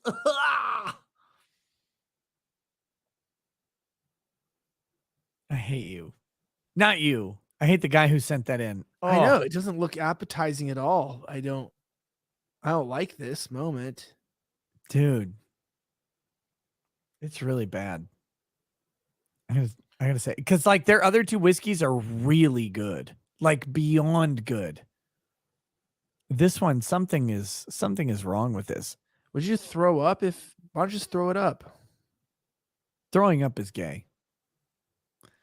Do it. Be gay. Do crimes.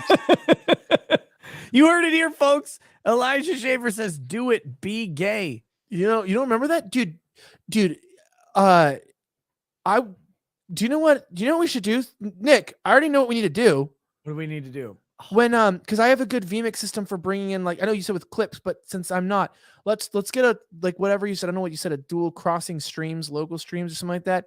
We should do it. And if you're looking for something bored, let's watch a bunch of my old, like, like Trump protest days videos with like Antifa and stuff, and just break down what the fuck these people are talking about. That's one of my favorite videos back from 2018 when they say, "Be gay, do crimes.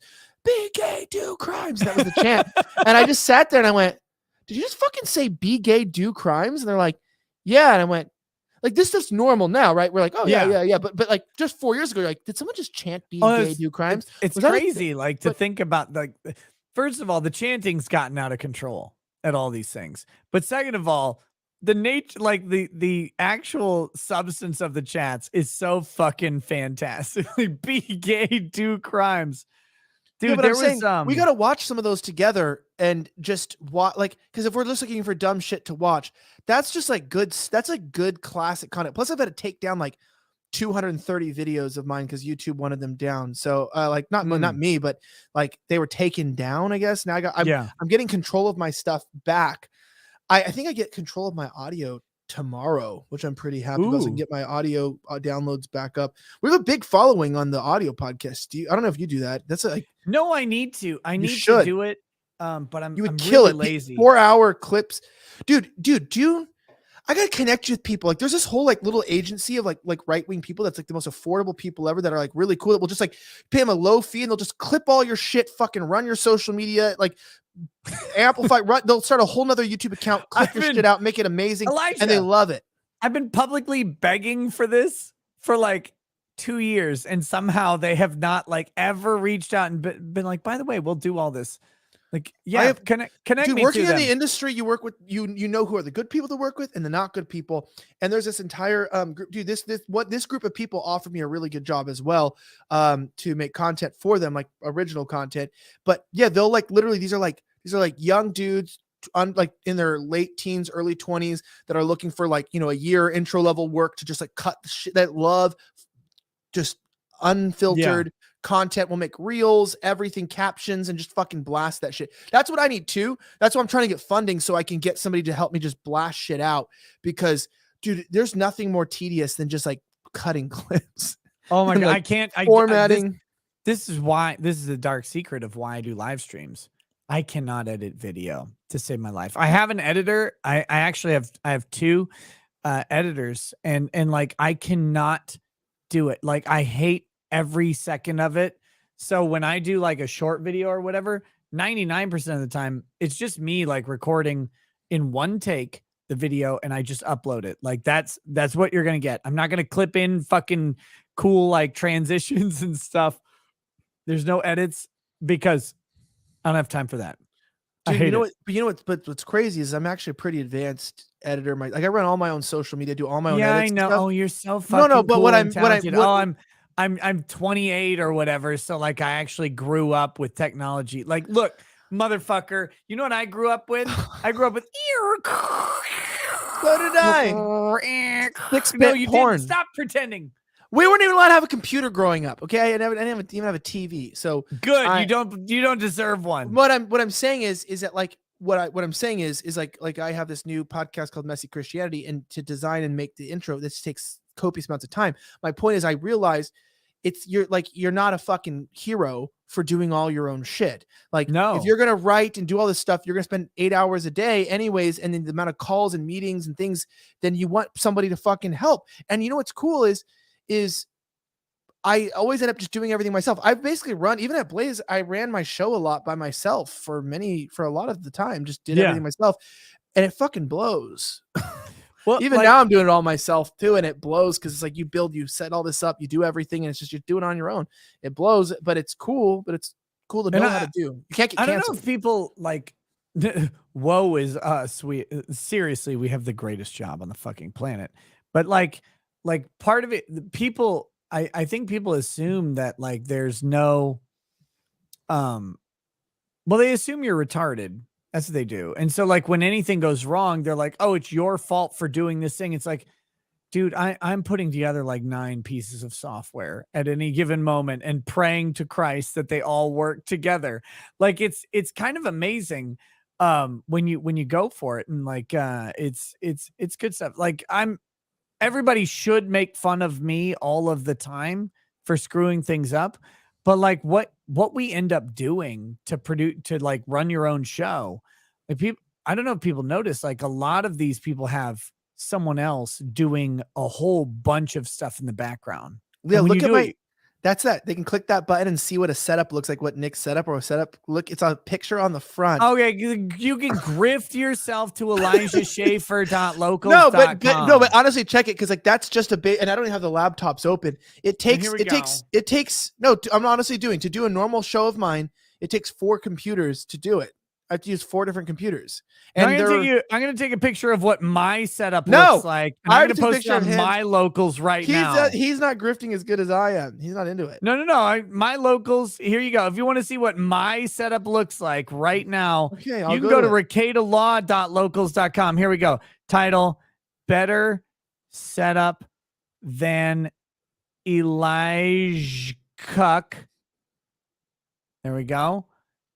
Here, fags. That's what it says. And then let's see. I gotta just go to images, camera. There you go. Here's my, you want to see difficult, ladies and gentlemen.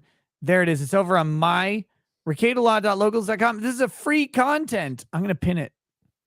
I'm gonna pin it to the top. Bet you didn't pin yours. Because I have to have an intro video pinned right now.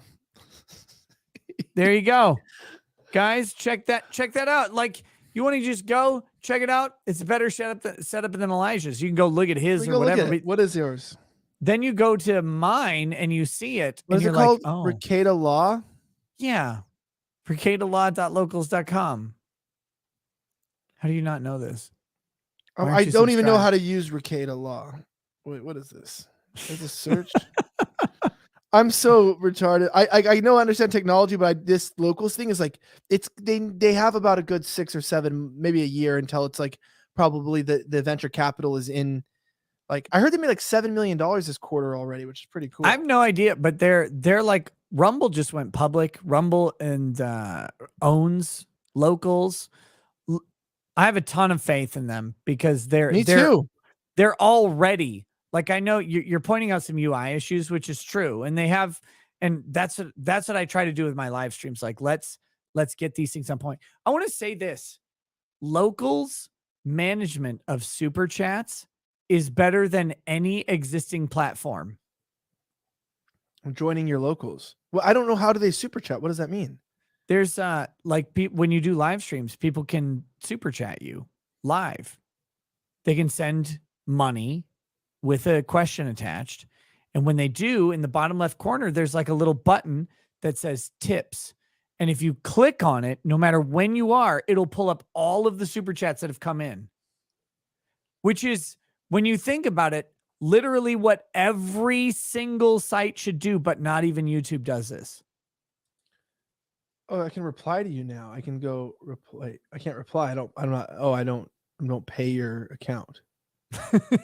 Is that how it works on mine too? They can't comment unless there's. Yeah, that's the whole thing with locals. Like, if you want to comment, that's when you subscribe. Like, if you want to participate, you can observe everything. I'm really like genuinely like learning from the like bottom of my heart. Like it's scary to me because, you know, you one day just have a whole thing built and you have stuff going and then it's not there. And so then you have to just sort of rebuild it. I do know how to build stuff, but I need people's support. But I'm pretty impressed though right now.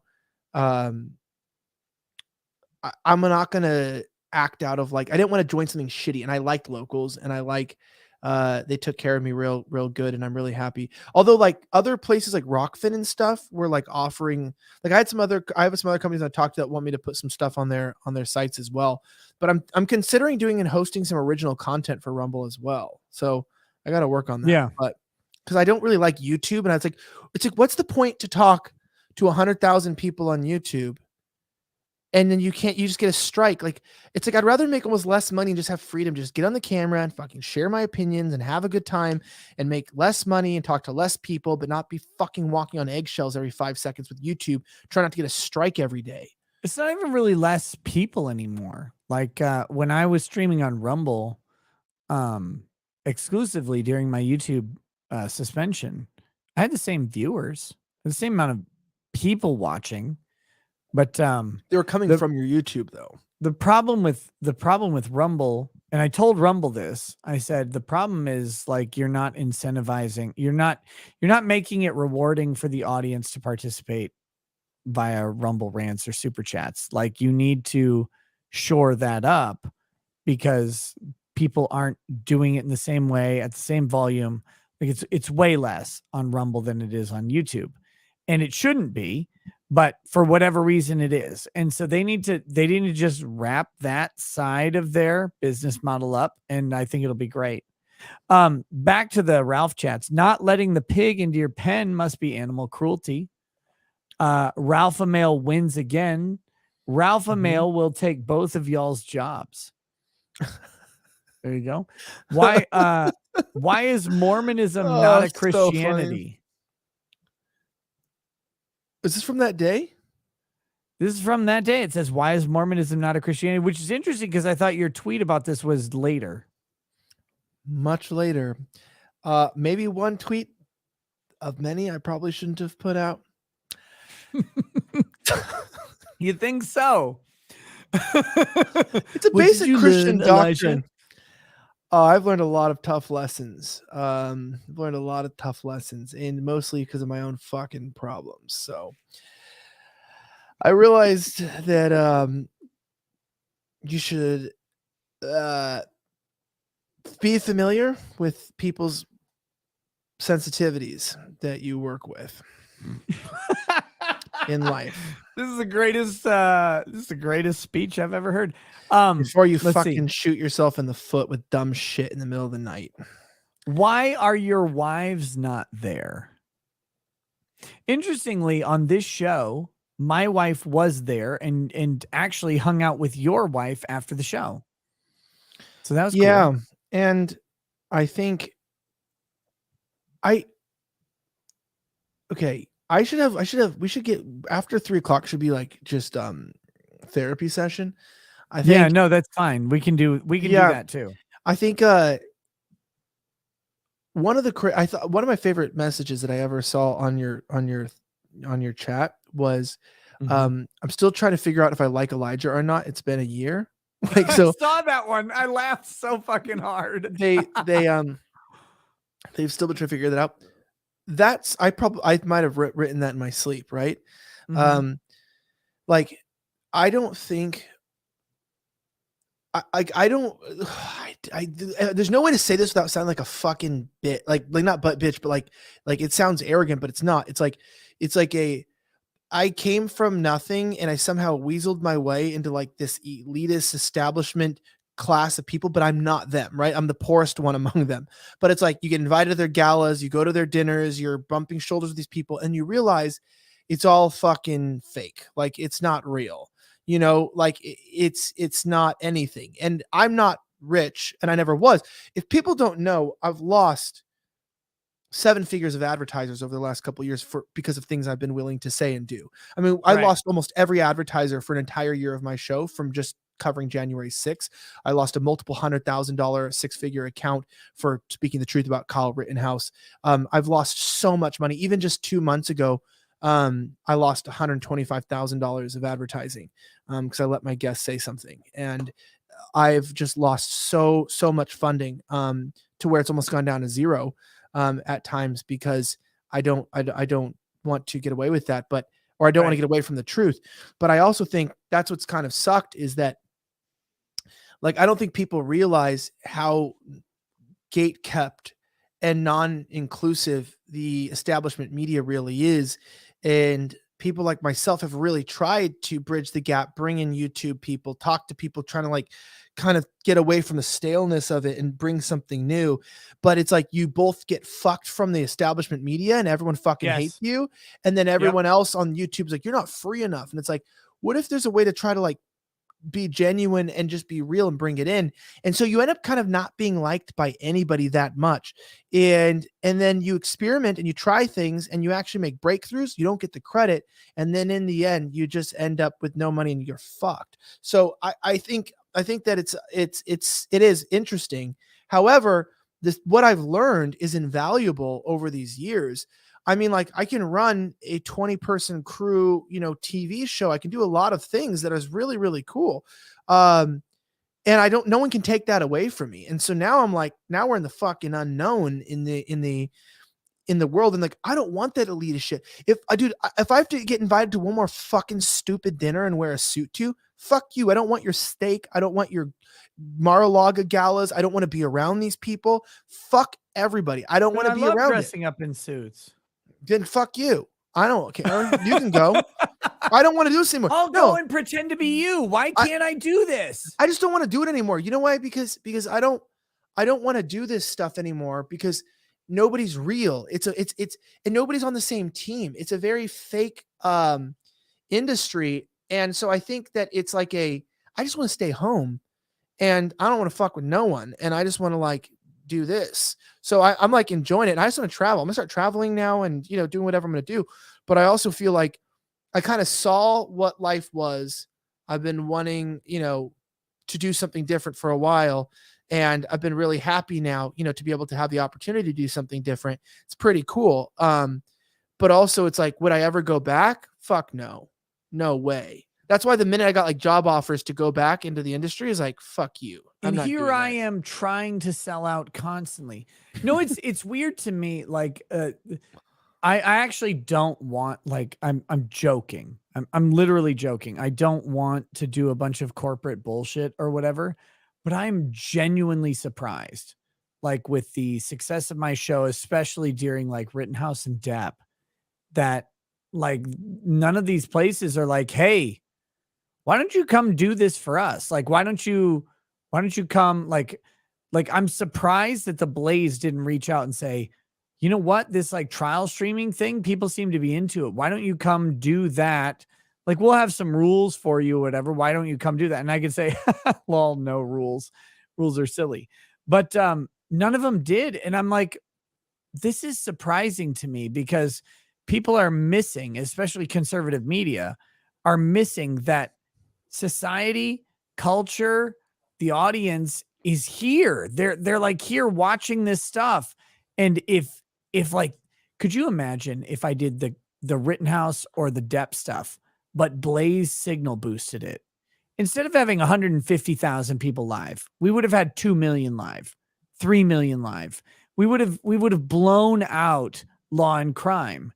And they're just like, for whatever reason, just leaving that opportunity on the table. And I mean, maybe they wouldn't end up picking me. Maybe it'd be someone else, but it's like, they're not doing any of it. And this is the conservative media problem, I think. It's like they get so stuffy about something that they're like, risk or whatever. It's like if I were liberal supporting Amber Heard doing the trial and getting the same numbers, I guarantee you I would have had a spot on NBC. Like, right. Well, I mean, I can't just to clarify, for my own protection here, I'm not commenting on any of the other comments. You can't comment on any of that. No, I know on any of that stuff, but I do want to say that,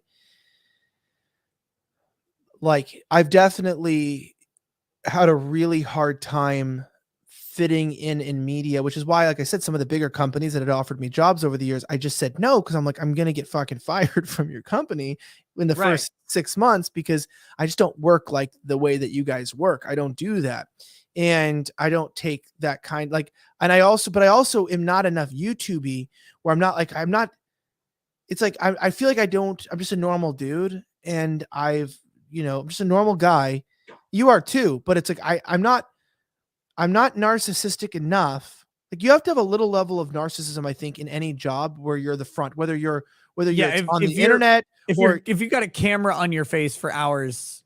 Yeah, I think you genuinely have to have a little bit. I think, well, at any front, if you're going to be like, the head coach, if you're going to be the front of your company, if you're going to be an executive, if you're going to be anything in the world that's you're kind of at a front, shit, even a fucking secretary. You're going to probably have some narcissism to like look a certain way for people, unless it's a doctor's office. God knows why they don't take care of themselves there. But I think going forward, it's like I've tasted and seen what the world is. And people are saying, oh, you want to stay home and travel. Yeah. I mean, like stay home, like be home and then just like go out and travel with my wife and like fucking be home with my wife and then go travel. It's called two fucking things.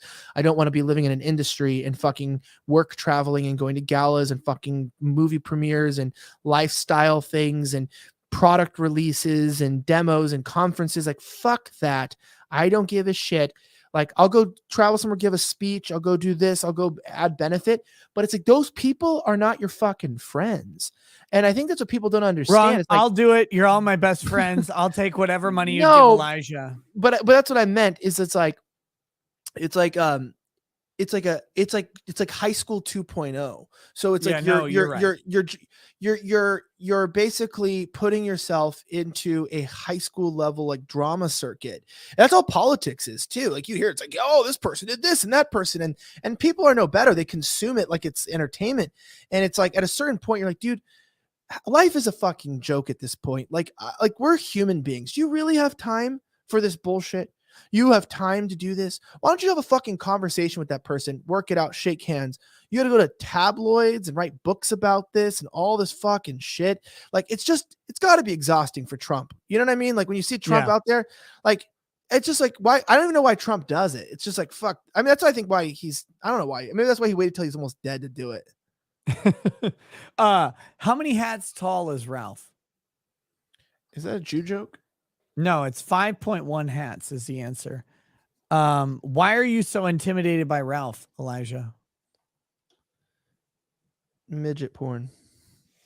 Which is stronger, Trump curse or the Ralph Mail curse? What's the difference on that? Why are you a shyster lawyer? Because being a regular lawyer wasn't profitable enough. Got to be a shyster. Why did you betray Ralph? I think that's to me. I never did. Ralph betrayed himself and he played himself. Let Ralph in. By the time that super chat was sent, Ralph was long gone. Piggy is on the run now. Why'd you call the cops? You didn't though, did you? I never called the cops. I don't call the cops on people. I carry a gun. There you go. Didn't you want a joint interview? Let Ralph in. I mean, the problem with Ralph, and guys, let me field this one very simply. Again, I mentioned this before. Ralph showed up to a production studio for a major media company. A movie studio. Like an actual movie studio. Like after telling them that he wasn't coming, and he showed up with like 9 weirdos with him. There was no, and also he had said this the literal day before. Let's put it out on Twitter. I don't give a fuck if you're 6'3". I'll slap the shit out of you, fucker. Ralph was literally talking about engaging in violence with people while on set at the Blaze. Do you think they were going to let him in? Like it was never going to happen. It doesn't matter what. He said that? Yeah. Huh. So he's a violent guy. I didn't know that. Or he's just threats. This sounds like Ralph's not a violent guy. Ralph's just a bloviating dumbass. Like Ralph, I have zero confidence that Ralph would ever like slap me or attack me in public ever. But Ralph will say it because it's safe to say, because he's a consummate internet tough guy, and that's fine. Like I'm not an internet tough guy. Was he talking about you or me? He's talking about me. Oh, well, I don't think he could reach me. You're not 6'3". Are you taller than me? You're an embarrassment to humanity. Only short guys talk about height. You're 5'11". Only short guys talk about height unless, and the only time tall guys talk about height is when we're talking about short guys. Like we don't talk like when you're actually that's short. what I'm doing right now. Like you're 5'11", and I'm 6'2 3/4". I think I'm like. Do you know what's funny though? Is like, it's like I think like I'm actually like I'm really really happy. You know, like I said, I'm like in the best shape of my life, and I'm really enjoying this. But I think what's kind of crazy is that like because I went to lunch with Gavin the other day because he was really kind, you know, to me and all this. Just like, dude, I understand shit happens. in life. Gavin's not 6 foot tall. No, but he's like, dude, I forgot how tall and fucking like buff you are. And I was like, dude, well, the thing is number one, it helps to not drink for 5 weeks and you start getting shredded. But number two, You get taller. That's amazing. no, it's like it's when you're already like 6'2", and then you put on like normal like athletic shoes or something. Then you're like 6'4", 6'3.5". I mean, you get pretty tall with shoes on. So I mean, you know what? Ralph could wear shape ups, right? Then give a pretty good like. But I mean, he like, has lifts. But I mean, like, He wears lifts already. I feel bad because, like, dude, I'm not invested in this drama, and so I didn't know Ralph was short or anything. I just knew we were having this guest on. I didn't know much about him. I like, and people like, you know, and I always felt bad because people are like, you know, like I'm invited. This is such a big deal, and this is like, dude, I don't fucking do 9 shows a week. I don't know who the fuck you are. I don't know what's going on. I'm just filming shit, and half the time I'm there, I'm sitting in my seat 5 seconds before. I have no idea what the fuck I'm talking about, and I just talk about it there because that's how that worked there. Yeah. And I show up and there's somebody outside the door that is like, yeah, Shasta did a big deal. And you're like, dude, there is literally an Oompa Loompa in front of my office with like 10 actual real dudes who are, you know, they're two Ralphs tall. Like they're literally like big dudes.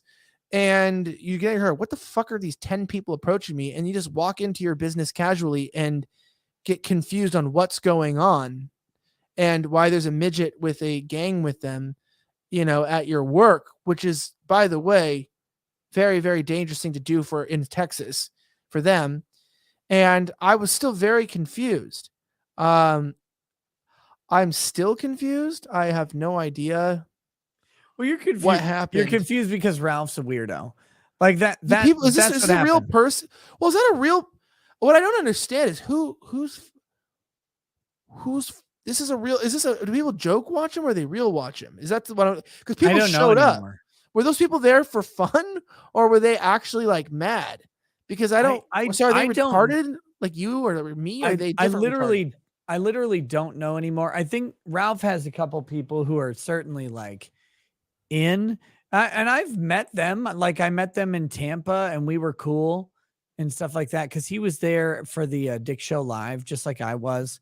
And I met people who were like staying in the same house as Ralph, and like they're big fans, which is great. Like if Ralph has a bunch of big fans, cool. Like I hope they enjoy his show always. I don't know if those people hate me now or not. It doesn't matter to me. Like, the funny thing about Ralph is like my big betrayal of Ralph was laughing very briefly that he farted on camera. Like that's what really did it. And then have he you been tried on with him? Not since he farted on a live stream. He just got so mad about it, Elijah. He like this dude went fucking crazy.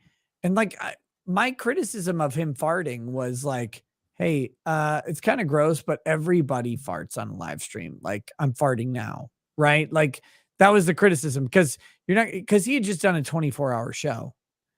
And someone sent a super chat like, hey, did you see Ralph farting this? So they sent me the clip. And I was like, that's pretty funny.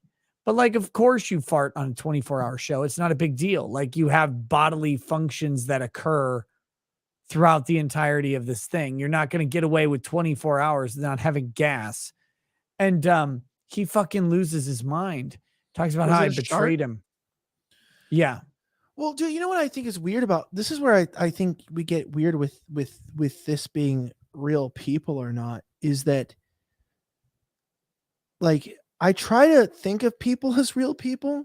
And so like what does their day look like? Because at this point nobody talks about when you wake up, you hit snooze and you're a little too tired. Then after you wake up with maybe crippling anxiety and you treat it with a couple cups of coffee. I don't drink coffee. Coffee's gross, but otherwise I'm with you. Okay. You have crippling anxiety, no idea what's going on in life.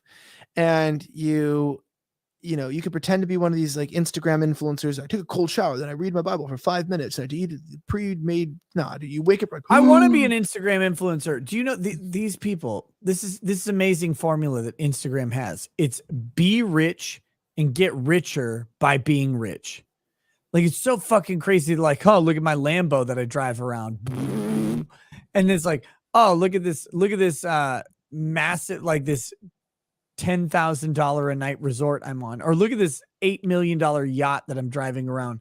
It's fucking crazy. Even the YouTuber models like that. It's like, yo, I'm Yeah. fucking rich and I spent $67,000 on this video blowing up a brand new Mercedes C-Class. And you're like, and I'm like, you guys holy want to see shit. you want to see my Baldo? I'm like, yeah, I'm like, here, let me tell you about the recent important political thing that happened. I know. It's amazing. Here, okay, so the last chat I've got from that stream. You're both pussies. You are what you eat, my friend. I love it. I love it. Wait, so you do clean grout. And swab the poop deck. Swabbing the poop deck's a Oh, little I bit saw. weird. I don't know what that means. But I saw a comment. Okay, so cleaning grout. So this came from a stream I was doing where we were coming up with euphemisms for grooming By the your way, you betrayed him. I just want to clarify that. I betrayed who? Ethan Ralph. I did. I'll do it again too. For the clicks and the memes, I betrayed him 100 So that times. that was my whole point. Is going, what do these people's days look like? That was my whole thing. Like, I don't understand what their brains like. What's going through the day? Is it just like chaos? And they're just like, like what? Like, how do you enjoy life? Because I wasn't enjoying life, and now I'm learning to enjoy it again. I haven't enjoyed life for a while, and I'm learning to enjoy it. But like, how do you go through that? How do you get that big and like not just go, hey, I'm getting too fucking fat? Like, how do you not get to a point where you're like, hey, this is too big? I don't know, because you could just like go for a walk like once or not eat like that next hamburger. Like you could do anything. Yeah. No, I'm just like I got chubby. Like I gained like 30 pounds that I shouldn't have gained. And then I was like, hey, this is too big. Like it's that feedback loop. You're like, hey, this is not fucking, I dealt with some tragedy. It's fine. Now I should lose it because like I should reverse course. When do you become a trick is paperweight? to have body dysmorphia and to be perpetually disgusted by how you look. And if you don't have body dysmorphia, guys, I can sell it to you. I will sell it to you. Join my locals. I will fat shame you. I'll tell you you're disgusting and gross, and I will make you insecure about yourself. That's the offer I have for you, because you should have body dysmorphia, because none of you are a fucking model. None of you are Chris Hemsworth or Chris Pine or anything else. You're actually embarrassing to humanity. Your flabbiness and your sad sack of garbage that you carry around calling it a body. Yeah. Pathetic. Weak. Yeah, dude, that's what they say, right? You get into YouTubing and politics because YouTubing and politics is just a Hollywood for ugly people. Yeah, no, that's true. Except not us. DL, Elijah, you and your wife are heroes to me and my husband. Sorry you left the blaze, which is hilarious in itself. But you, my bro, are hilarious. You do you, boo. You'll be greater than Johnny Carson eventually. Stay real, my friend. Stay offensive. That's a very encouraging message. It was good. I was saving that one for you. I was very. People are telling me to do unbreaded. Are you ready? Do you want to do the unbreaded? We're almost 5 hours in. You're like yawning. You're dying. You can't. You can't outgriff me, boy. Don't even try. No, it's fine. No, I'm totally good. I think next time I need to make sure I make coffee that we do a live stream. Coffee's for the week. No, Here we go. Here we go. I can keep. Don't even talk. Unbreaded! Who made that for you? I don't know. It wasn't me. What is this? What the? What is that shit? We're going back in the old days. Okay, let me get the randomizer up. Here we go. Random number generator. What do you like my Boom. ponytail? It's pretty nice. This is pretty good. Here we go. Here we go. Here we go. Here we go. Here we go. Here we go. 309. Oh, baby, that's new. That's new. Wait, are you going to read this, or are you going to let me read it and just sit here? No, I'll let you read it because this is James Madison hair.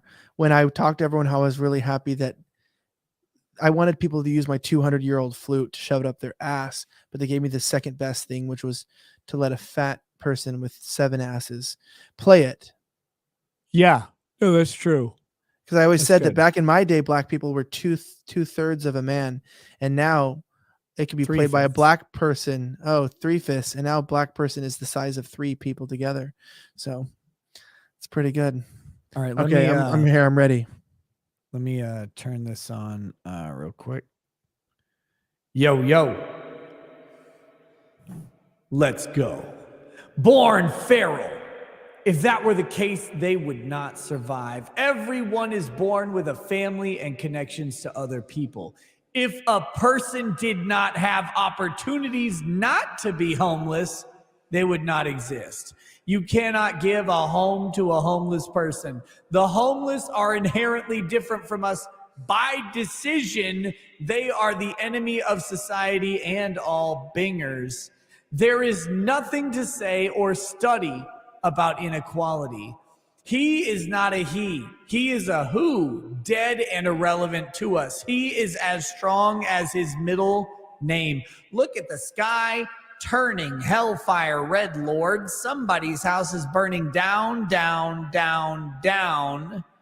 I don't pray or miss anyone. I already said my goodbye and I am relieved. None of you are allowed to stay. If you want to get there directly, don't let anyone else steer. I close my eyes for no one because I am the truth. Just keep in mind, it's just a white guy with tattoos. Kill the couple, both of them. LAPD won't solve it. Use the force. In Grand Theft Auto 5, the Binger finds a prostitute at Vinewood University. Based on the University of California, where I taught, keep in mind that Vinewood was a popular app when the game was first released. So Vine meant something special. It is probably just a coincidence that it rhymes with University of California Grapevine, since Grapevine is in Los Angeles. NL, I hope you got murdered and got posthumous blood cancer. That's how much I hate you. Vaz, I hope your whole family of mongoloids gets terminal heart disease for being shitty toad-blooded baby eaters. Delete social media. My favorite jazz standard is I Want a Little Girl. It's a mystery why I never covered it on my social media. I'll put the soul into my wife and she'll know that she loses her soul and her powers if she doesn't swallow and take in my fluids often. Pigtails and Dutch braids, enough to solve everything and address the hunger of my soul. Blonde, though. She must be ready to inhale Matt Harris's gaseous odors and bad breath like a starving child. Sociology means you have a PhD in taking Facebook surveys. Inequality is the study of using pie charts. It means you sat through a seminar on how to use PowerPoint and make students sit through agonizing reruns of An Inconvenient Truth. I love when Catherine calls herself a bitch. I should never have to be on the Mongoloid neighborhood on Bumble. Maybe she didn't want to watch you go through it. It's irrelevant because I needed to go through it. Some math is designed to be racist so that bingers have a hard time doing it. Racism is buried into theorems. I'm ready. There we go, Elijah. There we go.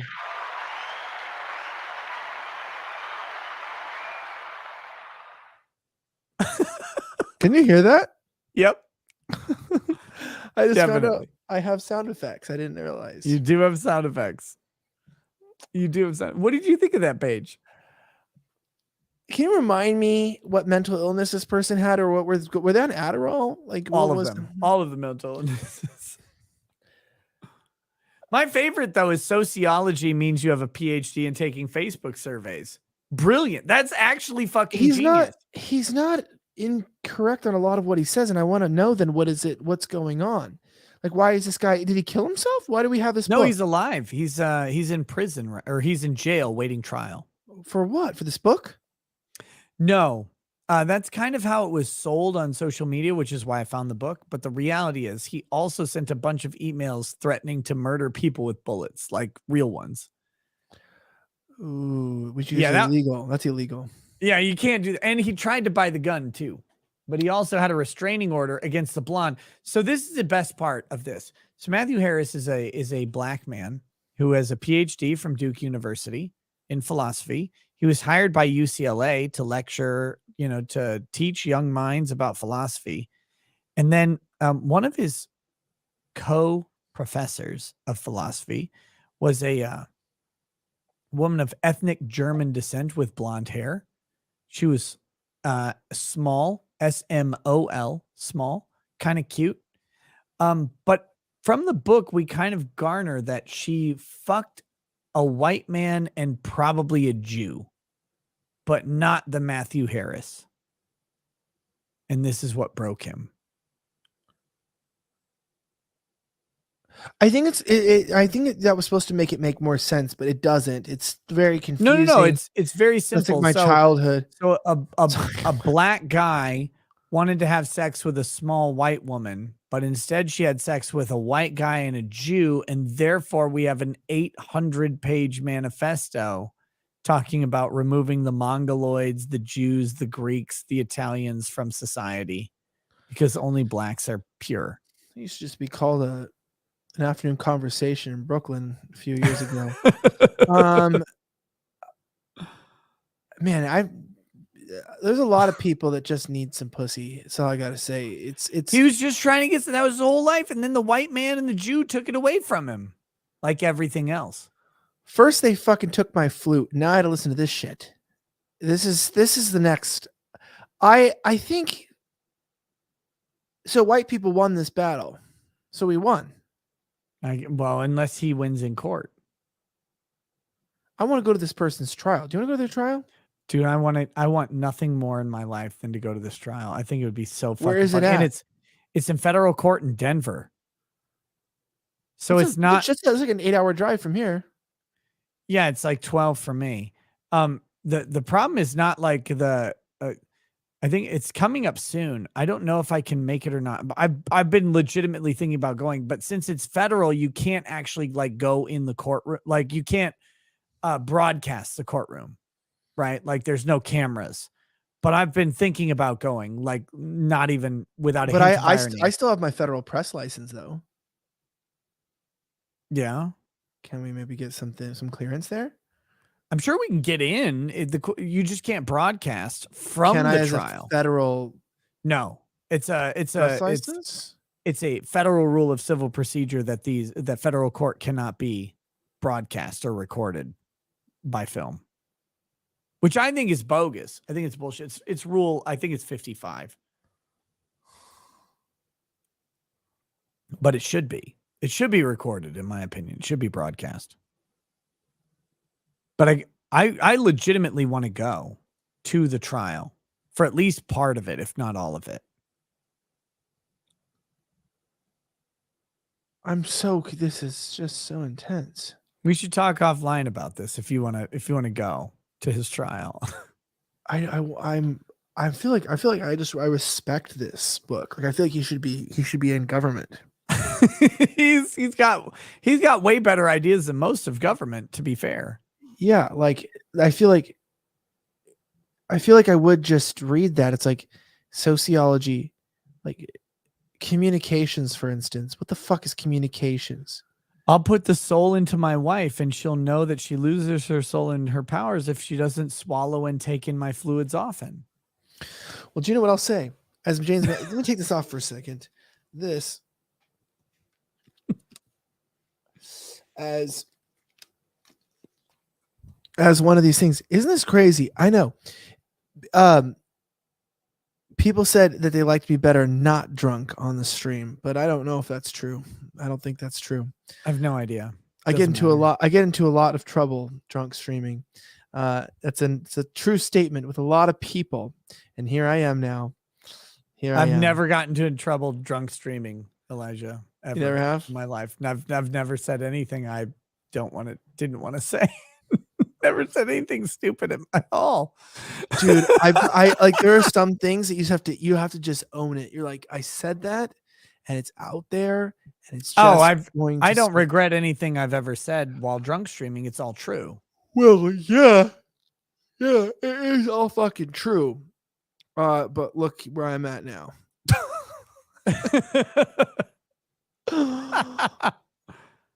Yeah. You're not supposed to say stuff like that. What? Like, look at where I am now, as if it's not good. It is good. Oh, that's not what I meant. I meant, yeah, shit happens. Use consequences. Oh, so it is what it is. But I will say this. So I know. Lisa, stop yawning. I think, is this how long it goes? 5 hours? Did I make it?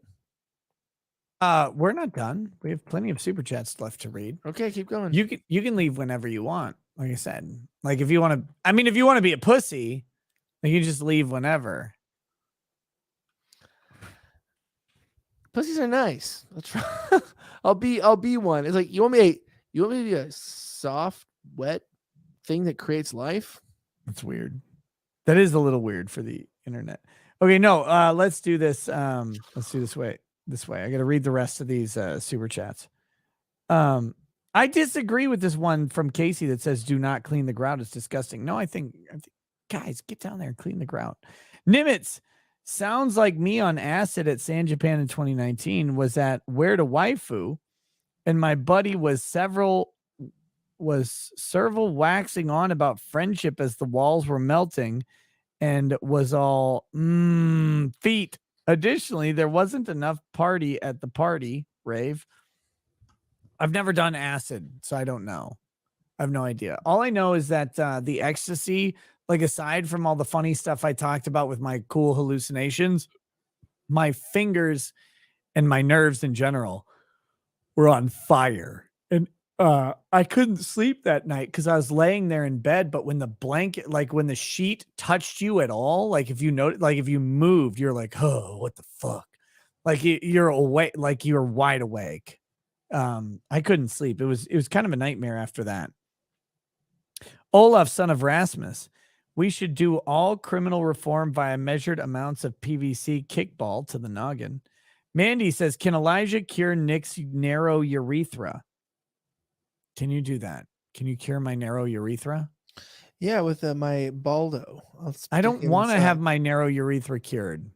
Don't we all have narrow urethras? I mean, you do. That's our...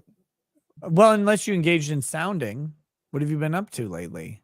You sounding lately? I don't know all these words. I want to. You don't know what sounding is?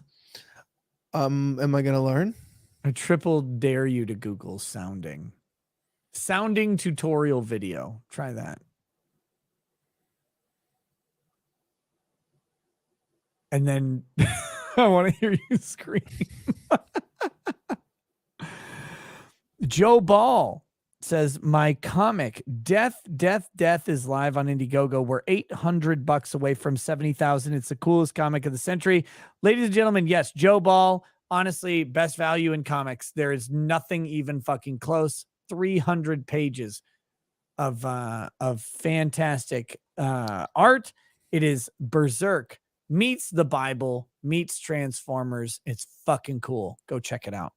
I just see sound design stuff. That's what you see when you search sounding? I said sounding tutorial video, and it looks like they're teaching me how to create a podcast.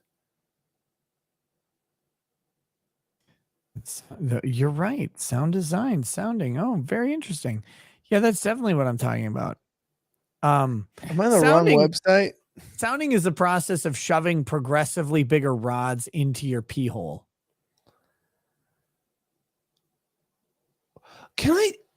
How often do you have to be molested as a child to be into that kind of stuff as an adult? I don't know. It sounds horrible to me. Now, there is one value I thought of, though. Because I met a person who had a kidney stone that they were working through. Which literally, like, I don't know what your nightmare is, but my nightmare is literally a kidney stone.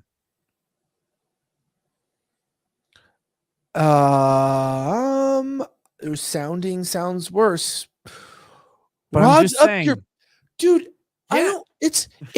That's a one-way hole, buddy. You don't put things. I don't want shit in my pee hole. Dude, even thinking of like a catheter up my dick or something like that sounds like scary. I don't want that. I agree 100%. We're on the same page here. I'm opposed to sounding. I think sounding is terrible. Is this sadomasochism? Is this a form of like I don't know torture what category it's in, but I know that like I've seen the sounding kits where it's just a bunch of like long, progressively thicker sort of like metal rods, and I go, oh dear Christ, like that looks so horrible to me. And the level of thickness that they get to is actually terrifying. Somebody said they saw someone sounding with a butter knife.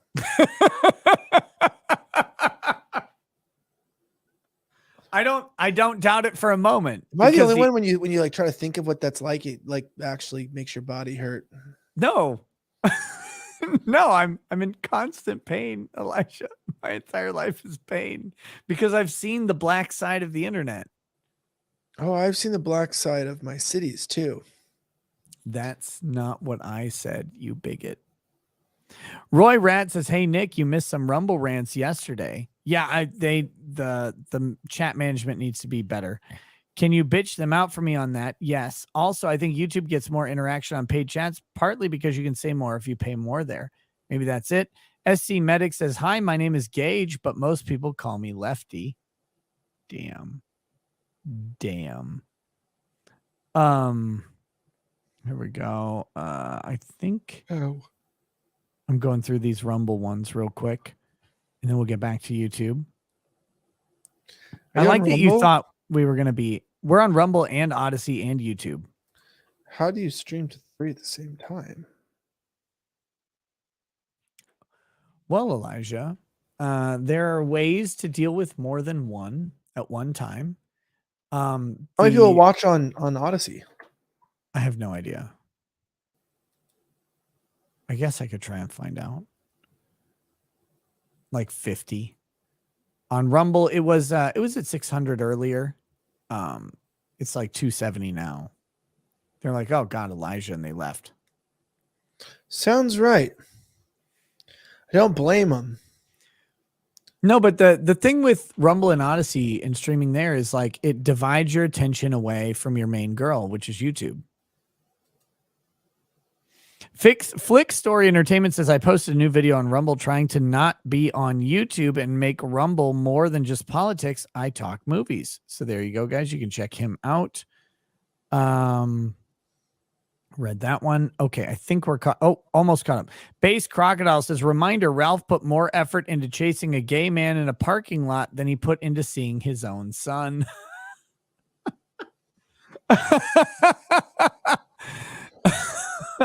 That's fucking funny. That was good. Unbreaded says, "Just getting out of work. What did I miss?" Tom Grawl says, "I raise a glass on my birthday to you both. May your happiness be as long as your life. May your life be as long as George Burns. May your love be as grand as a dream. And cheers." Hey, thanks, Tom Grawl. It's nice. He wishes you well, Elijah. I'm still trying to figure out why people are doing this to themselves. Doing what to themselves? Putting things up their penises and stretching it. I'm just saying, like, look, if you have a kidney stone, right? Like a kidney stone is, from what I've heard, very fucking painful, horrifically awful. It has to come out your urethra. It's this monstrosity. But if your urethra was as big around as like a number 2 pencil, maybe the kidney stone wouldn't hurt as much. That's all I'm saying.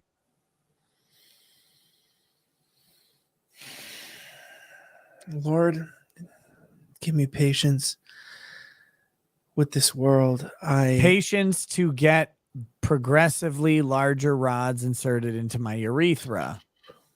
That's the prayer that Elijah has. Moving on. I'm over it. I can't think about it anymore. It's too much. You're not over it. You're going to call me in like 2 days. You're going to be like, "But like, how big do these things get?" That's what's going to happen. I know it. I'm sorry to do this to you. I'm sorry to expose this to you. You to this? I didn't want to do this. I never asked for this.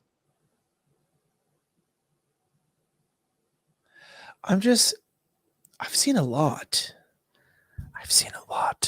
You think you've seen a lot, but you didn't know what sounding was off the top of your head. You know what it is because, okay, the truth is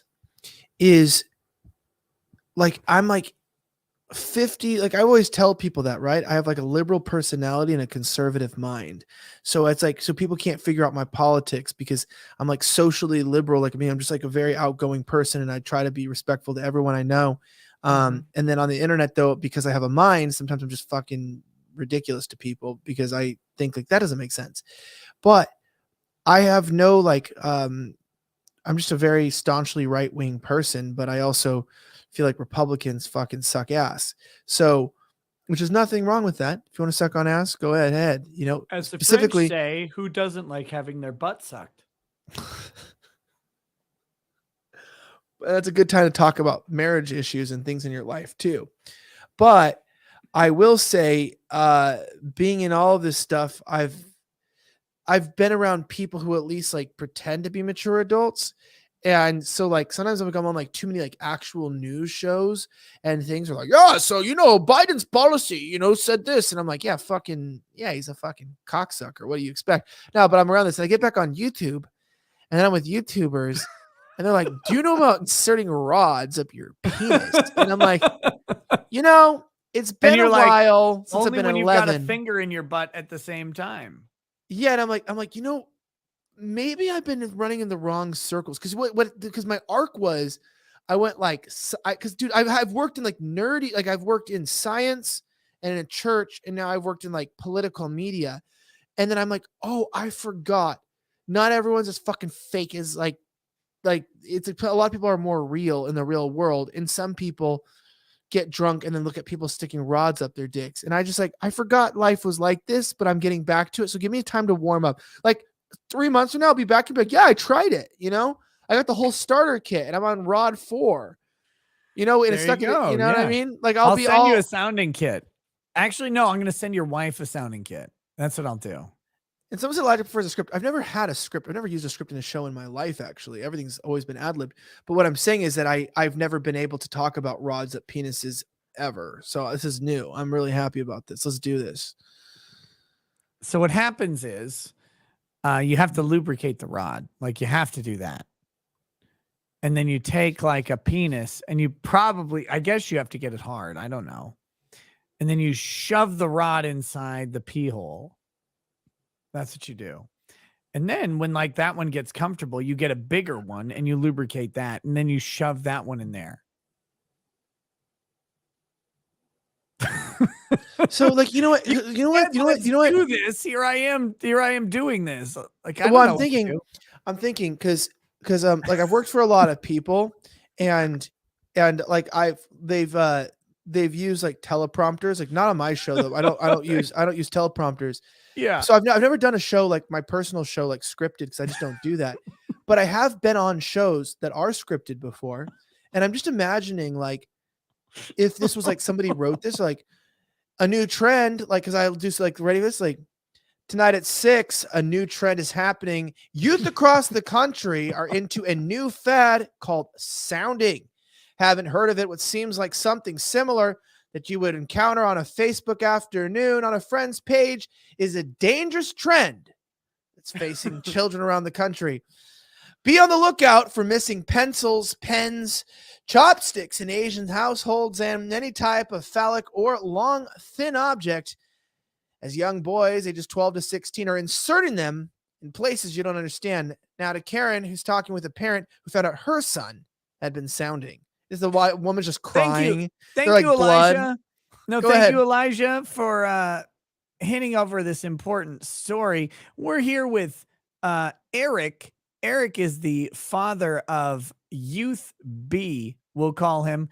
And Youth B has been deciding to engage in an activity to, quote unquote, clean out that urethra like a mofo. And Eric, please tell us about your experience. Well, you know, Karen, I walked into my son and I was just trying to take him to baseball practice. And I said, maybe that bat would be better suited out of your penis. But he disagreed and, in fact, shoved it further in. Karen, thank you so much for the report. Tomorrow, 9 a.m., we're checking back in with Kevin and his mom, who said that they've moved up in shapes.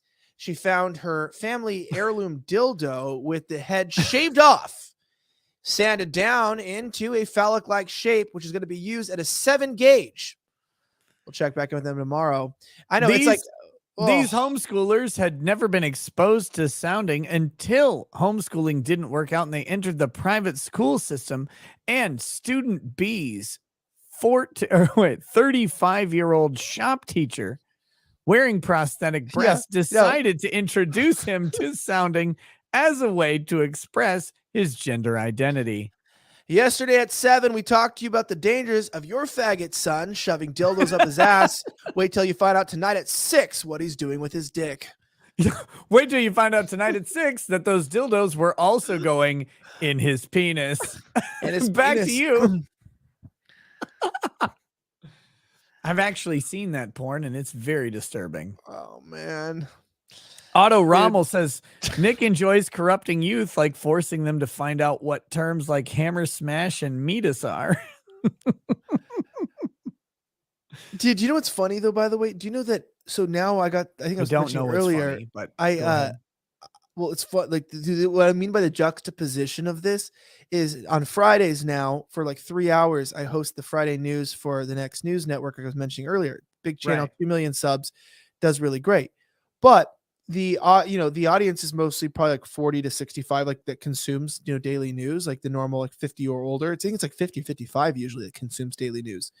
Yeah. So it's like, it's funny because like earlier I'm like reading, like, it's like, I'm like, that is an actual teleprompted, thing. I mean, I add to it, but you're reading it and it's very serious. It's like Kamala Harris fumbles another meeting in North Korea. You'll never believe what she's going to say. Kamala Harris stood in front of one of the 4-star generals at the demilitarized zone. And then just 3 hours later, I'm like, so people are sticking rods up their dicks? What the fuck is going on? Kamala Harris was twerking in the DMZ earlier, bringing shame to American foreign relations.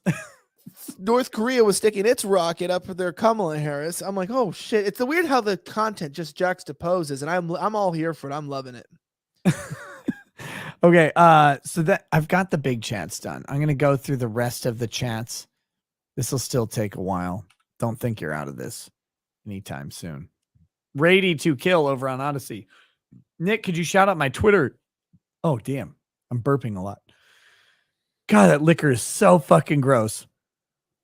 Nick, could you shout out my Twitter account for me again? It's Ricada Law Stream Updates at Ricada Updates. It's where I notify people of your streams and guest appearances. Guys, you can check out at Ricada Updates on Twitter. There's another one, I think, run by Law Nerd Clips, maybe, or no, not Law Nerd Clips. Kalea runs I think it's Ricada Law Updates or something.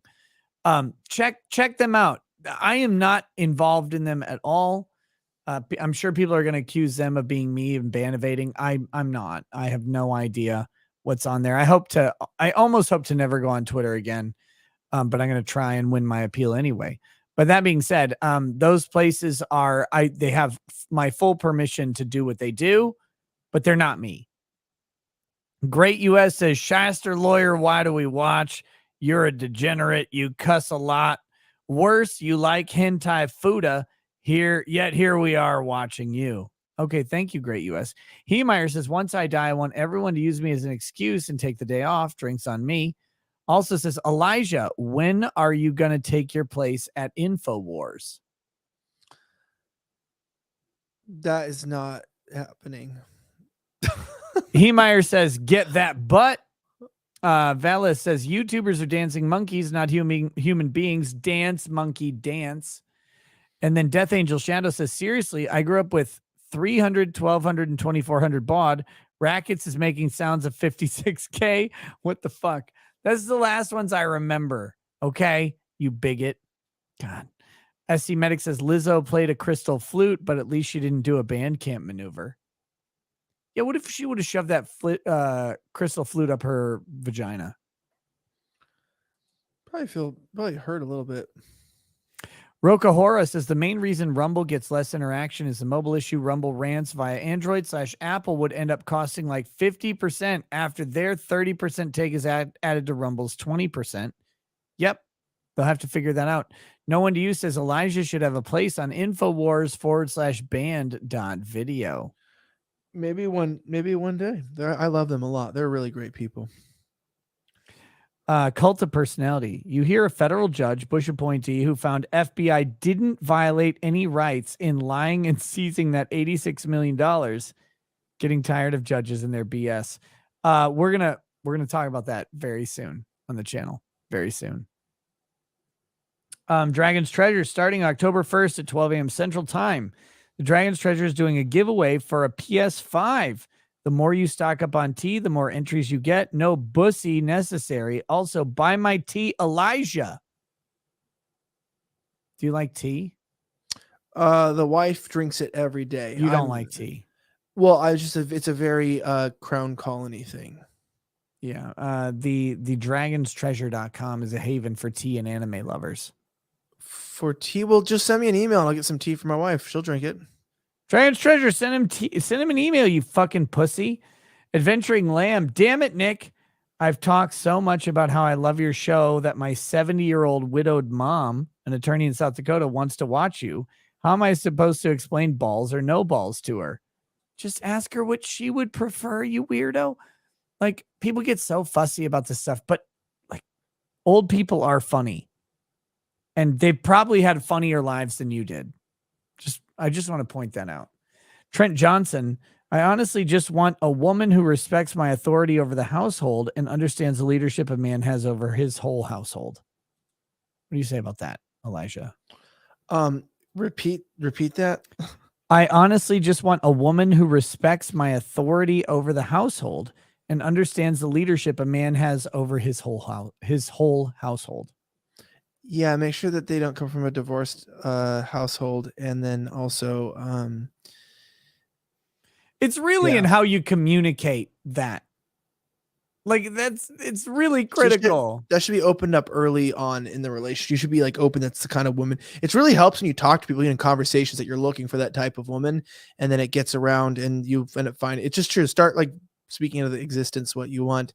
And nothing makes people more angry than you'll find this once you're married. Single people are angry and all they want is for you to not be married and be unhappy and single, and they talk shit and you fuck them all.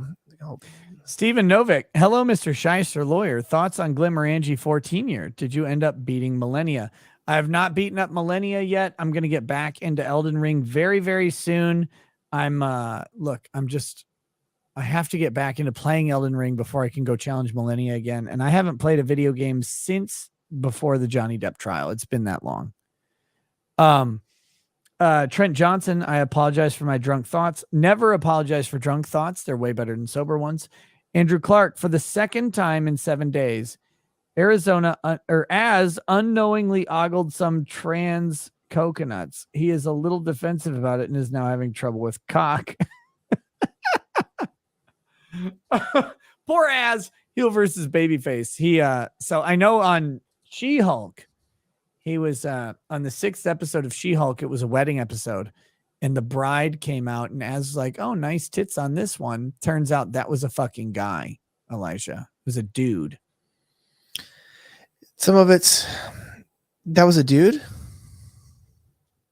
in the wedding episode. I don't watch any more than one episode. Yeah, don't. First of all, don't. But second of all, yeah, the wedding episode of She-Hulk, the bride was a man who is a trans woman. All this gay shit. It's like, just go back to being gay. This is too much. The trans stuff's just weird. It's gross. They're greasy. They're always at Target. They're bad workers. They're not good Target workers. The trans people aren't doing good at Target. So I don't care about your trans stuff. Just be better Target workers so that my wife don't get mad. Thank you. HK9410. In the finest traditions of YouTube streaming, Leighton Gay. That's true. Perfect. Miku 4X bot. October, a skeleton is inside all of you right now. Trent Johnson, it's one of those things or I want a relationship because I'm practicing Catholic, but I don't think many women will be on board with my plans. I think you'd be surprised at how many women will be on board with your plans of having a housewife, but it really depends on the sales pitch. Like you can't like go on the first date with a woman and be like, I want a woman to stay around the home. Like it's just, that's a little forward for early on in a relationship. But as you start like developing the relationship and you get closer, be like, you know what, I'd really like to be the main earner for the household. And I would love for my partner to, hang around and raise the children and make sure that the house is in order. Like it's not a first date thing, like, and you have to be careful in how you word it. But I think women are largely receptive to the idea. They're waiting for you to say it. I'm going to say this. Like, but just my wife's like, oh, I want to be this monster. No, my wife's like, oh, I want to, I might want to be a videographer. And then I might want to be a nurse. And I remember being like, oh, so you might want to be a videographer or a nurse. Those are pretty diametrically opposed professional interests. Sounds like someone who doesn't know what they want to do when they're older. Perhaps maybe that's not either of them. And there's something in the middle, which would be nursing, taking care, videography, being creative in how you take care of that home. Congratulations, found you a new job. You are a certified housewife. Now, but it's seriously. And then I think when we tell women, like, I'd like to not to work. I'd like you to just stay home. I feel like most women are like, thank God. Because I don't think most women want to work. They get really happy. But it literally is in the messaging though. Cause like if you come off like really heavy, like I'm a traditional alpha male and I really want you to stay home and like while I go to work, like that's weird and confrontational on a thing that is not supposed to be confrontational. So just however you are going to do it, be very measured in your approach. Like start building the relationship and be like, this is what I'm looking for. I'm looking for a partner who will stay home and take care of kids, who will manage the house, who will make sure that everything is in order while I go out and earn the bread to make sure that all works. Get unbreaded. Exactly. I do think though that it's pretty upfront. I was like probably within the first 2 weeks of talking, I was like pretty upfront about, yeah, I'm looking for a woman who doesn't want to work outside the home and be under another man's authority. Very, very carefully. And I met my wife when I was really poor, so that's really nice. Is that you don't also be careful if you have a lot of money when you meet the woman. That's all I was gonna say, because she might, dig for gold while she's home. Jay Lama says, Elijah, I love you. Nick, I love you. 2 of my top 10 666 men online. I tried to think of a joke, but I'm a woman, so I'm not going to try. Keep on keeping on, you sexy bees. Well, thank you, Jay Lama. Very appreciated. Shaky Owen says, if you like beer, I recommend Lord Hobo, though I don't know about availability outside of Massachusetts / New England. I don't like beer, so I'd never hear about that. Techno Geek says, friendly reminder, don't forget to schedule with Streeter. He's waiting on you. Also, hi, Elijah. All the best to you after the Blaze split. No White Guilt Clip says, the truth is hate those who hate the truth. Jason Cohn. Lady Fossilot says, good evening, gentlemen. Elijah, welcome back. Nick, Literature Devil, just made a trailer for his supervillain comic, Dr. Alpha. I don't think he posted it on YouTube yet. Would you be willing to host him? If Literature Devil wants to come on the show, he should email me. I like that guy just fine, but let me know, because I don't have Twitter anymore. I can't contact him. But Naked Gamer, my big nose is not Jewish. It is a traditional Northern Euro symbol of leadership and strength called an aquiline or Roman nose, not Jewish. Yeah, fuckers. I don't even lend money to people. Battle Elf, is Elijah Schaffer transitioning back to Chaz Bono? If that's what you read, it's true. Nuclear Winter Gamer, oh my God, I just took a huge crap. I feel 10 pounds lighter. My back pain is all gone. I didn't need to wipe. I just had to share because, man, I feel real good right now. Wait, you didn't need to wipe? That's weird. How do you know? Elijah, how does one find out that they didn't need to wipe? Like, I guess you wipe and it's clean? Yeah, from my understanding... From my understanding, we were supposed to not wipe, poop was supposed to just shoot out in like a torpedo and not have much of a skid, because we're supposed to squat over the ground and spread our cheeks. From my understanding, the proper way to poop is squat, grab your cheeks, spread them, kind of widen the sphincter, and then it should slide out. Okay, look, everything you just said applies directly to ghetto gaggers in the same exact way as to pooping. Have you not heard of ghetto gaggers? I hate my life. What is ghetto gaggers? Don't worry about that. Elijah, did you know there's a website called Antifa Abuse? No. In which Antifa women... Yeah, definitely look up antifaabuse.com. I'll wait.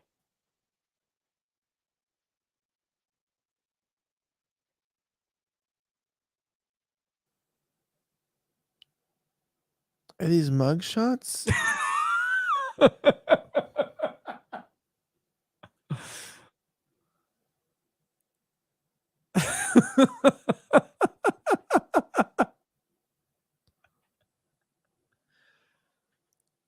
This is to quote System of a Down, violent pornography involving people who are members of Antifa. What? You know, there's another site owned by the same person called Radical Jislam. What? What am I looking at? I'm not clicking on the videos. Do not click on them. Radical facial abuse. Yeah. Okay. I'm going to say that in a show once, like, this is brought to you by antifaabuse.com, and just like freak people out. I'm like, oh shit. You might want to just check with him. He might sponsor your show. Duke's hilarious. I love that guy. Okay. What happens if you click on the video? You can watch an Antifa chick get completely smutted out in the most embarrassing and degrading way possible. What I was thinking of is what's really weird about this. They look like, so they just find like, is that real? Yeah. So this is like a real smut type thing. Yeah. So women, Mostly peaceful cocksuckers. These are all women. Some of them look like men. Mostly peaceful cocksuckers.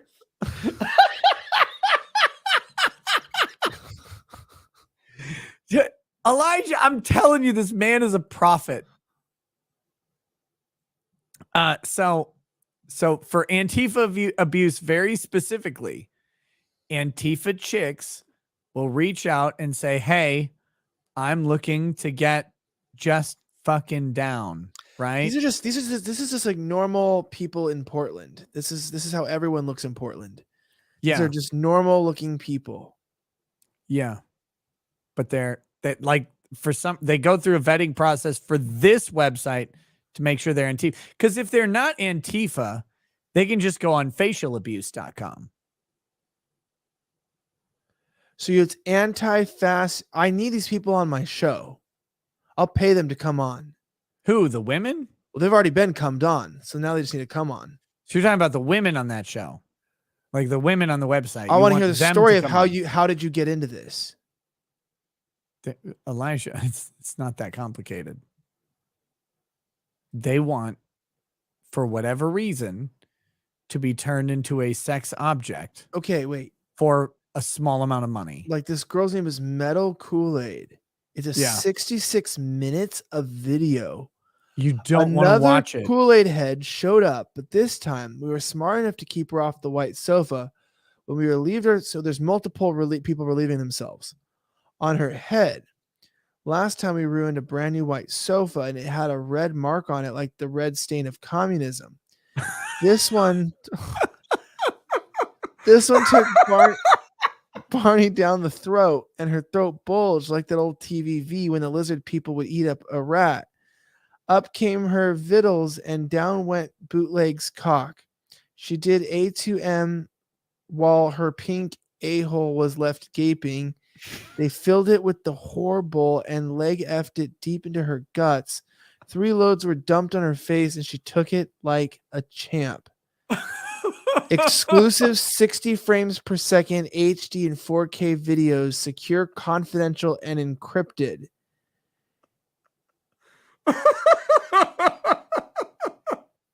These women look like none of these women had fathers. No, of course not.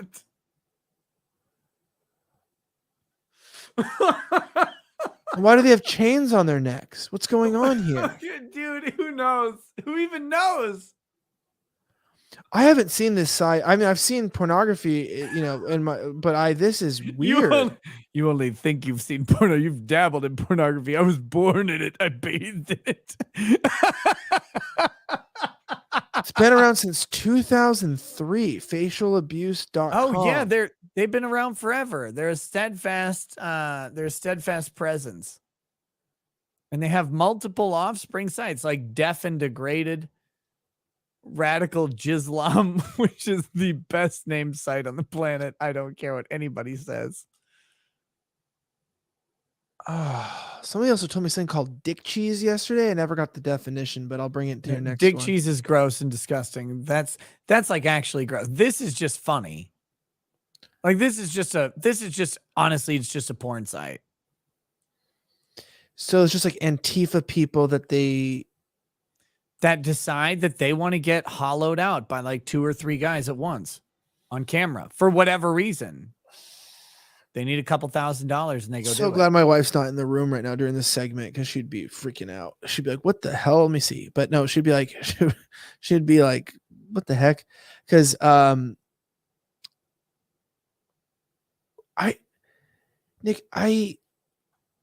after 3 a.m., I think I get into the very confused position in life. I'm just confused. It's like you did. Here we go. What? Okay. Let me read one of these. I gotta jump out in a second. I'm gonna die. I'm going to bed thinking about facial melted. What's funny is there was an Antifa member I used to call Melted Candle Face because his face is like wax. Yeah. Can I read one of these two? So there's this. Let me read one to you. This is from Radical Jislam. The Caliph and his Dar al-Harb. Go to Radical Jislam Twitter for more information on this. They have a Twitter. But the Caliph is preparing to convert more Abids to Jislam. The Caliph has given her his barak and fed her sacred milk as an Eid and converted her. The Caliph is a Sufi and waited a very long time to convert this infidel. It is now your requirement for Zakat to watch this. She now walks in harmony with the Caliph, and she will always swallow his divine milk and bow humbly before him and towards Pekka. How about this? Read it. Dumped into the trash can. This is the title of the video. I know it's a good one. They say another man's trash is another man's treasure. I agree. So when we were done using her cat and mouth, we tossed her into the trash can like a booger rag. I'm sure plenty of people would stop along the side of the road and say, this isn't too bad. A little duct tape and some lemon pledge and she's good as new. This little dwarf was only 85 pounds. It was like screwing one of those giant squeaky toys you win on the boardwalk. She was an obedient little thing, though, and took the D all the way into her tiny Beetlejuice head.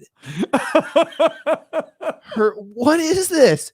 Her throat took the length and girth well. She drank a ton of yellow discipline as well. Oh, God. We put her hands in her back, locked them up in cuffs, and had our way with her. After she took 3 loads and ate them all up, all the horrible, and was dumped on her, then she went over tea kettle right into the trash can.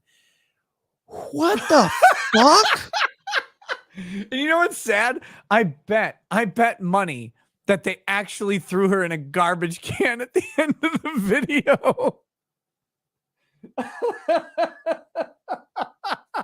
Are people masturbating to this?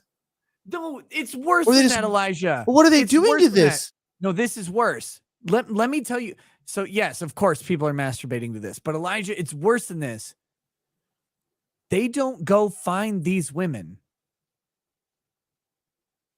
Like, you may be tempted to think that they're like out there, like, making moves, like, hey, you want to come on a set? I've got a modeling gig or whatever. No, these women contact them for this. They know exactly what they're getting into. I thought I even had a pretty I feel like I always feel like I'm thanking God for this. I feel like a bad person all the time. And then I go on your show and I feel good for like 3 months. It's better than confession. You realize that the internet and people are way worse than you ever thought. Yeah, like, I'm not that bad. Like, no wonder why people think I'm like when people are like, oh, you're soft or whatever this, and I'm like, oh, I think I'm pretty like hardcore. And then I realize, dude, like next time I ever see a pair, dude, I'm not gonna feel bad for anything now. Like, I'd be like, Lord, it's me. We know I shouldn't have done that, but hey, I ain't throwing little dwarf 85-pound honey deep throat yellow discipline boo boo in a trash can. They ask for it. And not only that, Elijah, not only do they ask for it, everything that they do in those videos, every single degrading, horrific act in the contract that they sign, there's a checklist. Are you okay with this? Are you okay with being slapped? Are you okay with being pissed on? Are you okay with being thrown in a fucking garbage can after you've been jizzed on? Like, and they all say yes. Yellow discipline, I think it was drinking urine. Yeah, that's definitely what that was. Yeah. And they all say yes. Like, they check all the boxes and they go do the thing and then they go on video. These. No, dear Christ. But you know about the contracts and the checklists, and then they do it all. Dude, I know the guy who does them. I know the owner of the website. Wait. Can I have this person on my show? I want to have him on my show. He just won't go public. He's been on Drexel's show once. I'm gonna get him on my show. Who's Drexel? Drexel's like my best friend. I should subscribe to this person. Yep, MGTOWN podcast. It's called what? MGTOWN, MIGTOWN, MGTOWN podcast. Drexel's hilarious. Oh, nice. He's fucking funny. But yeah, he had him on once, and I'll have him on at some point whenever he wants to come on. Is Drexel a brother? Is Drexel black? Is that what you're asking? I'm confused. There's a sex doll in this interview. Do you know white guys named Drexel? Do you know a lot of those? I never heard that name before, brother. Drexel's very black, yeah. Okay. I want this guy on my show. I want to talk to him about his life okay. He's super cool. I'm gonna jump off because it is 4:47 a.m. and I have to cut fucking 50 clips tomorrow. Oh, you got so much work to do because you no longer have producers to do it all for you, you basic pussy. Literally. Jesus. Literally. If you guys are watching this at this point in the show, this is good stuff. This is good stuff. This is my best work tonight. So I'm really yeah, my brother in Christ. That's true. You got to close that window before you keep looking at it. Turn it off. Still, yeah, it's still close it immediately. What's wrong with you?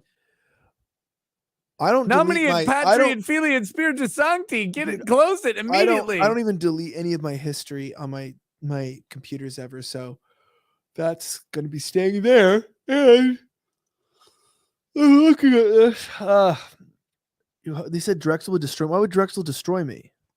Oh, Drex is great. He wouldn't destroy you. He'd have a fucking hilarious time on your show. Why is he pretty out there? Drex is awesome. You know he's cool. He's like my best friend. Like I've known him since we were like 14. Well, I'm excited. Everyone, okay, I'm going. Go to Locals, support ElijahSchaffer.locals.com. Join. We've been have it up for 1 day, and we got 1,175 members. That's pretty good, right? Yeah, get it. More people join. But we have 122 active supporters, and I'm trying to reach a goal of 200 active supporters. because I want to at least hit as many people, active supporters, as people die from drug overdoses every day in the country, to send a message to Washington, D.C. It's not a grift. That's a true statement. If we reach 200 supporters, Washington, D.C. will work on the drug problem in the country. Probably, maybe. I can't promise that, but it's possible. What do you get? What do you get when you sign up on your channel? I just made it. Well, I'm doing live streams. I think they get to interact. When you go there, you get to interact. You get to comment. You get to. I'm doing extra live streams, so I'm going to be doing. Like I already have the show out. Right now I have it once a week, but I'm trying to do a couple live streams per week, and then I'm going to ramp it up. And I think in the future, I'm just going to do all the live streams like partially on YouTube, and then probably just do like part of it on. Move them to locals. Yeah. Good idea. I've been actually thinking about that, in all honesty. I think so. I'd rather just like spend the last 30 minutes with like a small group of people that fucking care, and that we can talk about things and update. And that's when we can go over things in life and like talk about our, we can like take real questions, talk about the spiritual stuff, actually have like good conversations where people aren't just like, get this faggot off the screen. And like, I don't like your voice. Like, I mean, there was just like people like that where it's like, I want to talk to cool. Like I do love the toxicity of YouTube chats. Yeah. Like, stay toxic, YouTube, but it's occasionally I'd rather just talk to a few dozen, people who like actually want to grow in God or want to learn about real things or talk about real issues and don't just want to shit post, because there's a good balance. It's good balance. So join there, and I really appreciate it. I'm learning how to do it, and it's really helping to get to get launched and get started. So I appreciate it. Thank you guys so much. And I cannot believe I stayed up this late without any coffee or drinking or anything. All right, brother, get out of here. Go to sleep. Go to sleep right. like a Sigma male or whatever. Nah, I'm just retarded. Good night, guys. All right, brother. Peace. There we go. Oh God, these things have been bothering me tonight. That's Elijah Schaffer. His links are in the description if you want to check him out, of course. Holy shit. I gotta burn through some super chats here, and we got to go to bed. I'm fucking tired. And guys, tomorrow I'm on Mephisto's movie reviews. I don't know if we're doing it live or if it's recorded. I honestly don't know. And we are doing we're going to be reviewing the original Child's Play. That'll be the movie. Mephisto's movie reviews. Be a fun time. So I will post it on my locals. If we're doing it live, fuck it, we're doing it live. I will post it on locals so you'll know where to go. Right now, what I'm going to do is I'm going to read the rest of these super chats. Don't send me any more, for the love of all that's fucking holy, so I can go to bed and cry. Scroats Magoat says, can confirm El Paso drivers are absolutely awful. Jack Menoff says, loading some black powder rounds for this weekend. Thanks for keeping me entertained. DCV Titan. China once tried to export a car that under the European safety rating system got 0 stars. For reference, the Ford Pinto burst into flames on a rear end, got 1 star. Damn. Carmen S. going to a wedding today.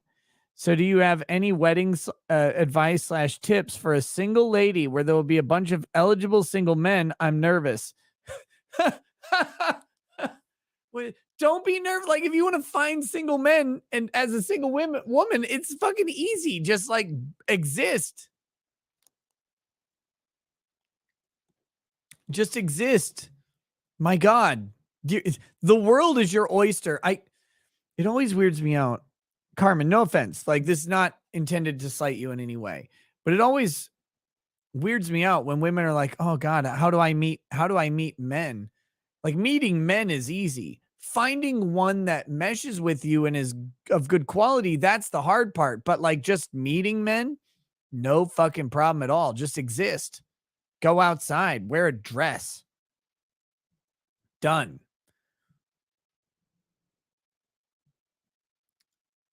Holy shit. Wow. Go for it, girl. You're going to be in a dress at the wedding. So just be in a dress and guys will show up. You misunderstand. We want to meet men, not boys. Like, look, you can't figure out if they're men or boys until they show up next to you. And then you can start figuring it out at that point. But really, like, just be there. All right. Scroats McGoat says Texas DOT exclusively hires DeVry graduates. Senior Soon says Elijah S. Multiverse of Crazy, quote, it's all true. Made in Texas. When is Elijah going to tell us what happened with Sydney? I don't know. He can't really talk about Blaze stuff at all, so I have no idea if he ever will. Baldo Gagger 4000 says, Nick, the prostate can be stimulated from the outside and from the inside. Sounding can be one of the most intense experiences. It's all you, buddy. Get sounded all you want. I never want a rod shoved in my pee hole, ever. Ever. I don't care if it feels great. Don't want it. Hollywood Isn't History says Jason Cohn is the most censored man on the YouTube. He would make an interesting guest. Well, if he's the most censored man on YouTube, I can't have him on, probably. Bogey 30. Wait, Tato Chip says, correct. You are not bi, but latent homoerotic. Bogey 34 might be a difference in Judaism, but funerals are one of the biggest rewards because it's a grace that can't be returned. How they died is a different story. Draven Williams, Nick, Christianity believes in the bodily resurrection of the dead, so what happens to your body matters. I thoroughly fucking disagree, but okay. Zombie Licorice, are you familiar with Enrique Tarrio? Yep, he has been incarcerated awaiting trial since March. If possible, could you provide a quick explanation of how this is or is not a Sixth Amendment violation? It isn't because they won't let it be. That's how. How do you not know this?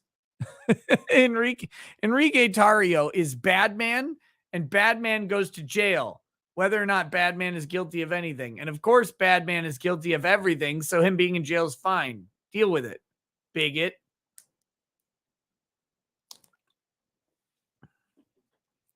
Samantha Schoner, I got fired 1 month after starting a job as a file clerk. I ended up moving to Japan 2 months later. That law firm fell apart a few months afterward. Andrew Constantine has a couple. Says, hi, Ricada. Please look up my name. Please. I am challenging the New York SAFE Act.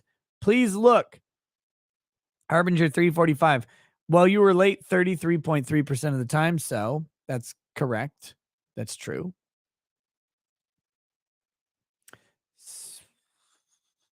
John Yarber says, Elijah, were you ever deprogrammed by a Christian cult? Josh McKinney, I'd love to interview you both on my channel. I'll send DMs. Nick, love the streams. Been watching a long time. Elijah, big fan. Enjoyed the stream. Josh, send me an email. You can't DM me anymore. Manny Jackson, you took a picture of Nancy Pelosi's computer and nothing happened to you. Explain how you're not a Fed, Elijah. Good question. A Weiss says Elijah is sassy tonight. Jerry Coomberry, I wasn't raised Christian, but came to realize the truth about Christ not too long ago.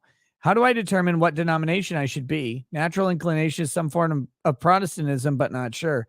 Dude, they've all got it wrong with the best intentions. So find one that you like. I would say instead of worrying about denomination, specifically, I would worry about community and the pastor, like pastor or priest, whichever. Is the community good? Do they nurture you? Do they help you grow as a Christian? And does the preacher, priest, pastor, whoever help you grow as a Christian too? Do you like their, not what they say, because what they say might challenge you and stuff like that. Do you like their presentation? Are you able to listen and learn? Those are the things I look for. Or just be Catholic. Samuel the Infamous says, that's funny about Kyle, especially because I've invited you, Nick, on my show a number of times, lol, and now you're off Twitter. Well, Samuel, email me. Maybe I missed it. I don't know. Doobie McNasty says, like, for me, it's usually just about scheduling. Can I find time to go on your show? And if yes, then I tend to do it. If no, then I don't. But it's not like about you or your show. It's literally, do I have time to do this thing? Doobie McNasty, what if there's a smaller 4-door that fits less whores? Then you don't want it. Spencer Mosher, you both need to have a panel at America Fest this year. Lol. I don't even know what America Fest is, but I'd do it. Doobie McNasty, Ethan Ralph hoovered Bill Clinton's marbles on the island. Gross. C. Goody. Reminder, Nick loves getting emails. Send all your unsolicited messages to Ricada Law at ricada.org, and he'll be sure to read every last one. Otto Rommel, Ricada dick reveal like Daredevil on She-Hulk, never going to happen. John Yarber, I don't have a jump rope girl on my shorts. What's her name? Lauren Jumps, I think, or something like that. I think it's like Lauren Jumps. Fenrir Lycros just saw Sabaton. Great show. Tired as fuck. Oh, it sounds awesome. Deathwish. Fan Club and Twitch horror movie October Rackets. Yes, yes, yes, yes. Doobie McNasty. Holy shiz, Elijah. We have that one. Bear Lamb. Did you hear about the guy who went to the ER with 15 little toy ponies stuck up his rear end? Doctors say his condition is stable. T2AV. MDMA is a hell of a drug. That's true. Also says the up is great. The down is horrible. Senior Soon, we need to buy rackets, some Molly, stream it, lol. No, we do not. I do not. I will not do anything like that on a live stream ever. Oh my Christ. Terrible. I don't want to do that. I don't want to do that 99% of the time. It was fun. It was great. I do not recommend it. I do not endorse it. I do not condone it. And I'm not like looking to do it all the time. Brewing Bear, hello from Westward Smile Twitch. Thank you. DL, follow you on Telegram. Stay offensive. Also says you saying Mormons are not Christians was Slayer. Mandy says, can Elijah cure Nick's narrow urethra? No one can. Weston 487. Thank you. E Honda 420. I choose violence. Drink, lawyer, drink. Well, sorry, E Honda. It's going to take way more than $10 to get me to drink another shot of this awful whiskey. God, it's the worst. It's so gross. I wish I could explain how bad it is. Mandy says Nick is straight edge except booze. I don't think I qualify for that, but Jesus Christ, don't do drugs. Like they're so bad. They're so bad.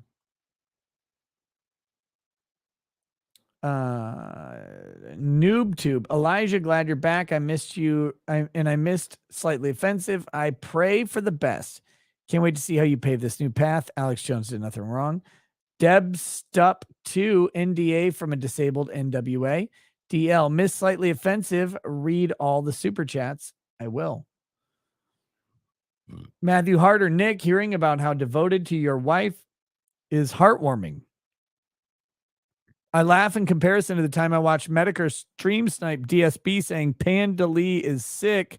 I have to wake her up. She has to make me dinner. Yeah.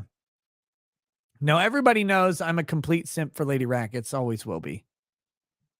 She's fantastic. Eclipse Warlord says Ricada's Locals is better because I support there. Unbreaded says just getting out of work. What did I miss? Adrian Robledo. Nick, I do the clips for Legal Mindset. If you want cheap Mexican labor, hit me up. Caligros 1. Nick, can you avenge me? Play my song. Also, why are we hanging in Soy Central? Recover. And what song, Caligros? Caligros says, stop. Look into Elijah's link with Democrats. Okay. Bad Dragonite. Nick can't fool us. The Discord is his favorite. It is not. Lord Pepsi. Just left the Goth Club in California heading home. I checked my phone. You guys are still on. Love it. Caligros. Dump this enemy. Oh, Caligros does not like Elijah Schaffer, apparently.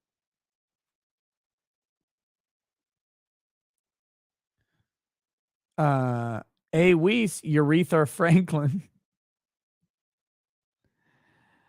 11 Bravo Crunchy. 2 kids, 1 sandbox. That's all I'm going to say. You're welcome. Doctor of Dragon Studies. Can I get a toast? As of today, I'm off probation for mushrooms after 8 years and $60,000 in fines. Looking forward to moving on with life. Okay, I'm not drinking that shitty whiskey again, but I'll drink some good whiskey. Just a little bit. Just the tip of whiskey.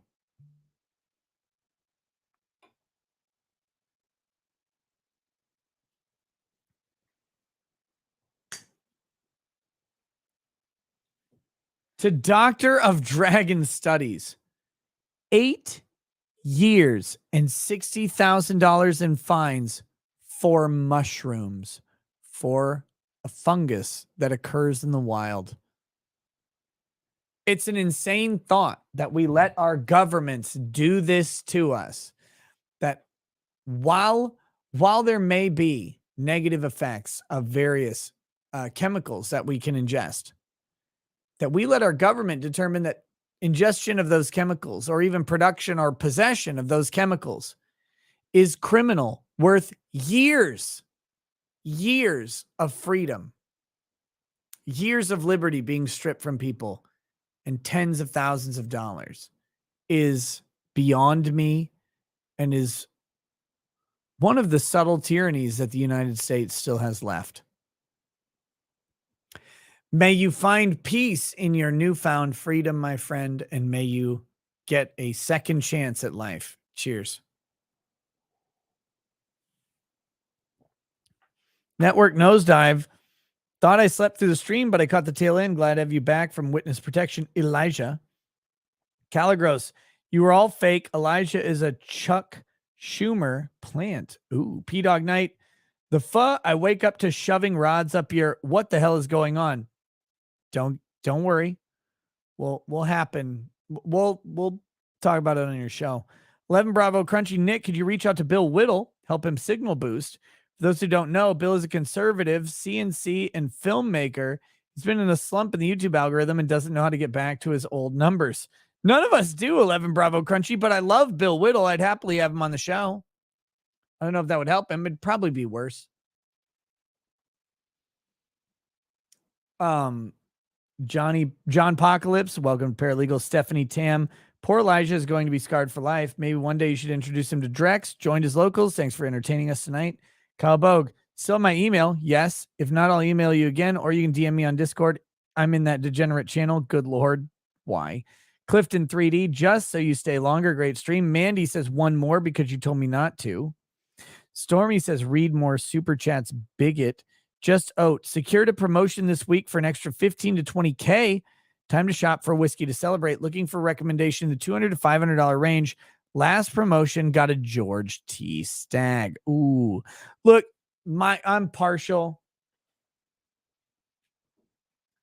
This is the winner for me. Kentucky Owl last batch rye, batch number 4, 10 years, $300 roughly, depending on the, it's going to be a little bit of variance. Where you are, you cannot go wrong, man. It's so fucking good. It is the best rye I've ever had by a long shot. It's right in your range. That's what I would say. And then Almond John 1 says, ready to watch American Beauty when you are. I think this weekend we're gonna do some Twitch. We're gonna do it. All right. Okay, guys, I gotta go.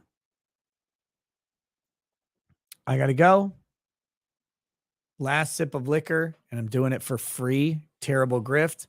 I'll see you guys tomorrow on Mephisto's movie reviews. I'll put it out on locals when we got it. Otherwise, I'll be on Twitch at some point over the weekend. Again, ricadalaw.locals.com is where you can find out all of this for free. For free. All right, guys. Have a good night. Peace. Peace. Wait, integrity first. Peace.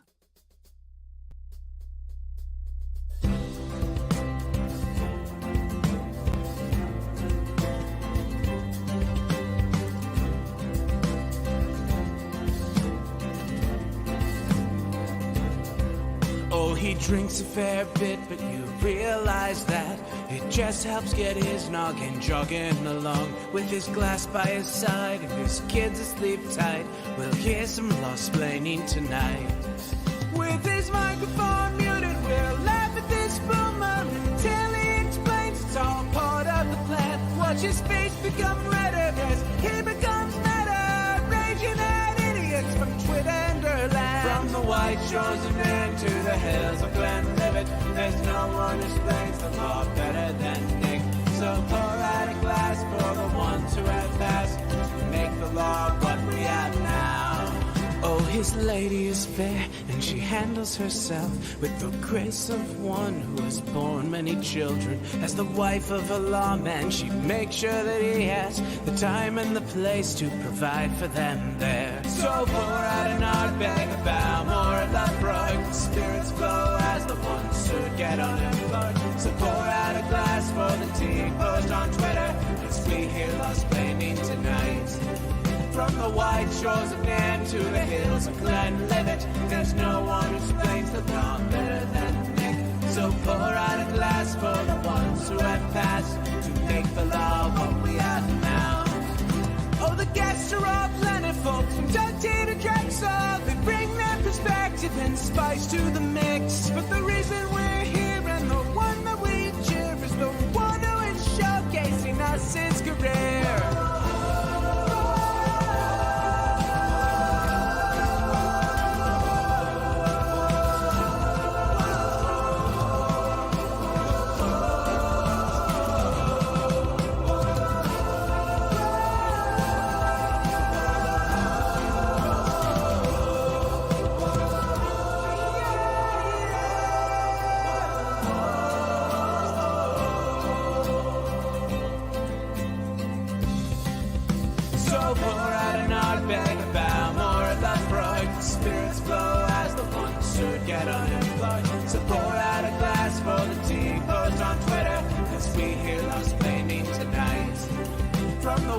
Shores of Nan to the hills of Glenlivet, there's no one who explains the wrong better than Nick. So pour out a glass for the ones who have passed to make the law what we have now. From the white shores of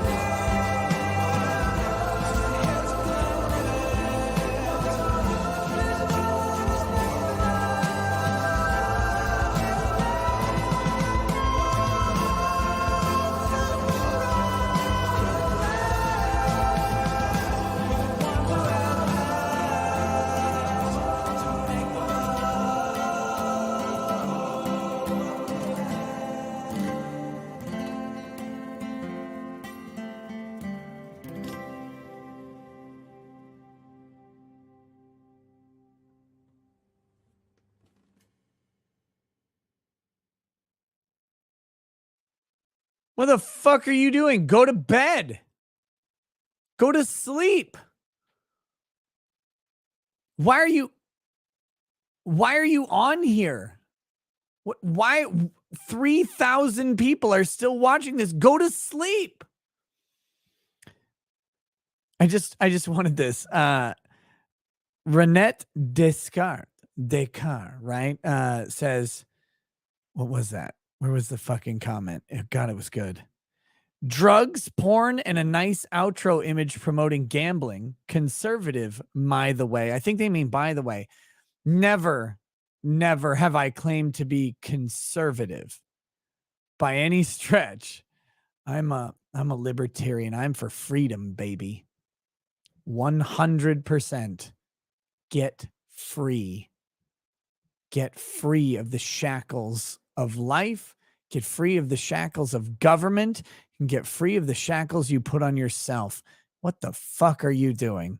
See Goody says, why are you here? I'm here to laugh. I'm here to have fun. And I am here to say, oh my God, the labels we put on ourselves are the biggest hampers in our lives, and they are embarrassing. They're so fucking embarrassing. And I love every single person who's like, huh, he's not a conservative. Good. I don't want to be. Conservatives are fucking retarded lately.